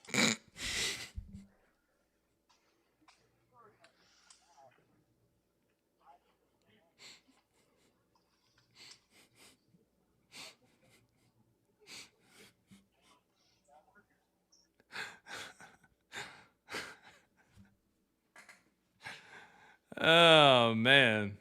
That is a broken man. I need you guys to understand. That is a broken man finally admitting that his yard is absolutely not what he wishes it was. That is a man coming to terms with the horrors of landscaping. Damn. Joseph Luckett says, someone clip the entire Salty Life exchange. Well, don't worry about it. It's on YouTube. We are streaming right now to YouTube and TikTok, and you can watch the whole stream in full. Oh, and then he left. Dorian, no, why'd you leave? That's not a yard, it's a lot. Might as well pour it out in concrete and make it a parking lot. Oh, man. What is stilometry? Is asked by You Like Jazz? You like jazz? Anyways. So, yeah. Stilometry is a peer-reviewed and accepted form of literary analysis which seeks to attribute authorship. It takes a look at the most frequently used words. It takes a look at n-grams, or like words or characters in a row. It is a very, very good tool to try to figure out whether or not a text is written by the same person as another text. Because it's scientifically proven that we have function words, or the most frequently used words that we use them in unique ways to us. So it really helps try to identify authorship and groups and stuff like that. And that actually can lead to how you can figure out whether or not something is written at a certain time period. Because obviously, if something was written by me and you can confirm that, then it would need to be written during my lifetime. Authenticity, basically. Yep. So stilometry can be, that's a fairly broad thing. Typically what me and my co-author do in our book, Christ Before Jesus, which by the way is available. The ebook is just $3. There is a print version and an audiobook version. The link is in my bio here on TikTok and also on the profile there on YouTube. But the way that we do things is a distance formula created by Dr. Message Eater. We use Eater's Simple and Eater's Delta. They're simple formulas, delta formulas, Manhattan formulas, that kind of thing, to take a look at the words and rank them as far as like the most frequently used words, and then just kind of work from there to try to find what we call the author print, or the fingerprint of the author. Dorian is wanting back up. Dorian, I don't mind you coming up. Dorian, you there? Yes, sir. Give me a second. Okay.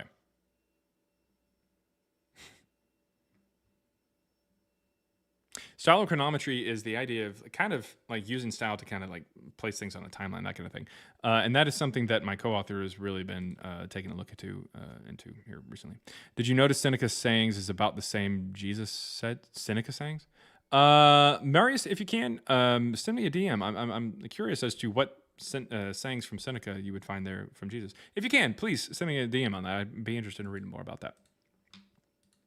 They're on YouTube. By the way, if you want to come up, you can. You got to request up on TikTok. I know it's TikTok, but that is how I take guests. The request button is about there on TikTok or down there, but you can come on over on TikTok. There's been a couple people who have re-downloaded TikTok, it sounds like, in order to request up. Did you stream yesterday? I streamed on TikTok, but just briefly, but not on YouTube.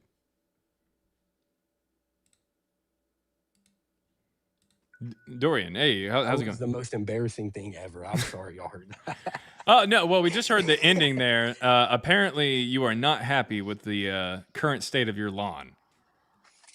Nah, not really. Nah. But that's not why I'm here. I'm sorry y'all heard that. Well, grass, a lawn is it is a fickle beast, unfortunately. You got to kind of work with it a little bit. And I'm about to turn 27, so I'm hitting the age where I actually care about my grass. Yeah. Oh yeah. That's a weird age. I'm finally getting there. That is a weird, like I grew up, out in rural Texas and everything like that, and having to mow and weed eat and shit. And I was like, man, I hate this stuff.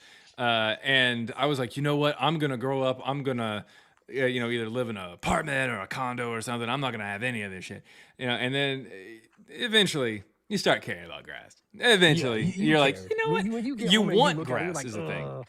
You want a lawn, and not only just a lawn, but you want a good-looking lawn. So yeah, that's why I live in Vegas. It's all sand. What's going on, Doris? All right, sorry, Dorian. But honestly, I agree with a lot. I haven't purchased your book. I was looking it up. I really just had a couple questions regarding. Have you seen? There's a 23-page peer-reviewed academic. I don't know to call, I guess a paper. I wouldn't call it a study or anything. That's like about your book. Have you saw that? Maybe. It's on academia. Oh, yeah. Yeah. There was some guy who went nuts on it. Yeah. Trying to, it's not the one from a guy named, I can't remember the guy's name, but I've seen it. It's something Scott. I don't want to say Gary, but I think his last name is Scott. Yeah. He's like the big guy of it. Yeah. He's somebody who got like really butthurt. He's a Christian. He just got really butthurt, but he doesn't understand anything of what we were talking about. So he just started going off. Whenever people have talked about my work, what's interesting, me and my co-author's work, by the way, is not like they try to attack stellometry as if that was something that was actually like on the table, which good luck with fighting data science. But the thing is, that's only about 15 to 20% of our argument. We don't use it to say this is why, we believe this. We have a theory, and that just backs it up. So, like, if there's evidence for Jesus or Paul in the first century, give it. If there's evidence for the New Testament in the first century, give that. Stellometry is just helping us understand the authorship of these texts and whatnot.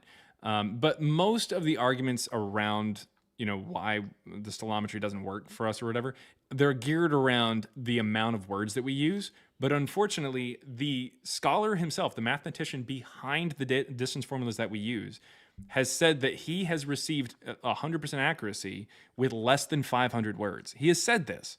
And people just kind of keep saying a whole bunch of stuff. They keep saying, "Oh, you need thousands of words." No, they're pulling from old material. They're pulling from old assumptions and thinking, "Oh, hey, this paper that came out in 2014 that said you need 2,000 words in order for it to be accurate.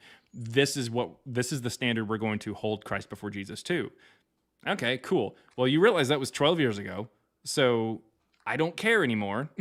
We've moved past this. We can see that it's accurate. There's actually a video here on my TikTok. It's in English, but there's a guy who was talking on a TikTok video about how stellometry doesn't work. And I typed down the words that he said. And with only 100 to 130 words, I was able to get 100% accuracy because I compared what he said in a video.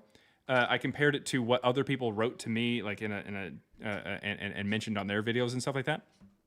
And we were able to see with 100% accuracy the different authors, the different people talking.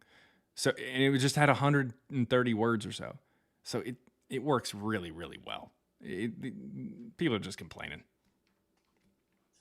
The big thing that I had was, from what I saw that he said besides the word count, was something about the proto Mark Thorson and how it's like not real or something like that. I guess I was just trying to get your opinion, because I'm not really sure what they're even so saying about that. If you check out the book, we do talk about something called proto Mark, and unfortunately, we were wrong. We assumed that proto Mark was a real thing because we were dealing with what scholars had said, and we just assumed that scholars, and that's our mistake for even trusting the scholars on that.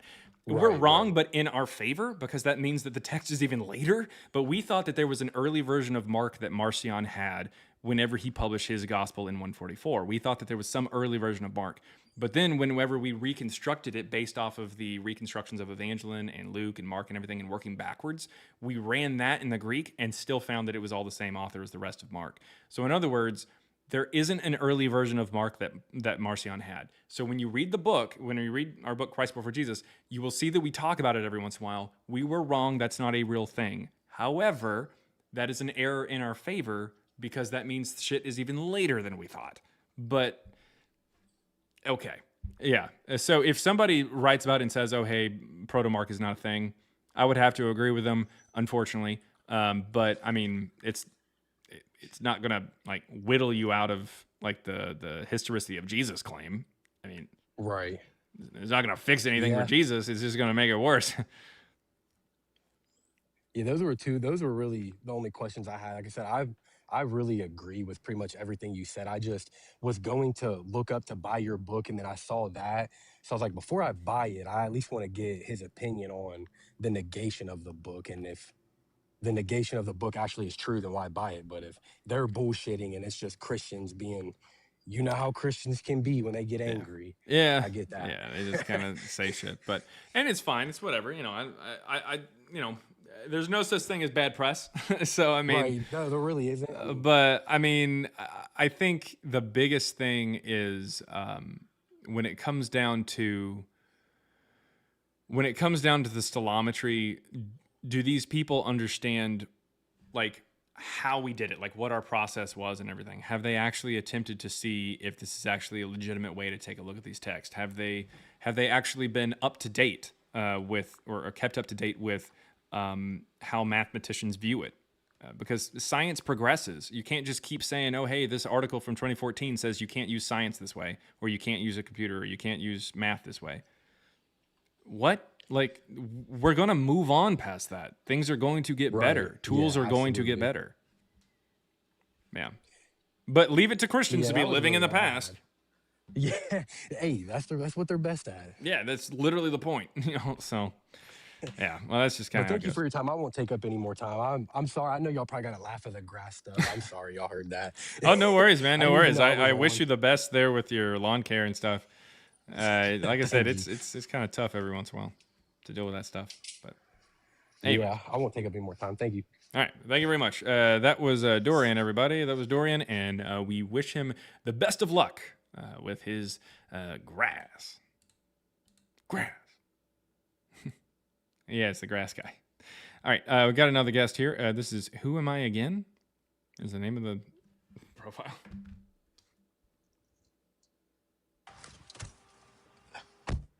Hi, can you hear me? Hey, yeah, I can hear you. Yeah, hey man. So I just want to tell you that I found your channel a couple of days ago, and I found all the things that you say completely interesting. I had this idea. I knew that, you know, the version that we have of Paul kind of hijacked Christianity, because Christianity is not the same. If it was such a thing as Christianity in the beginning, it isn't what it is today. And what do you mean? I just want to say that I'm not calling to argue with you or anything like that. Just to get more information, I just want to tell you that I found all the things that you're saying completely interesting. I never came across the idea that actually Jesus, I know that Jesus might, if it was like a real figure, is not the same idea that we have today. You know, that changed at a certain point in time. I have knowledge of that. However, I never found the idea that Paul wasn't real. Does that make sense?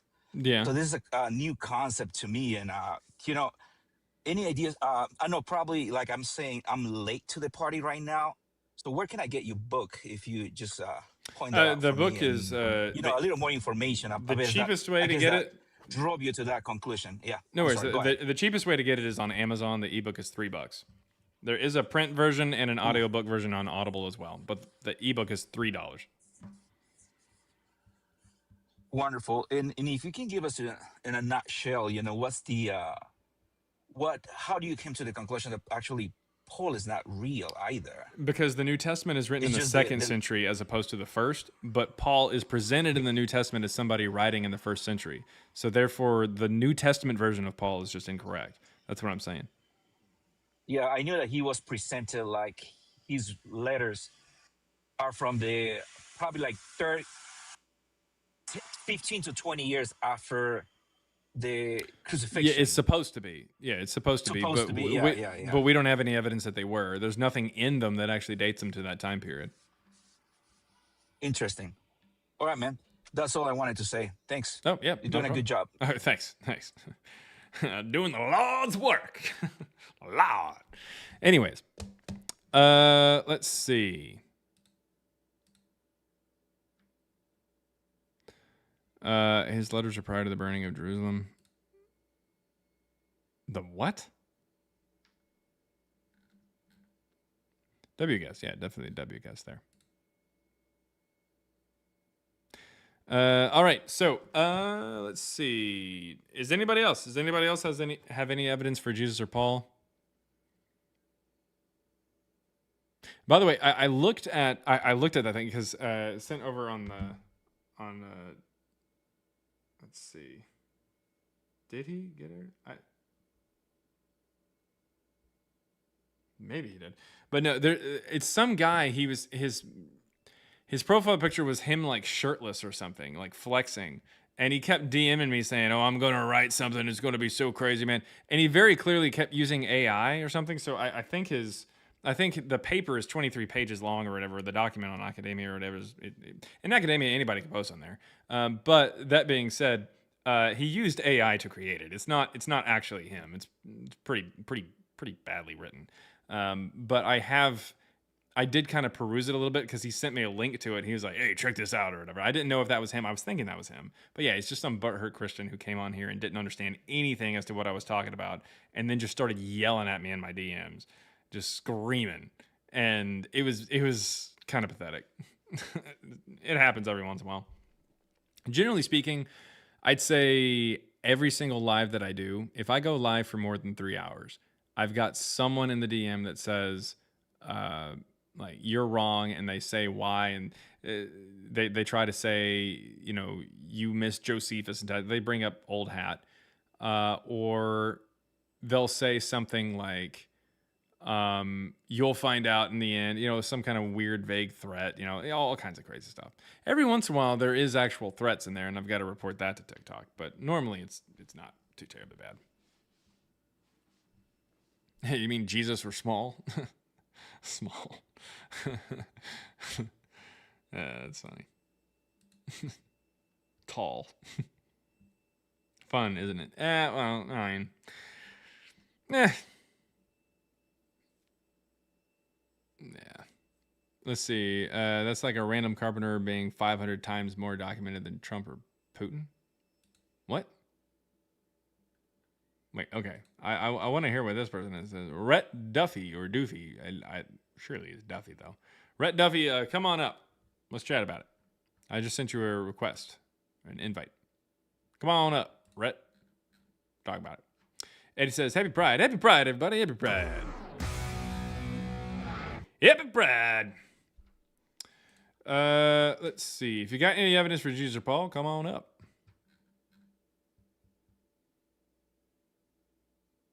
Wait till I find out Jonathan was gay. Is Sarah Montreal, please? What?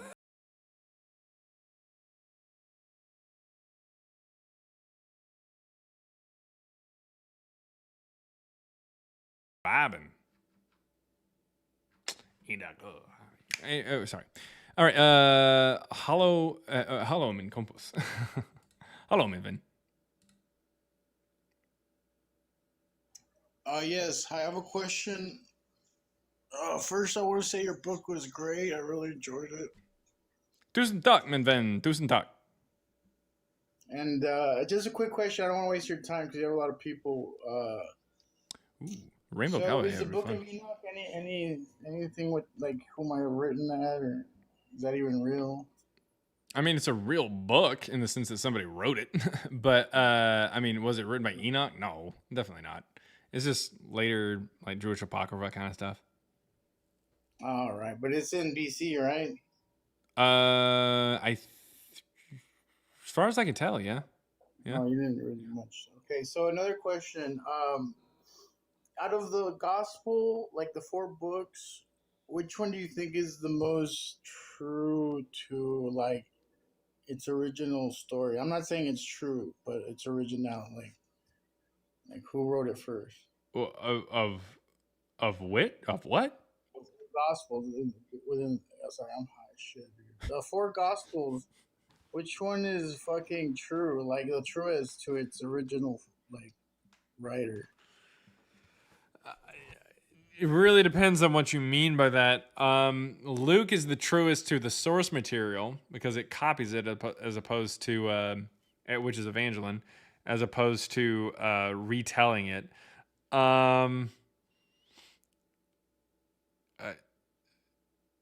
I'd say maybe Luke. It really depends on what you mean by that, but I would say Luke. Like who wrote the original gospel? It's first published by Marcion. I would say that if you said that Marcion wrote it, I'd go with it. Okay. So, but not Mark. Marcion is pronounced Markion back there, and it means little Mark. Right, but so Mark wouldn't be like the most original. No. Right. To its writer, like the writer. I mean, wouldn't that be like? No, I would say that they're just kind of giving like a play or oral version of like Marcion's gospel. They're just saying this is the gospel. You wouldn't say that Luke copied Mark. I mean, kinda, in the sense that Mark also copied Evangeline, kind of, or pulls some of their stories. I see the chain. There it is. Okay, that's what I was looking for. Thank you. You're great. You should keep doing what you're doing. Everybody buy his book. It's not that much. I'll let him. Yeah, thank you very much. Elith.com. Elith.com.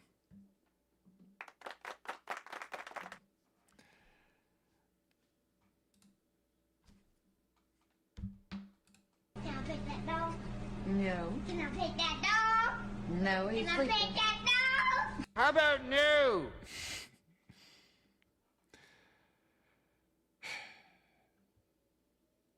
All right. Well, if anybody else has any evidence for Jesus or Paul, come on up. I've got about 30 more minutes here. About 30 more minutes. About 28 minutes. About 28 minutes. 28 minutes. And in 28 minutes, it'll be 2 o'clock in the great state of Texas. And I will be hopping off.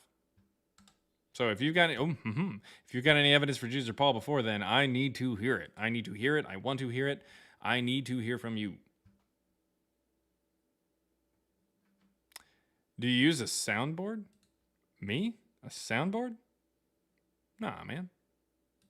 I don't have friends. I got family. What's going on? J Moral Speed.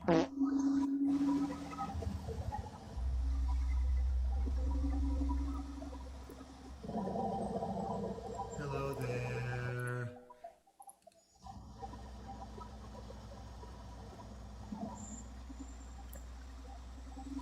You there, buddy? Where are you? All right. Well, that was really strange. I don't know what that was. Yeah, we are family. We are family.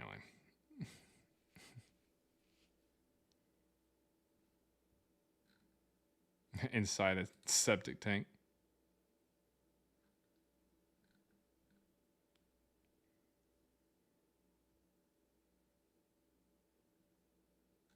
Oh, do I have this on?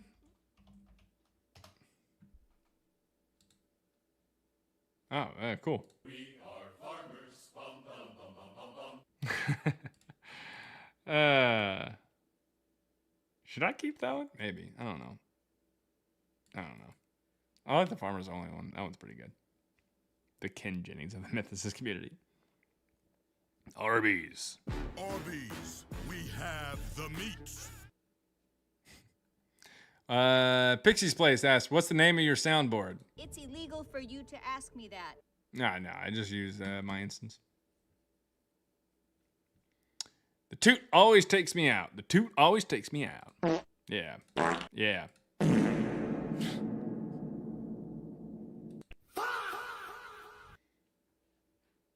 Brought to you by Carlos Jr.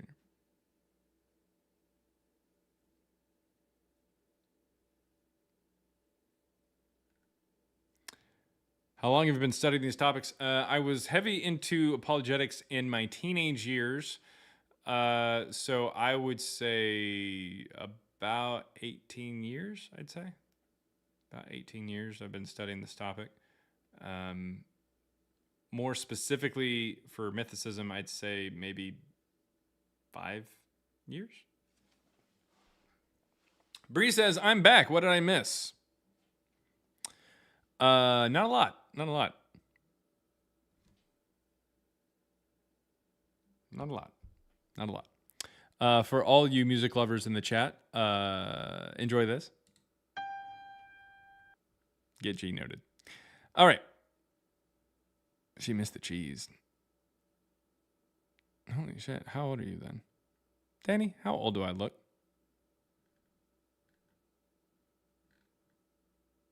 G noted. I don't know if Pixie Place knows what that means, but I like the fact that she's saying it. Bruh. Yes. Every elder emo's ear just twitched. Just, I don't know. Bro, it's been like 2 years. You're still here. Yes. Pixie's still in the chat. Darren is 42, end of the month, right?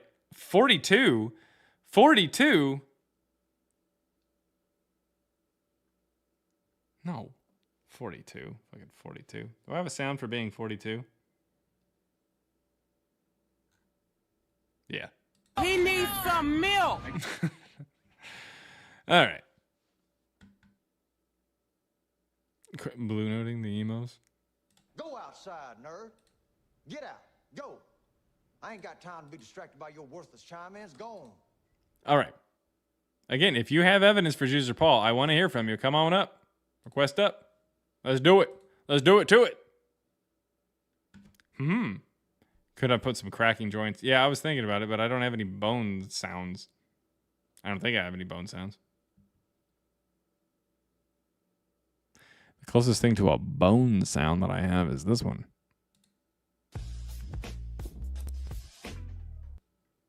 Anyways.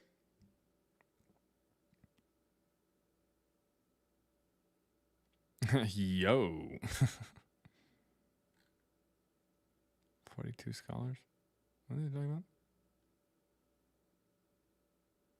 I don't know what's going on. Jackie hitting a homer? Let's see. Do I have a sound of a home run?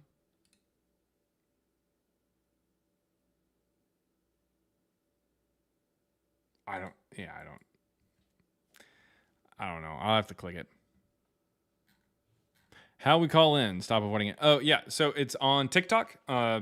TikTok is how I take guests. So hop over to TikTok. The username is Christ Before Jesus. There is a link on YouTube there to hop over to TikTok directly to the profile. And also there in the chat, lots of times the mods will put there. By the way, the mods on TikTok are really good. But mods on YouTube, oh my God.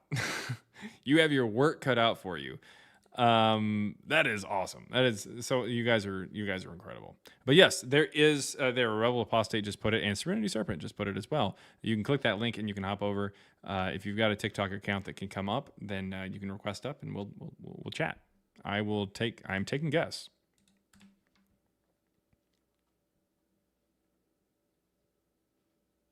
Hee hee! Exclamation point and winky face. What is going on? Dylan Kegley. Hey, so I just had, I think the only question that I could really ask you with like 100% confidence that it's not just gonna be unequal grounds, I guess, because I won't say unequal because I know that there's a lot of discrepancies in the Bible. Right. But right.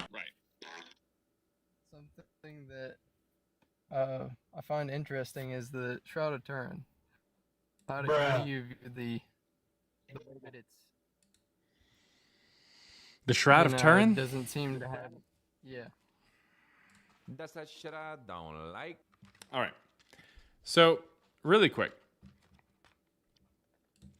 this right here. This is a face. It's a mask. Yeah. If we were to cover this in black paint, right? Cover this in black paint. We then were to wrap a sheet around it, a white sheet, to get the imprint from the face. And then we lay that sheet flat. It would look like this. Yeah.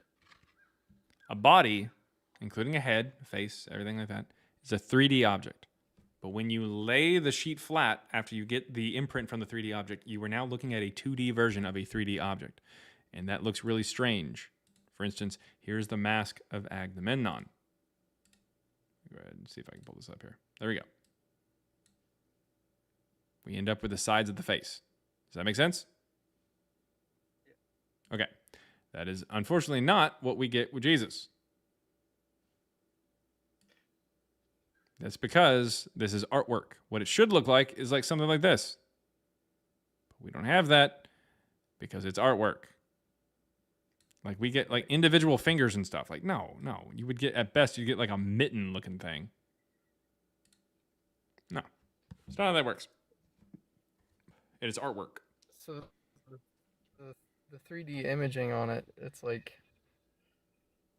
how would you still have a 3D imprint without also? They're painting it as if you're looking at a person.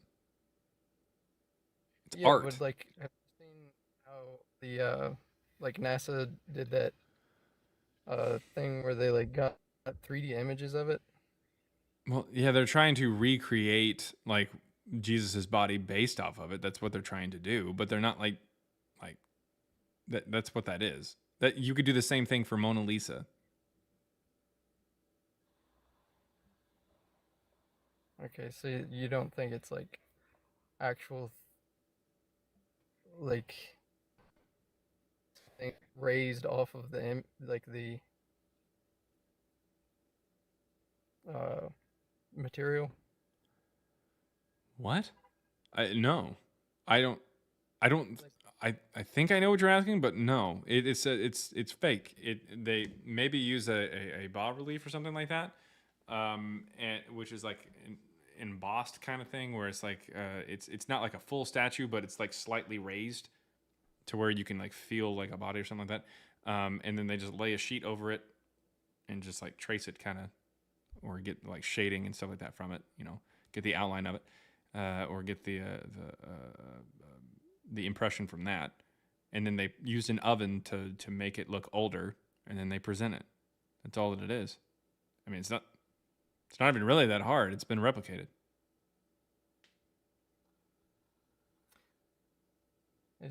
I have also heard that they didn't find any like brush marks on it. What? From like if you were to paint it or something, that it didn't have any brush marks on it. All right. Well, I mean, at a certain point, it's something that's pretty obviously artwork, but nevertheless, even if there's not any brush marks on this, it still doesn't appear the same way that we would get a 3D object. there. Regardless of how they did it, it's not something that would appear in this image. That doesn't make any sense. Not to mention, the Gospel of John says that it's 2 pieces of fabric, not 1. It does? Yeah, the Gospel of John says strips of linen. Take you over there. Appreciate that. Let's see. He bent down to look in and saw linen wrappings lying there, but did not go in. Then Simon Peter came following him and went into the tomb. He saw the linen wrappings lying there and the cloth that had been on Jesus' head, not lying with the linen wrappings, but rolled up in a place by itself. It's 2 separate things. Well, darn. All right, so second question. Yeah. Just to, so a guy named Erastus is mentioned. In Paul? Yep, in Romans. What about him? I was just like wanted to know if you knew like who that is.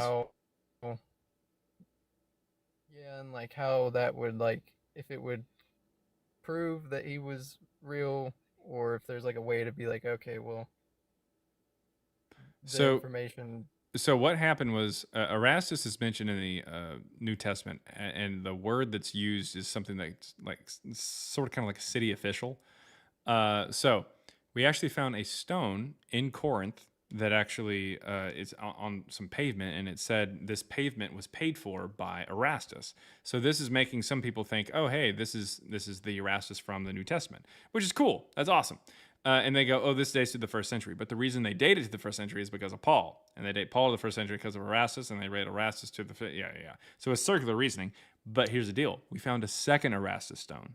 Ooh. And this one is actually part of a theater, a pagan theater in the 2nd century. So did they account the first stone to a city official? Yeah, so basically what they said was, hey, Erastus is, they tried to date that stone, but they used Paul to date it. But then the first time that we could get a better idea as to when this Erastus lived was from a pagan theater that dated to the 2nd century. So unfortunately, that's something that, so the Erastus thing basically was out of the window. And so now, is it a pagan theater, or is it something that is more associated with, I don't know, possibly Serapis? Possibly someone who's to do with plays and stuff like this? I don't know. But nevertheless, it is from the 2nd century, and so it's most likely just someone from the 2nd century getting like a cameo. They tended to do that quite a bit within the text. They would just kind of throw people in to kind of throw them a bone and be like, oh, hey, you know, you're influential in Christianity, so we're going to go ahead and just like mention you. Okay. Cool. Well, thank you for your time. Yeah, not a problem. Thanks for coming up. There's Dylan Kegley, everybody. Dylan Kegley. We got another person here. Hopefully they connect. Should be Demario. Demario, you there? All right. It looks like you're off the app or something. Oh, there you go. Demario, you there? Yep. I was wondering what the argument was that you were making. That Jesus and Paul never existed. Why do you think that? Because their stories do not line up with the evidence for the 1st century, or the contemporaries of the 1st century, the archaeological evidence of what went on in the 1st century, the geography of the 1st century. What evidence is that? Are you saying, is it like the Apocrypha, or is it something else? No, the evidence would be like what we know about the like 1st century Judea from like people who were actually there, like Josephus, Philo of Alexandria, that kind of thing. Well, my question is that where do you actually get, what evidence are you talking about? Because you're saying that you get evidence from somewhere, but what is it actually? What is the evidence of what? You're saying that it doesn't align. Yeah. Right? With what we know about history in the area. Yeah. Okay, and what?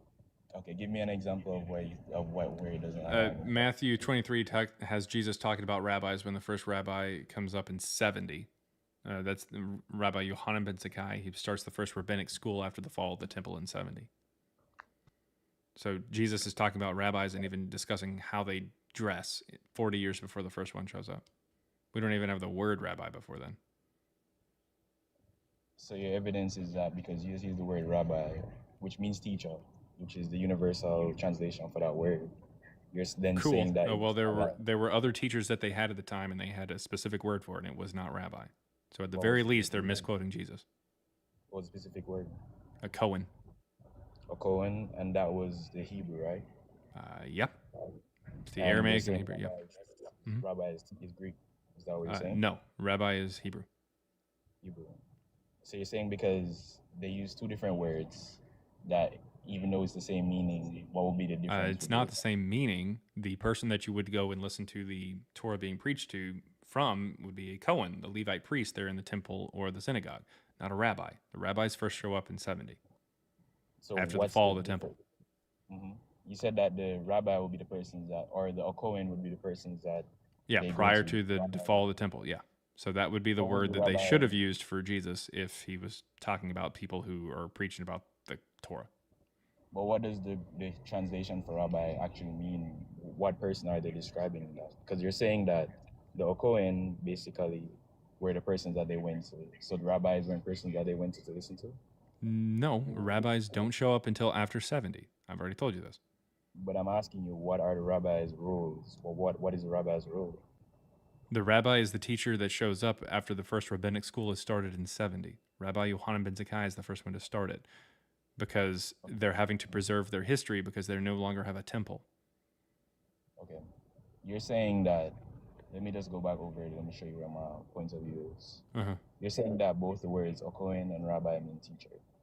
But your point of view. Kind of, yeah. I mean, there is a type of teacher that teaches the Torah. And prior to the fall of the temple, you would listen to the Cohen. And there are some other words as well that we translate as like sage or something, but the word rabbi is not used prior to 70. That starts in 70. But unfortunately, the New Testament goes out of its way in Greek to use the Hebrew term rabbi. It is using the wrong term. Okay. Well, my point of view is if they're the same idea of teacher, how would They're not the same idea. They're not Levite priests. How are they different? That's what I was asking. They're not Levite priests. That's the only difference, that they're not Levite priests? Yeah, so they're not the Cohen. Then they're what? They're general teachers that are not Levite priests? Correct. So was Jesus a Levite priest? No. Then why isn't it okay that he referred to himself as a rabbi? I didn't say anything about him referring to himself. I'm saying him talking about rabbis before rabbis show up. So there weren't other rabbis there who were. No, I've told you no, there's not. There's not. I'm just clarifying. So are you saying that the history is that for every priest that was there was no evidence, all of the priests were Levitical priests? Yes, a Levite priest. Yes, that's explicitly under Mosaic law who gets to preach the Torah.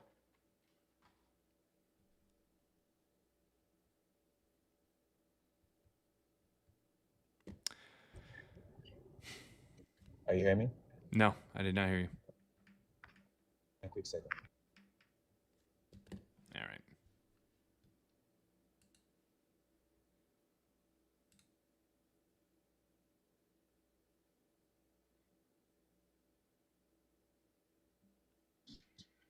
All right. Rhett, how's it going? Nope. Hey, can you hear me? Yeah, well, 1 second. Tomorrow's back. Tomorrow, do you have anything else of substance at all? Or do I need to keep explaining words to you? The thing, I don't think you're understanding what my point of view is. Yeah, I'm really not. And I don't think you're understanding what words are and how they work. But, Demario, out with it. What's your point of view? Give me a second. My point of view is that all priests were not Levitical priests. That's my point of view. I think that it was What? perfectly okay. All priests were not Levitical Can I priests? finish my point of view, please? No, you're not. No, the priests were Levitical. What's going on, Rhett? So, man. Yeah. Hey. Sorry I couldn't get in here earlier. I'm at work and I didn't have a second to stop. I was just listening a little bit. No worries. I haven't been able to really listen much, so I really don't know like what your basis and everything for your arguments and stuff are. Mm-hmm. I was just gonna ask you a couple questions to get your thoughts on them. I'm not a very statistical guy. Like I'm not a very scientific or like numbers here and there all kind of guy. there's just a couple like general questions and what your explanation would be that I have. Okay. So if Jesus and Paul weren't real, do you think that like the whole New Testament is not real, or like where's your? I'm just seeing where you stand there. I mean, it depends on what you mean by that. Like, there are real people, there are real places that are mentioned in there. Mm-hmm. Okay. So when I'm just reading the thing that says Jesus and Paul never existed, prove us wrong. So is that saying like Jesus was not a person, or he wasn't God in the flesh? Like, what's the? I mean, I would say that even the natural Jesus and Paul as presented by the New Testament did not exist. Okay. So so Jesus, the person Jesus, was never actually a person. Correct. Yep. Okay. My first question, this is always my question to anybody that I've talked to, is how would you explain, of the 12 apostles, if those people are real people? They're not. How they take a lot of their death. Yeah, who dies there's no evidence of any of the disciples. This may shock you, but literally none of the 13 disciples that are mentioned in the New Testament are ever mentioned once outside of Christianity. And even within Christianity, they're not mentioned until the middle of the 2nd century. I'm not even kidding. Same goes for Paul. Sorry, I heard you. Okay. Trying to think what would be the best way to ask you, because I haven't really like listened to, I don't want to like go back and forth on topics you've already touched on. You know what I'm saying? I mean, again, it's a lot to kind of take in that the disciples were not people who actually existed. We don't have evidence of their life, let alone their death. In fact, like, you would probably, like, what would you say was Peter's death? How would you say that Peter died? Man, I wanted to talk to you. I really did. I got to get back out here to work. Oh, okay. Sorry, that's bad timing. All right. Well, I go live every day, man. You go live every day? All right. Cool. I might hop in here another time. Yep, I go live every weekday starting about 9 a.m. Central. 9 a.m. Central. Okay, cool. All right, man. Appreciate you having me up. All right, thanks. Bye. And Paul's real name is Darth Maul. Darth Shaw. That's funny. All right, so I've got about 5 minutes left, unless somebody, requests up and makes me go longer. Anyways.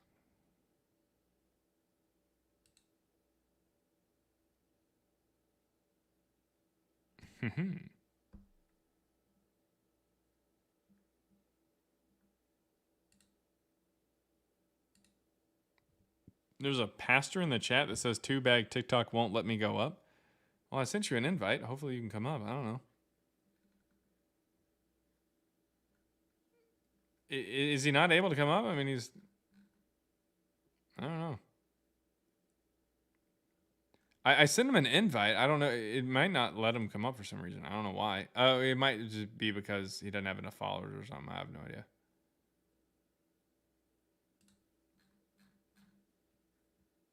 Probably got banned for language. I have no idea. I sent him an invite. Hopefully he can request up. Yeah, I think his account might be too new.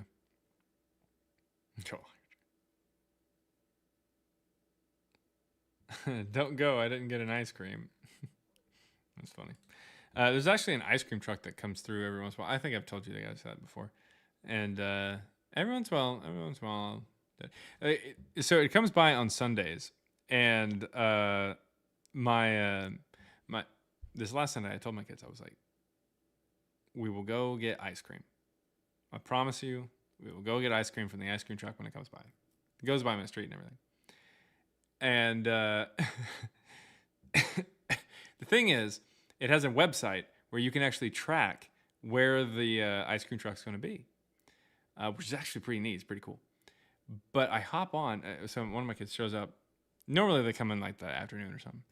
And one of my kids, she walks up to me. It's like 1 o'clock or whatever. And she's like, "Hey, where's the ice cream truck?" I'm like, "You know what? Let me check." So I get on the app, or I get on the online. And their website's down. And I'm like, oh, shit. I was like, we're just gonna have to kind of sit around and wait. So 3:30 comes around, and now all my kids are like, okay, where is the ice cream truck? And I'm like, okay, look, what we'll do. And so we all got into the van and we rolled down our windows and we drove real slowly. And we're driving around different neighborhoods and stuff like that. I'm saying, listen for the truck because we couldn't find it. And we fucking found it. We heard like a sound. I'm like, you guys hear that? And they're like, oh my God. They started freaking out and we started like trying to figure out where it was. It was so cool. It was like hunting, but for ice cream, which I'm sure that even you liberal ass vegans, you blue-haired vegetarians would be okay with in the chat. Do I have a sound for blue-haired liberals? There it is. Ah, yeah, boo. Anyways, well, it's actually real milk, so I guess vegans probably can't eat it. Well, there was some stuff. There's like ice pops, I guess. I don't know. But that is wood. I don't think vegans are able to eat wood. Anyways, the point is, so we found it, and I was so proud of myself for like hunting the ice cream truck. And we show up to the ice cream truck. We go up there, and I said, oh, we'd like some ice cream or whatever. And the lady looks at us. She's like, "Aren't you the guys from that other day?" She recognized us, and I was like, "Ah, shit." She knows who we are, and I was like, "Yeah." We started hunting and everything like that, and she goes, "I'm gonna be over like in your neck of the woods like in 5 minutes." Like. I was on the way over there. And I was like, oh. So the kids learned a lesson that day. First of all, Dad is awesome. Secondly, if you drive real slow with your windows down, you can find just about anything that plays a bell. And thirdly, patience is for suckers.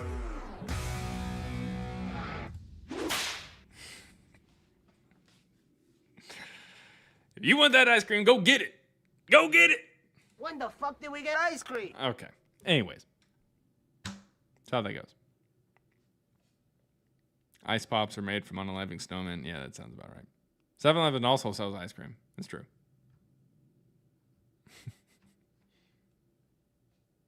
I'm not vegan. I eat the meat. That's why they call him Black Salami. All right.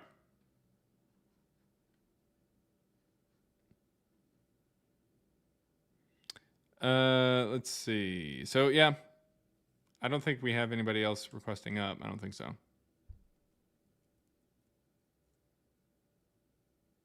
Store ice cream is better than everything. Look, I understand that like there's not like a Ben and Jerry's truck that's just driving around being like, oh, here's some Americone Dream. It's got Stephen Colbert on the front. Like, no, I understand. I get it. But nevertheless, there's just something different about the ice cream truck. Like, I could literally go to the store and have my kids pick out whatever flavor they want. Little tiny, like, it's not a half pint, is it? Is that what it is, or whatever? The quarter, whatever. Little small little things, or like a Haagen-Dazs or whatever that shit is. So the point is, I have them pick out something small and then come home and eat it, and then or it starts playing or whatever. Like, they'll be like, oh my God. Like it's. There's something about the ambiance of standing out in someone else's yard, getting your feet eaten alive by fire ants in 90-something degree weather in North Texas, waiting for that cone of ice cream that's already melting by the way that by the time that it hits your hands, and then paying like $20 for it. Like, there's something else about it. There's something else about it. There's something else about it. It's the novelty. It's the novelty of the ice cream truck. Yep. That's how it goes. That red and white ice cream truck has the best ice cream. I guess it's red and white. Yeah, it's red and white, I guess. I think it's because Mother Co's, I think. But so we actually have, there's 2 ice cream trucks that come by. The first one is the one that's like more expensive and it's like well-to-do, you know, it's like uppity ice cream or whatever. And then you have, then you have the jank ass van that comes by, and like it's never in good shape. It's like, you know, like it's coming through. It's got like 2 flat tires, and like on one side, you know, and it's the one that sells the SpongeBob ice cream that's just like kill me with like the eyeballs that's like dripping down his face, like. It's the one that you get like if you can't find the other ice cream and you're just really, really, really hot. Anyways, that's the one that the kids are like, I guess we'll take the ice cream that's in there. My God. Everything in there tastes the same. There's no different flavors. Like, it's all sawdust. That's all it is. It's like frozen mayonnaise. But, yeah, I guess that works. But that's more the one that I grew up on, I guess. And so I know to steer clear of whatever, you know, syphilitic frozen treats they're giving out. So I choose to find the other ice cream truck that's not going to unalive my kids as fast. So there you go. Let's see. They're located in Justin. Are you nearby? Are you nearby? I mean, Justin's kind of close to me. We're on his bougie down here, okay? Mango and tahini pops. Yeah, I mean, like, there's some that slap, I'd say, but like most of what's available in that little van is just sketchy. I don't know. Denton County. Yeah, Denton County's close by. Bring me on, please. Again, if you got a TikTok, I take guests over on TikTok. If you can get over here in like 30 seconds, I'll bring you up if you can request. If Jesus never existed, why is there ice cream? You know, that makes a lot of sense. Oh, shit. I guess I've got to shut it down. Bree says, I got to go to Justin in a couple weeks. Why are you crying?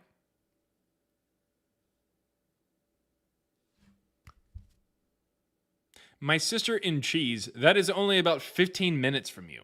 Stop whining. It's ages of... Bitch! Like, it's not, it's really not. It's really not. I will pick you up. I will be your personal Uber driver. If you hate it that bad, you let me know. You let me know. I will pick your ass up.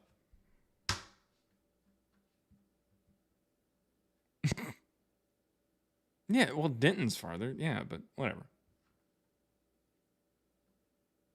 Can you do a backflip? I cannot. I cannot do a backflip. Gotta go to Denton Saturday. Stop your whining.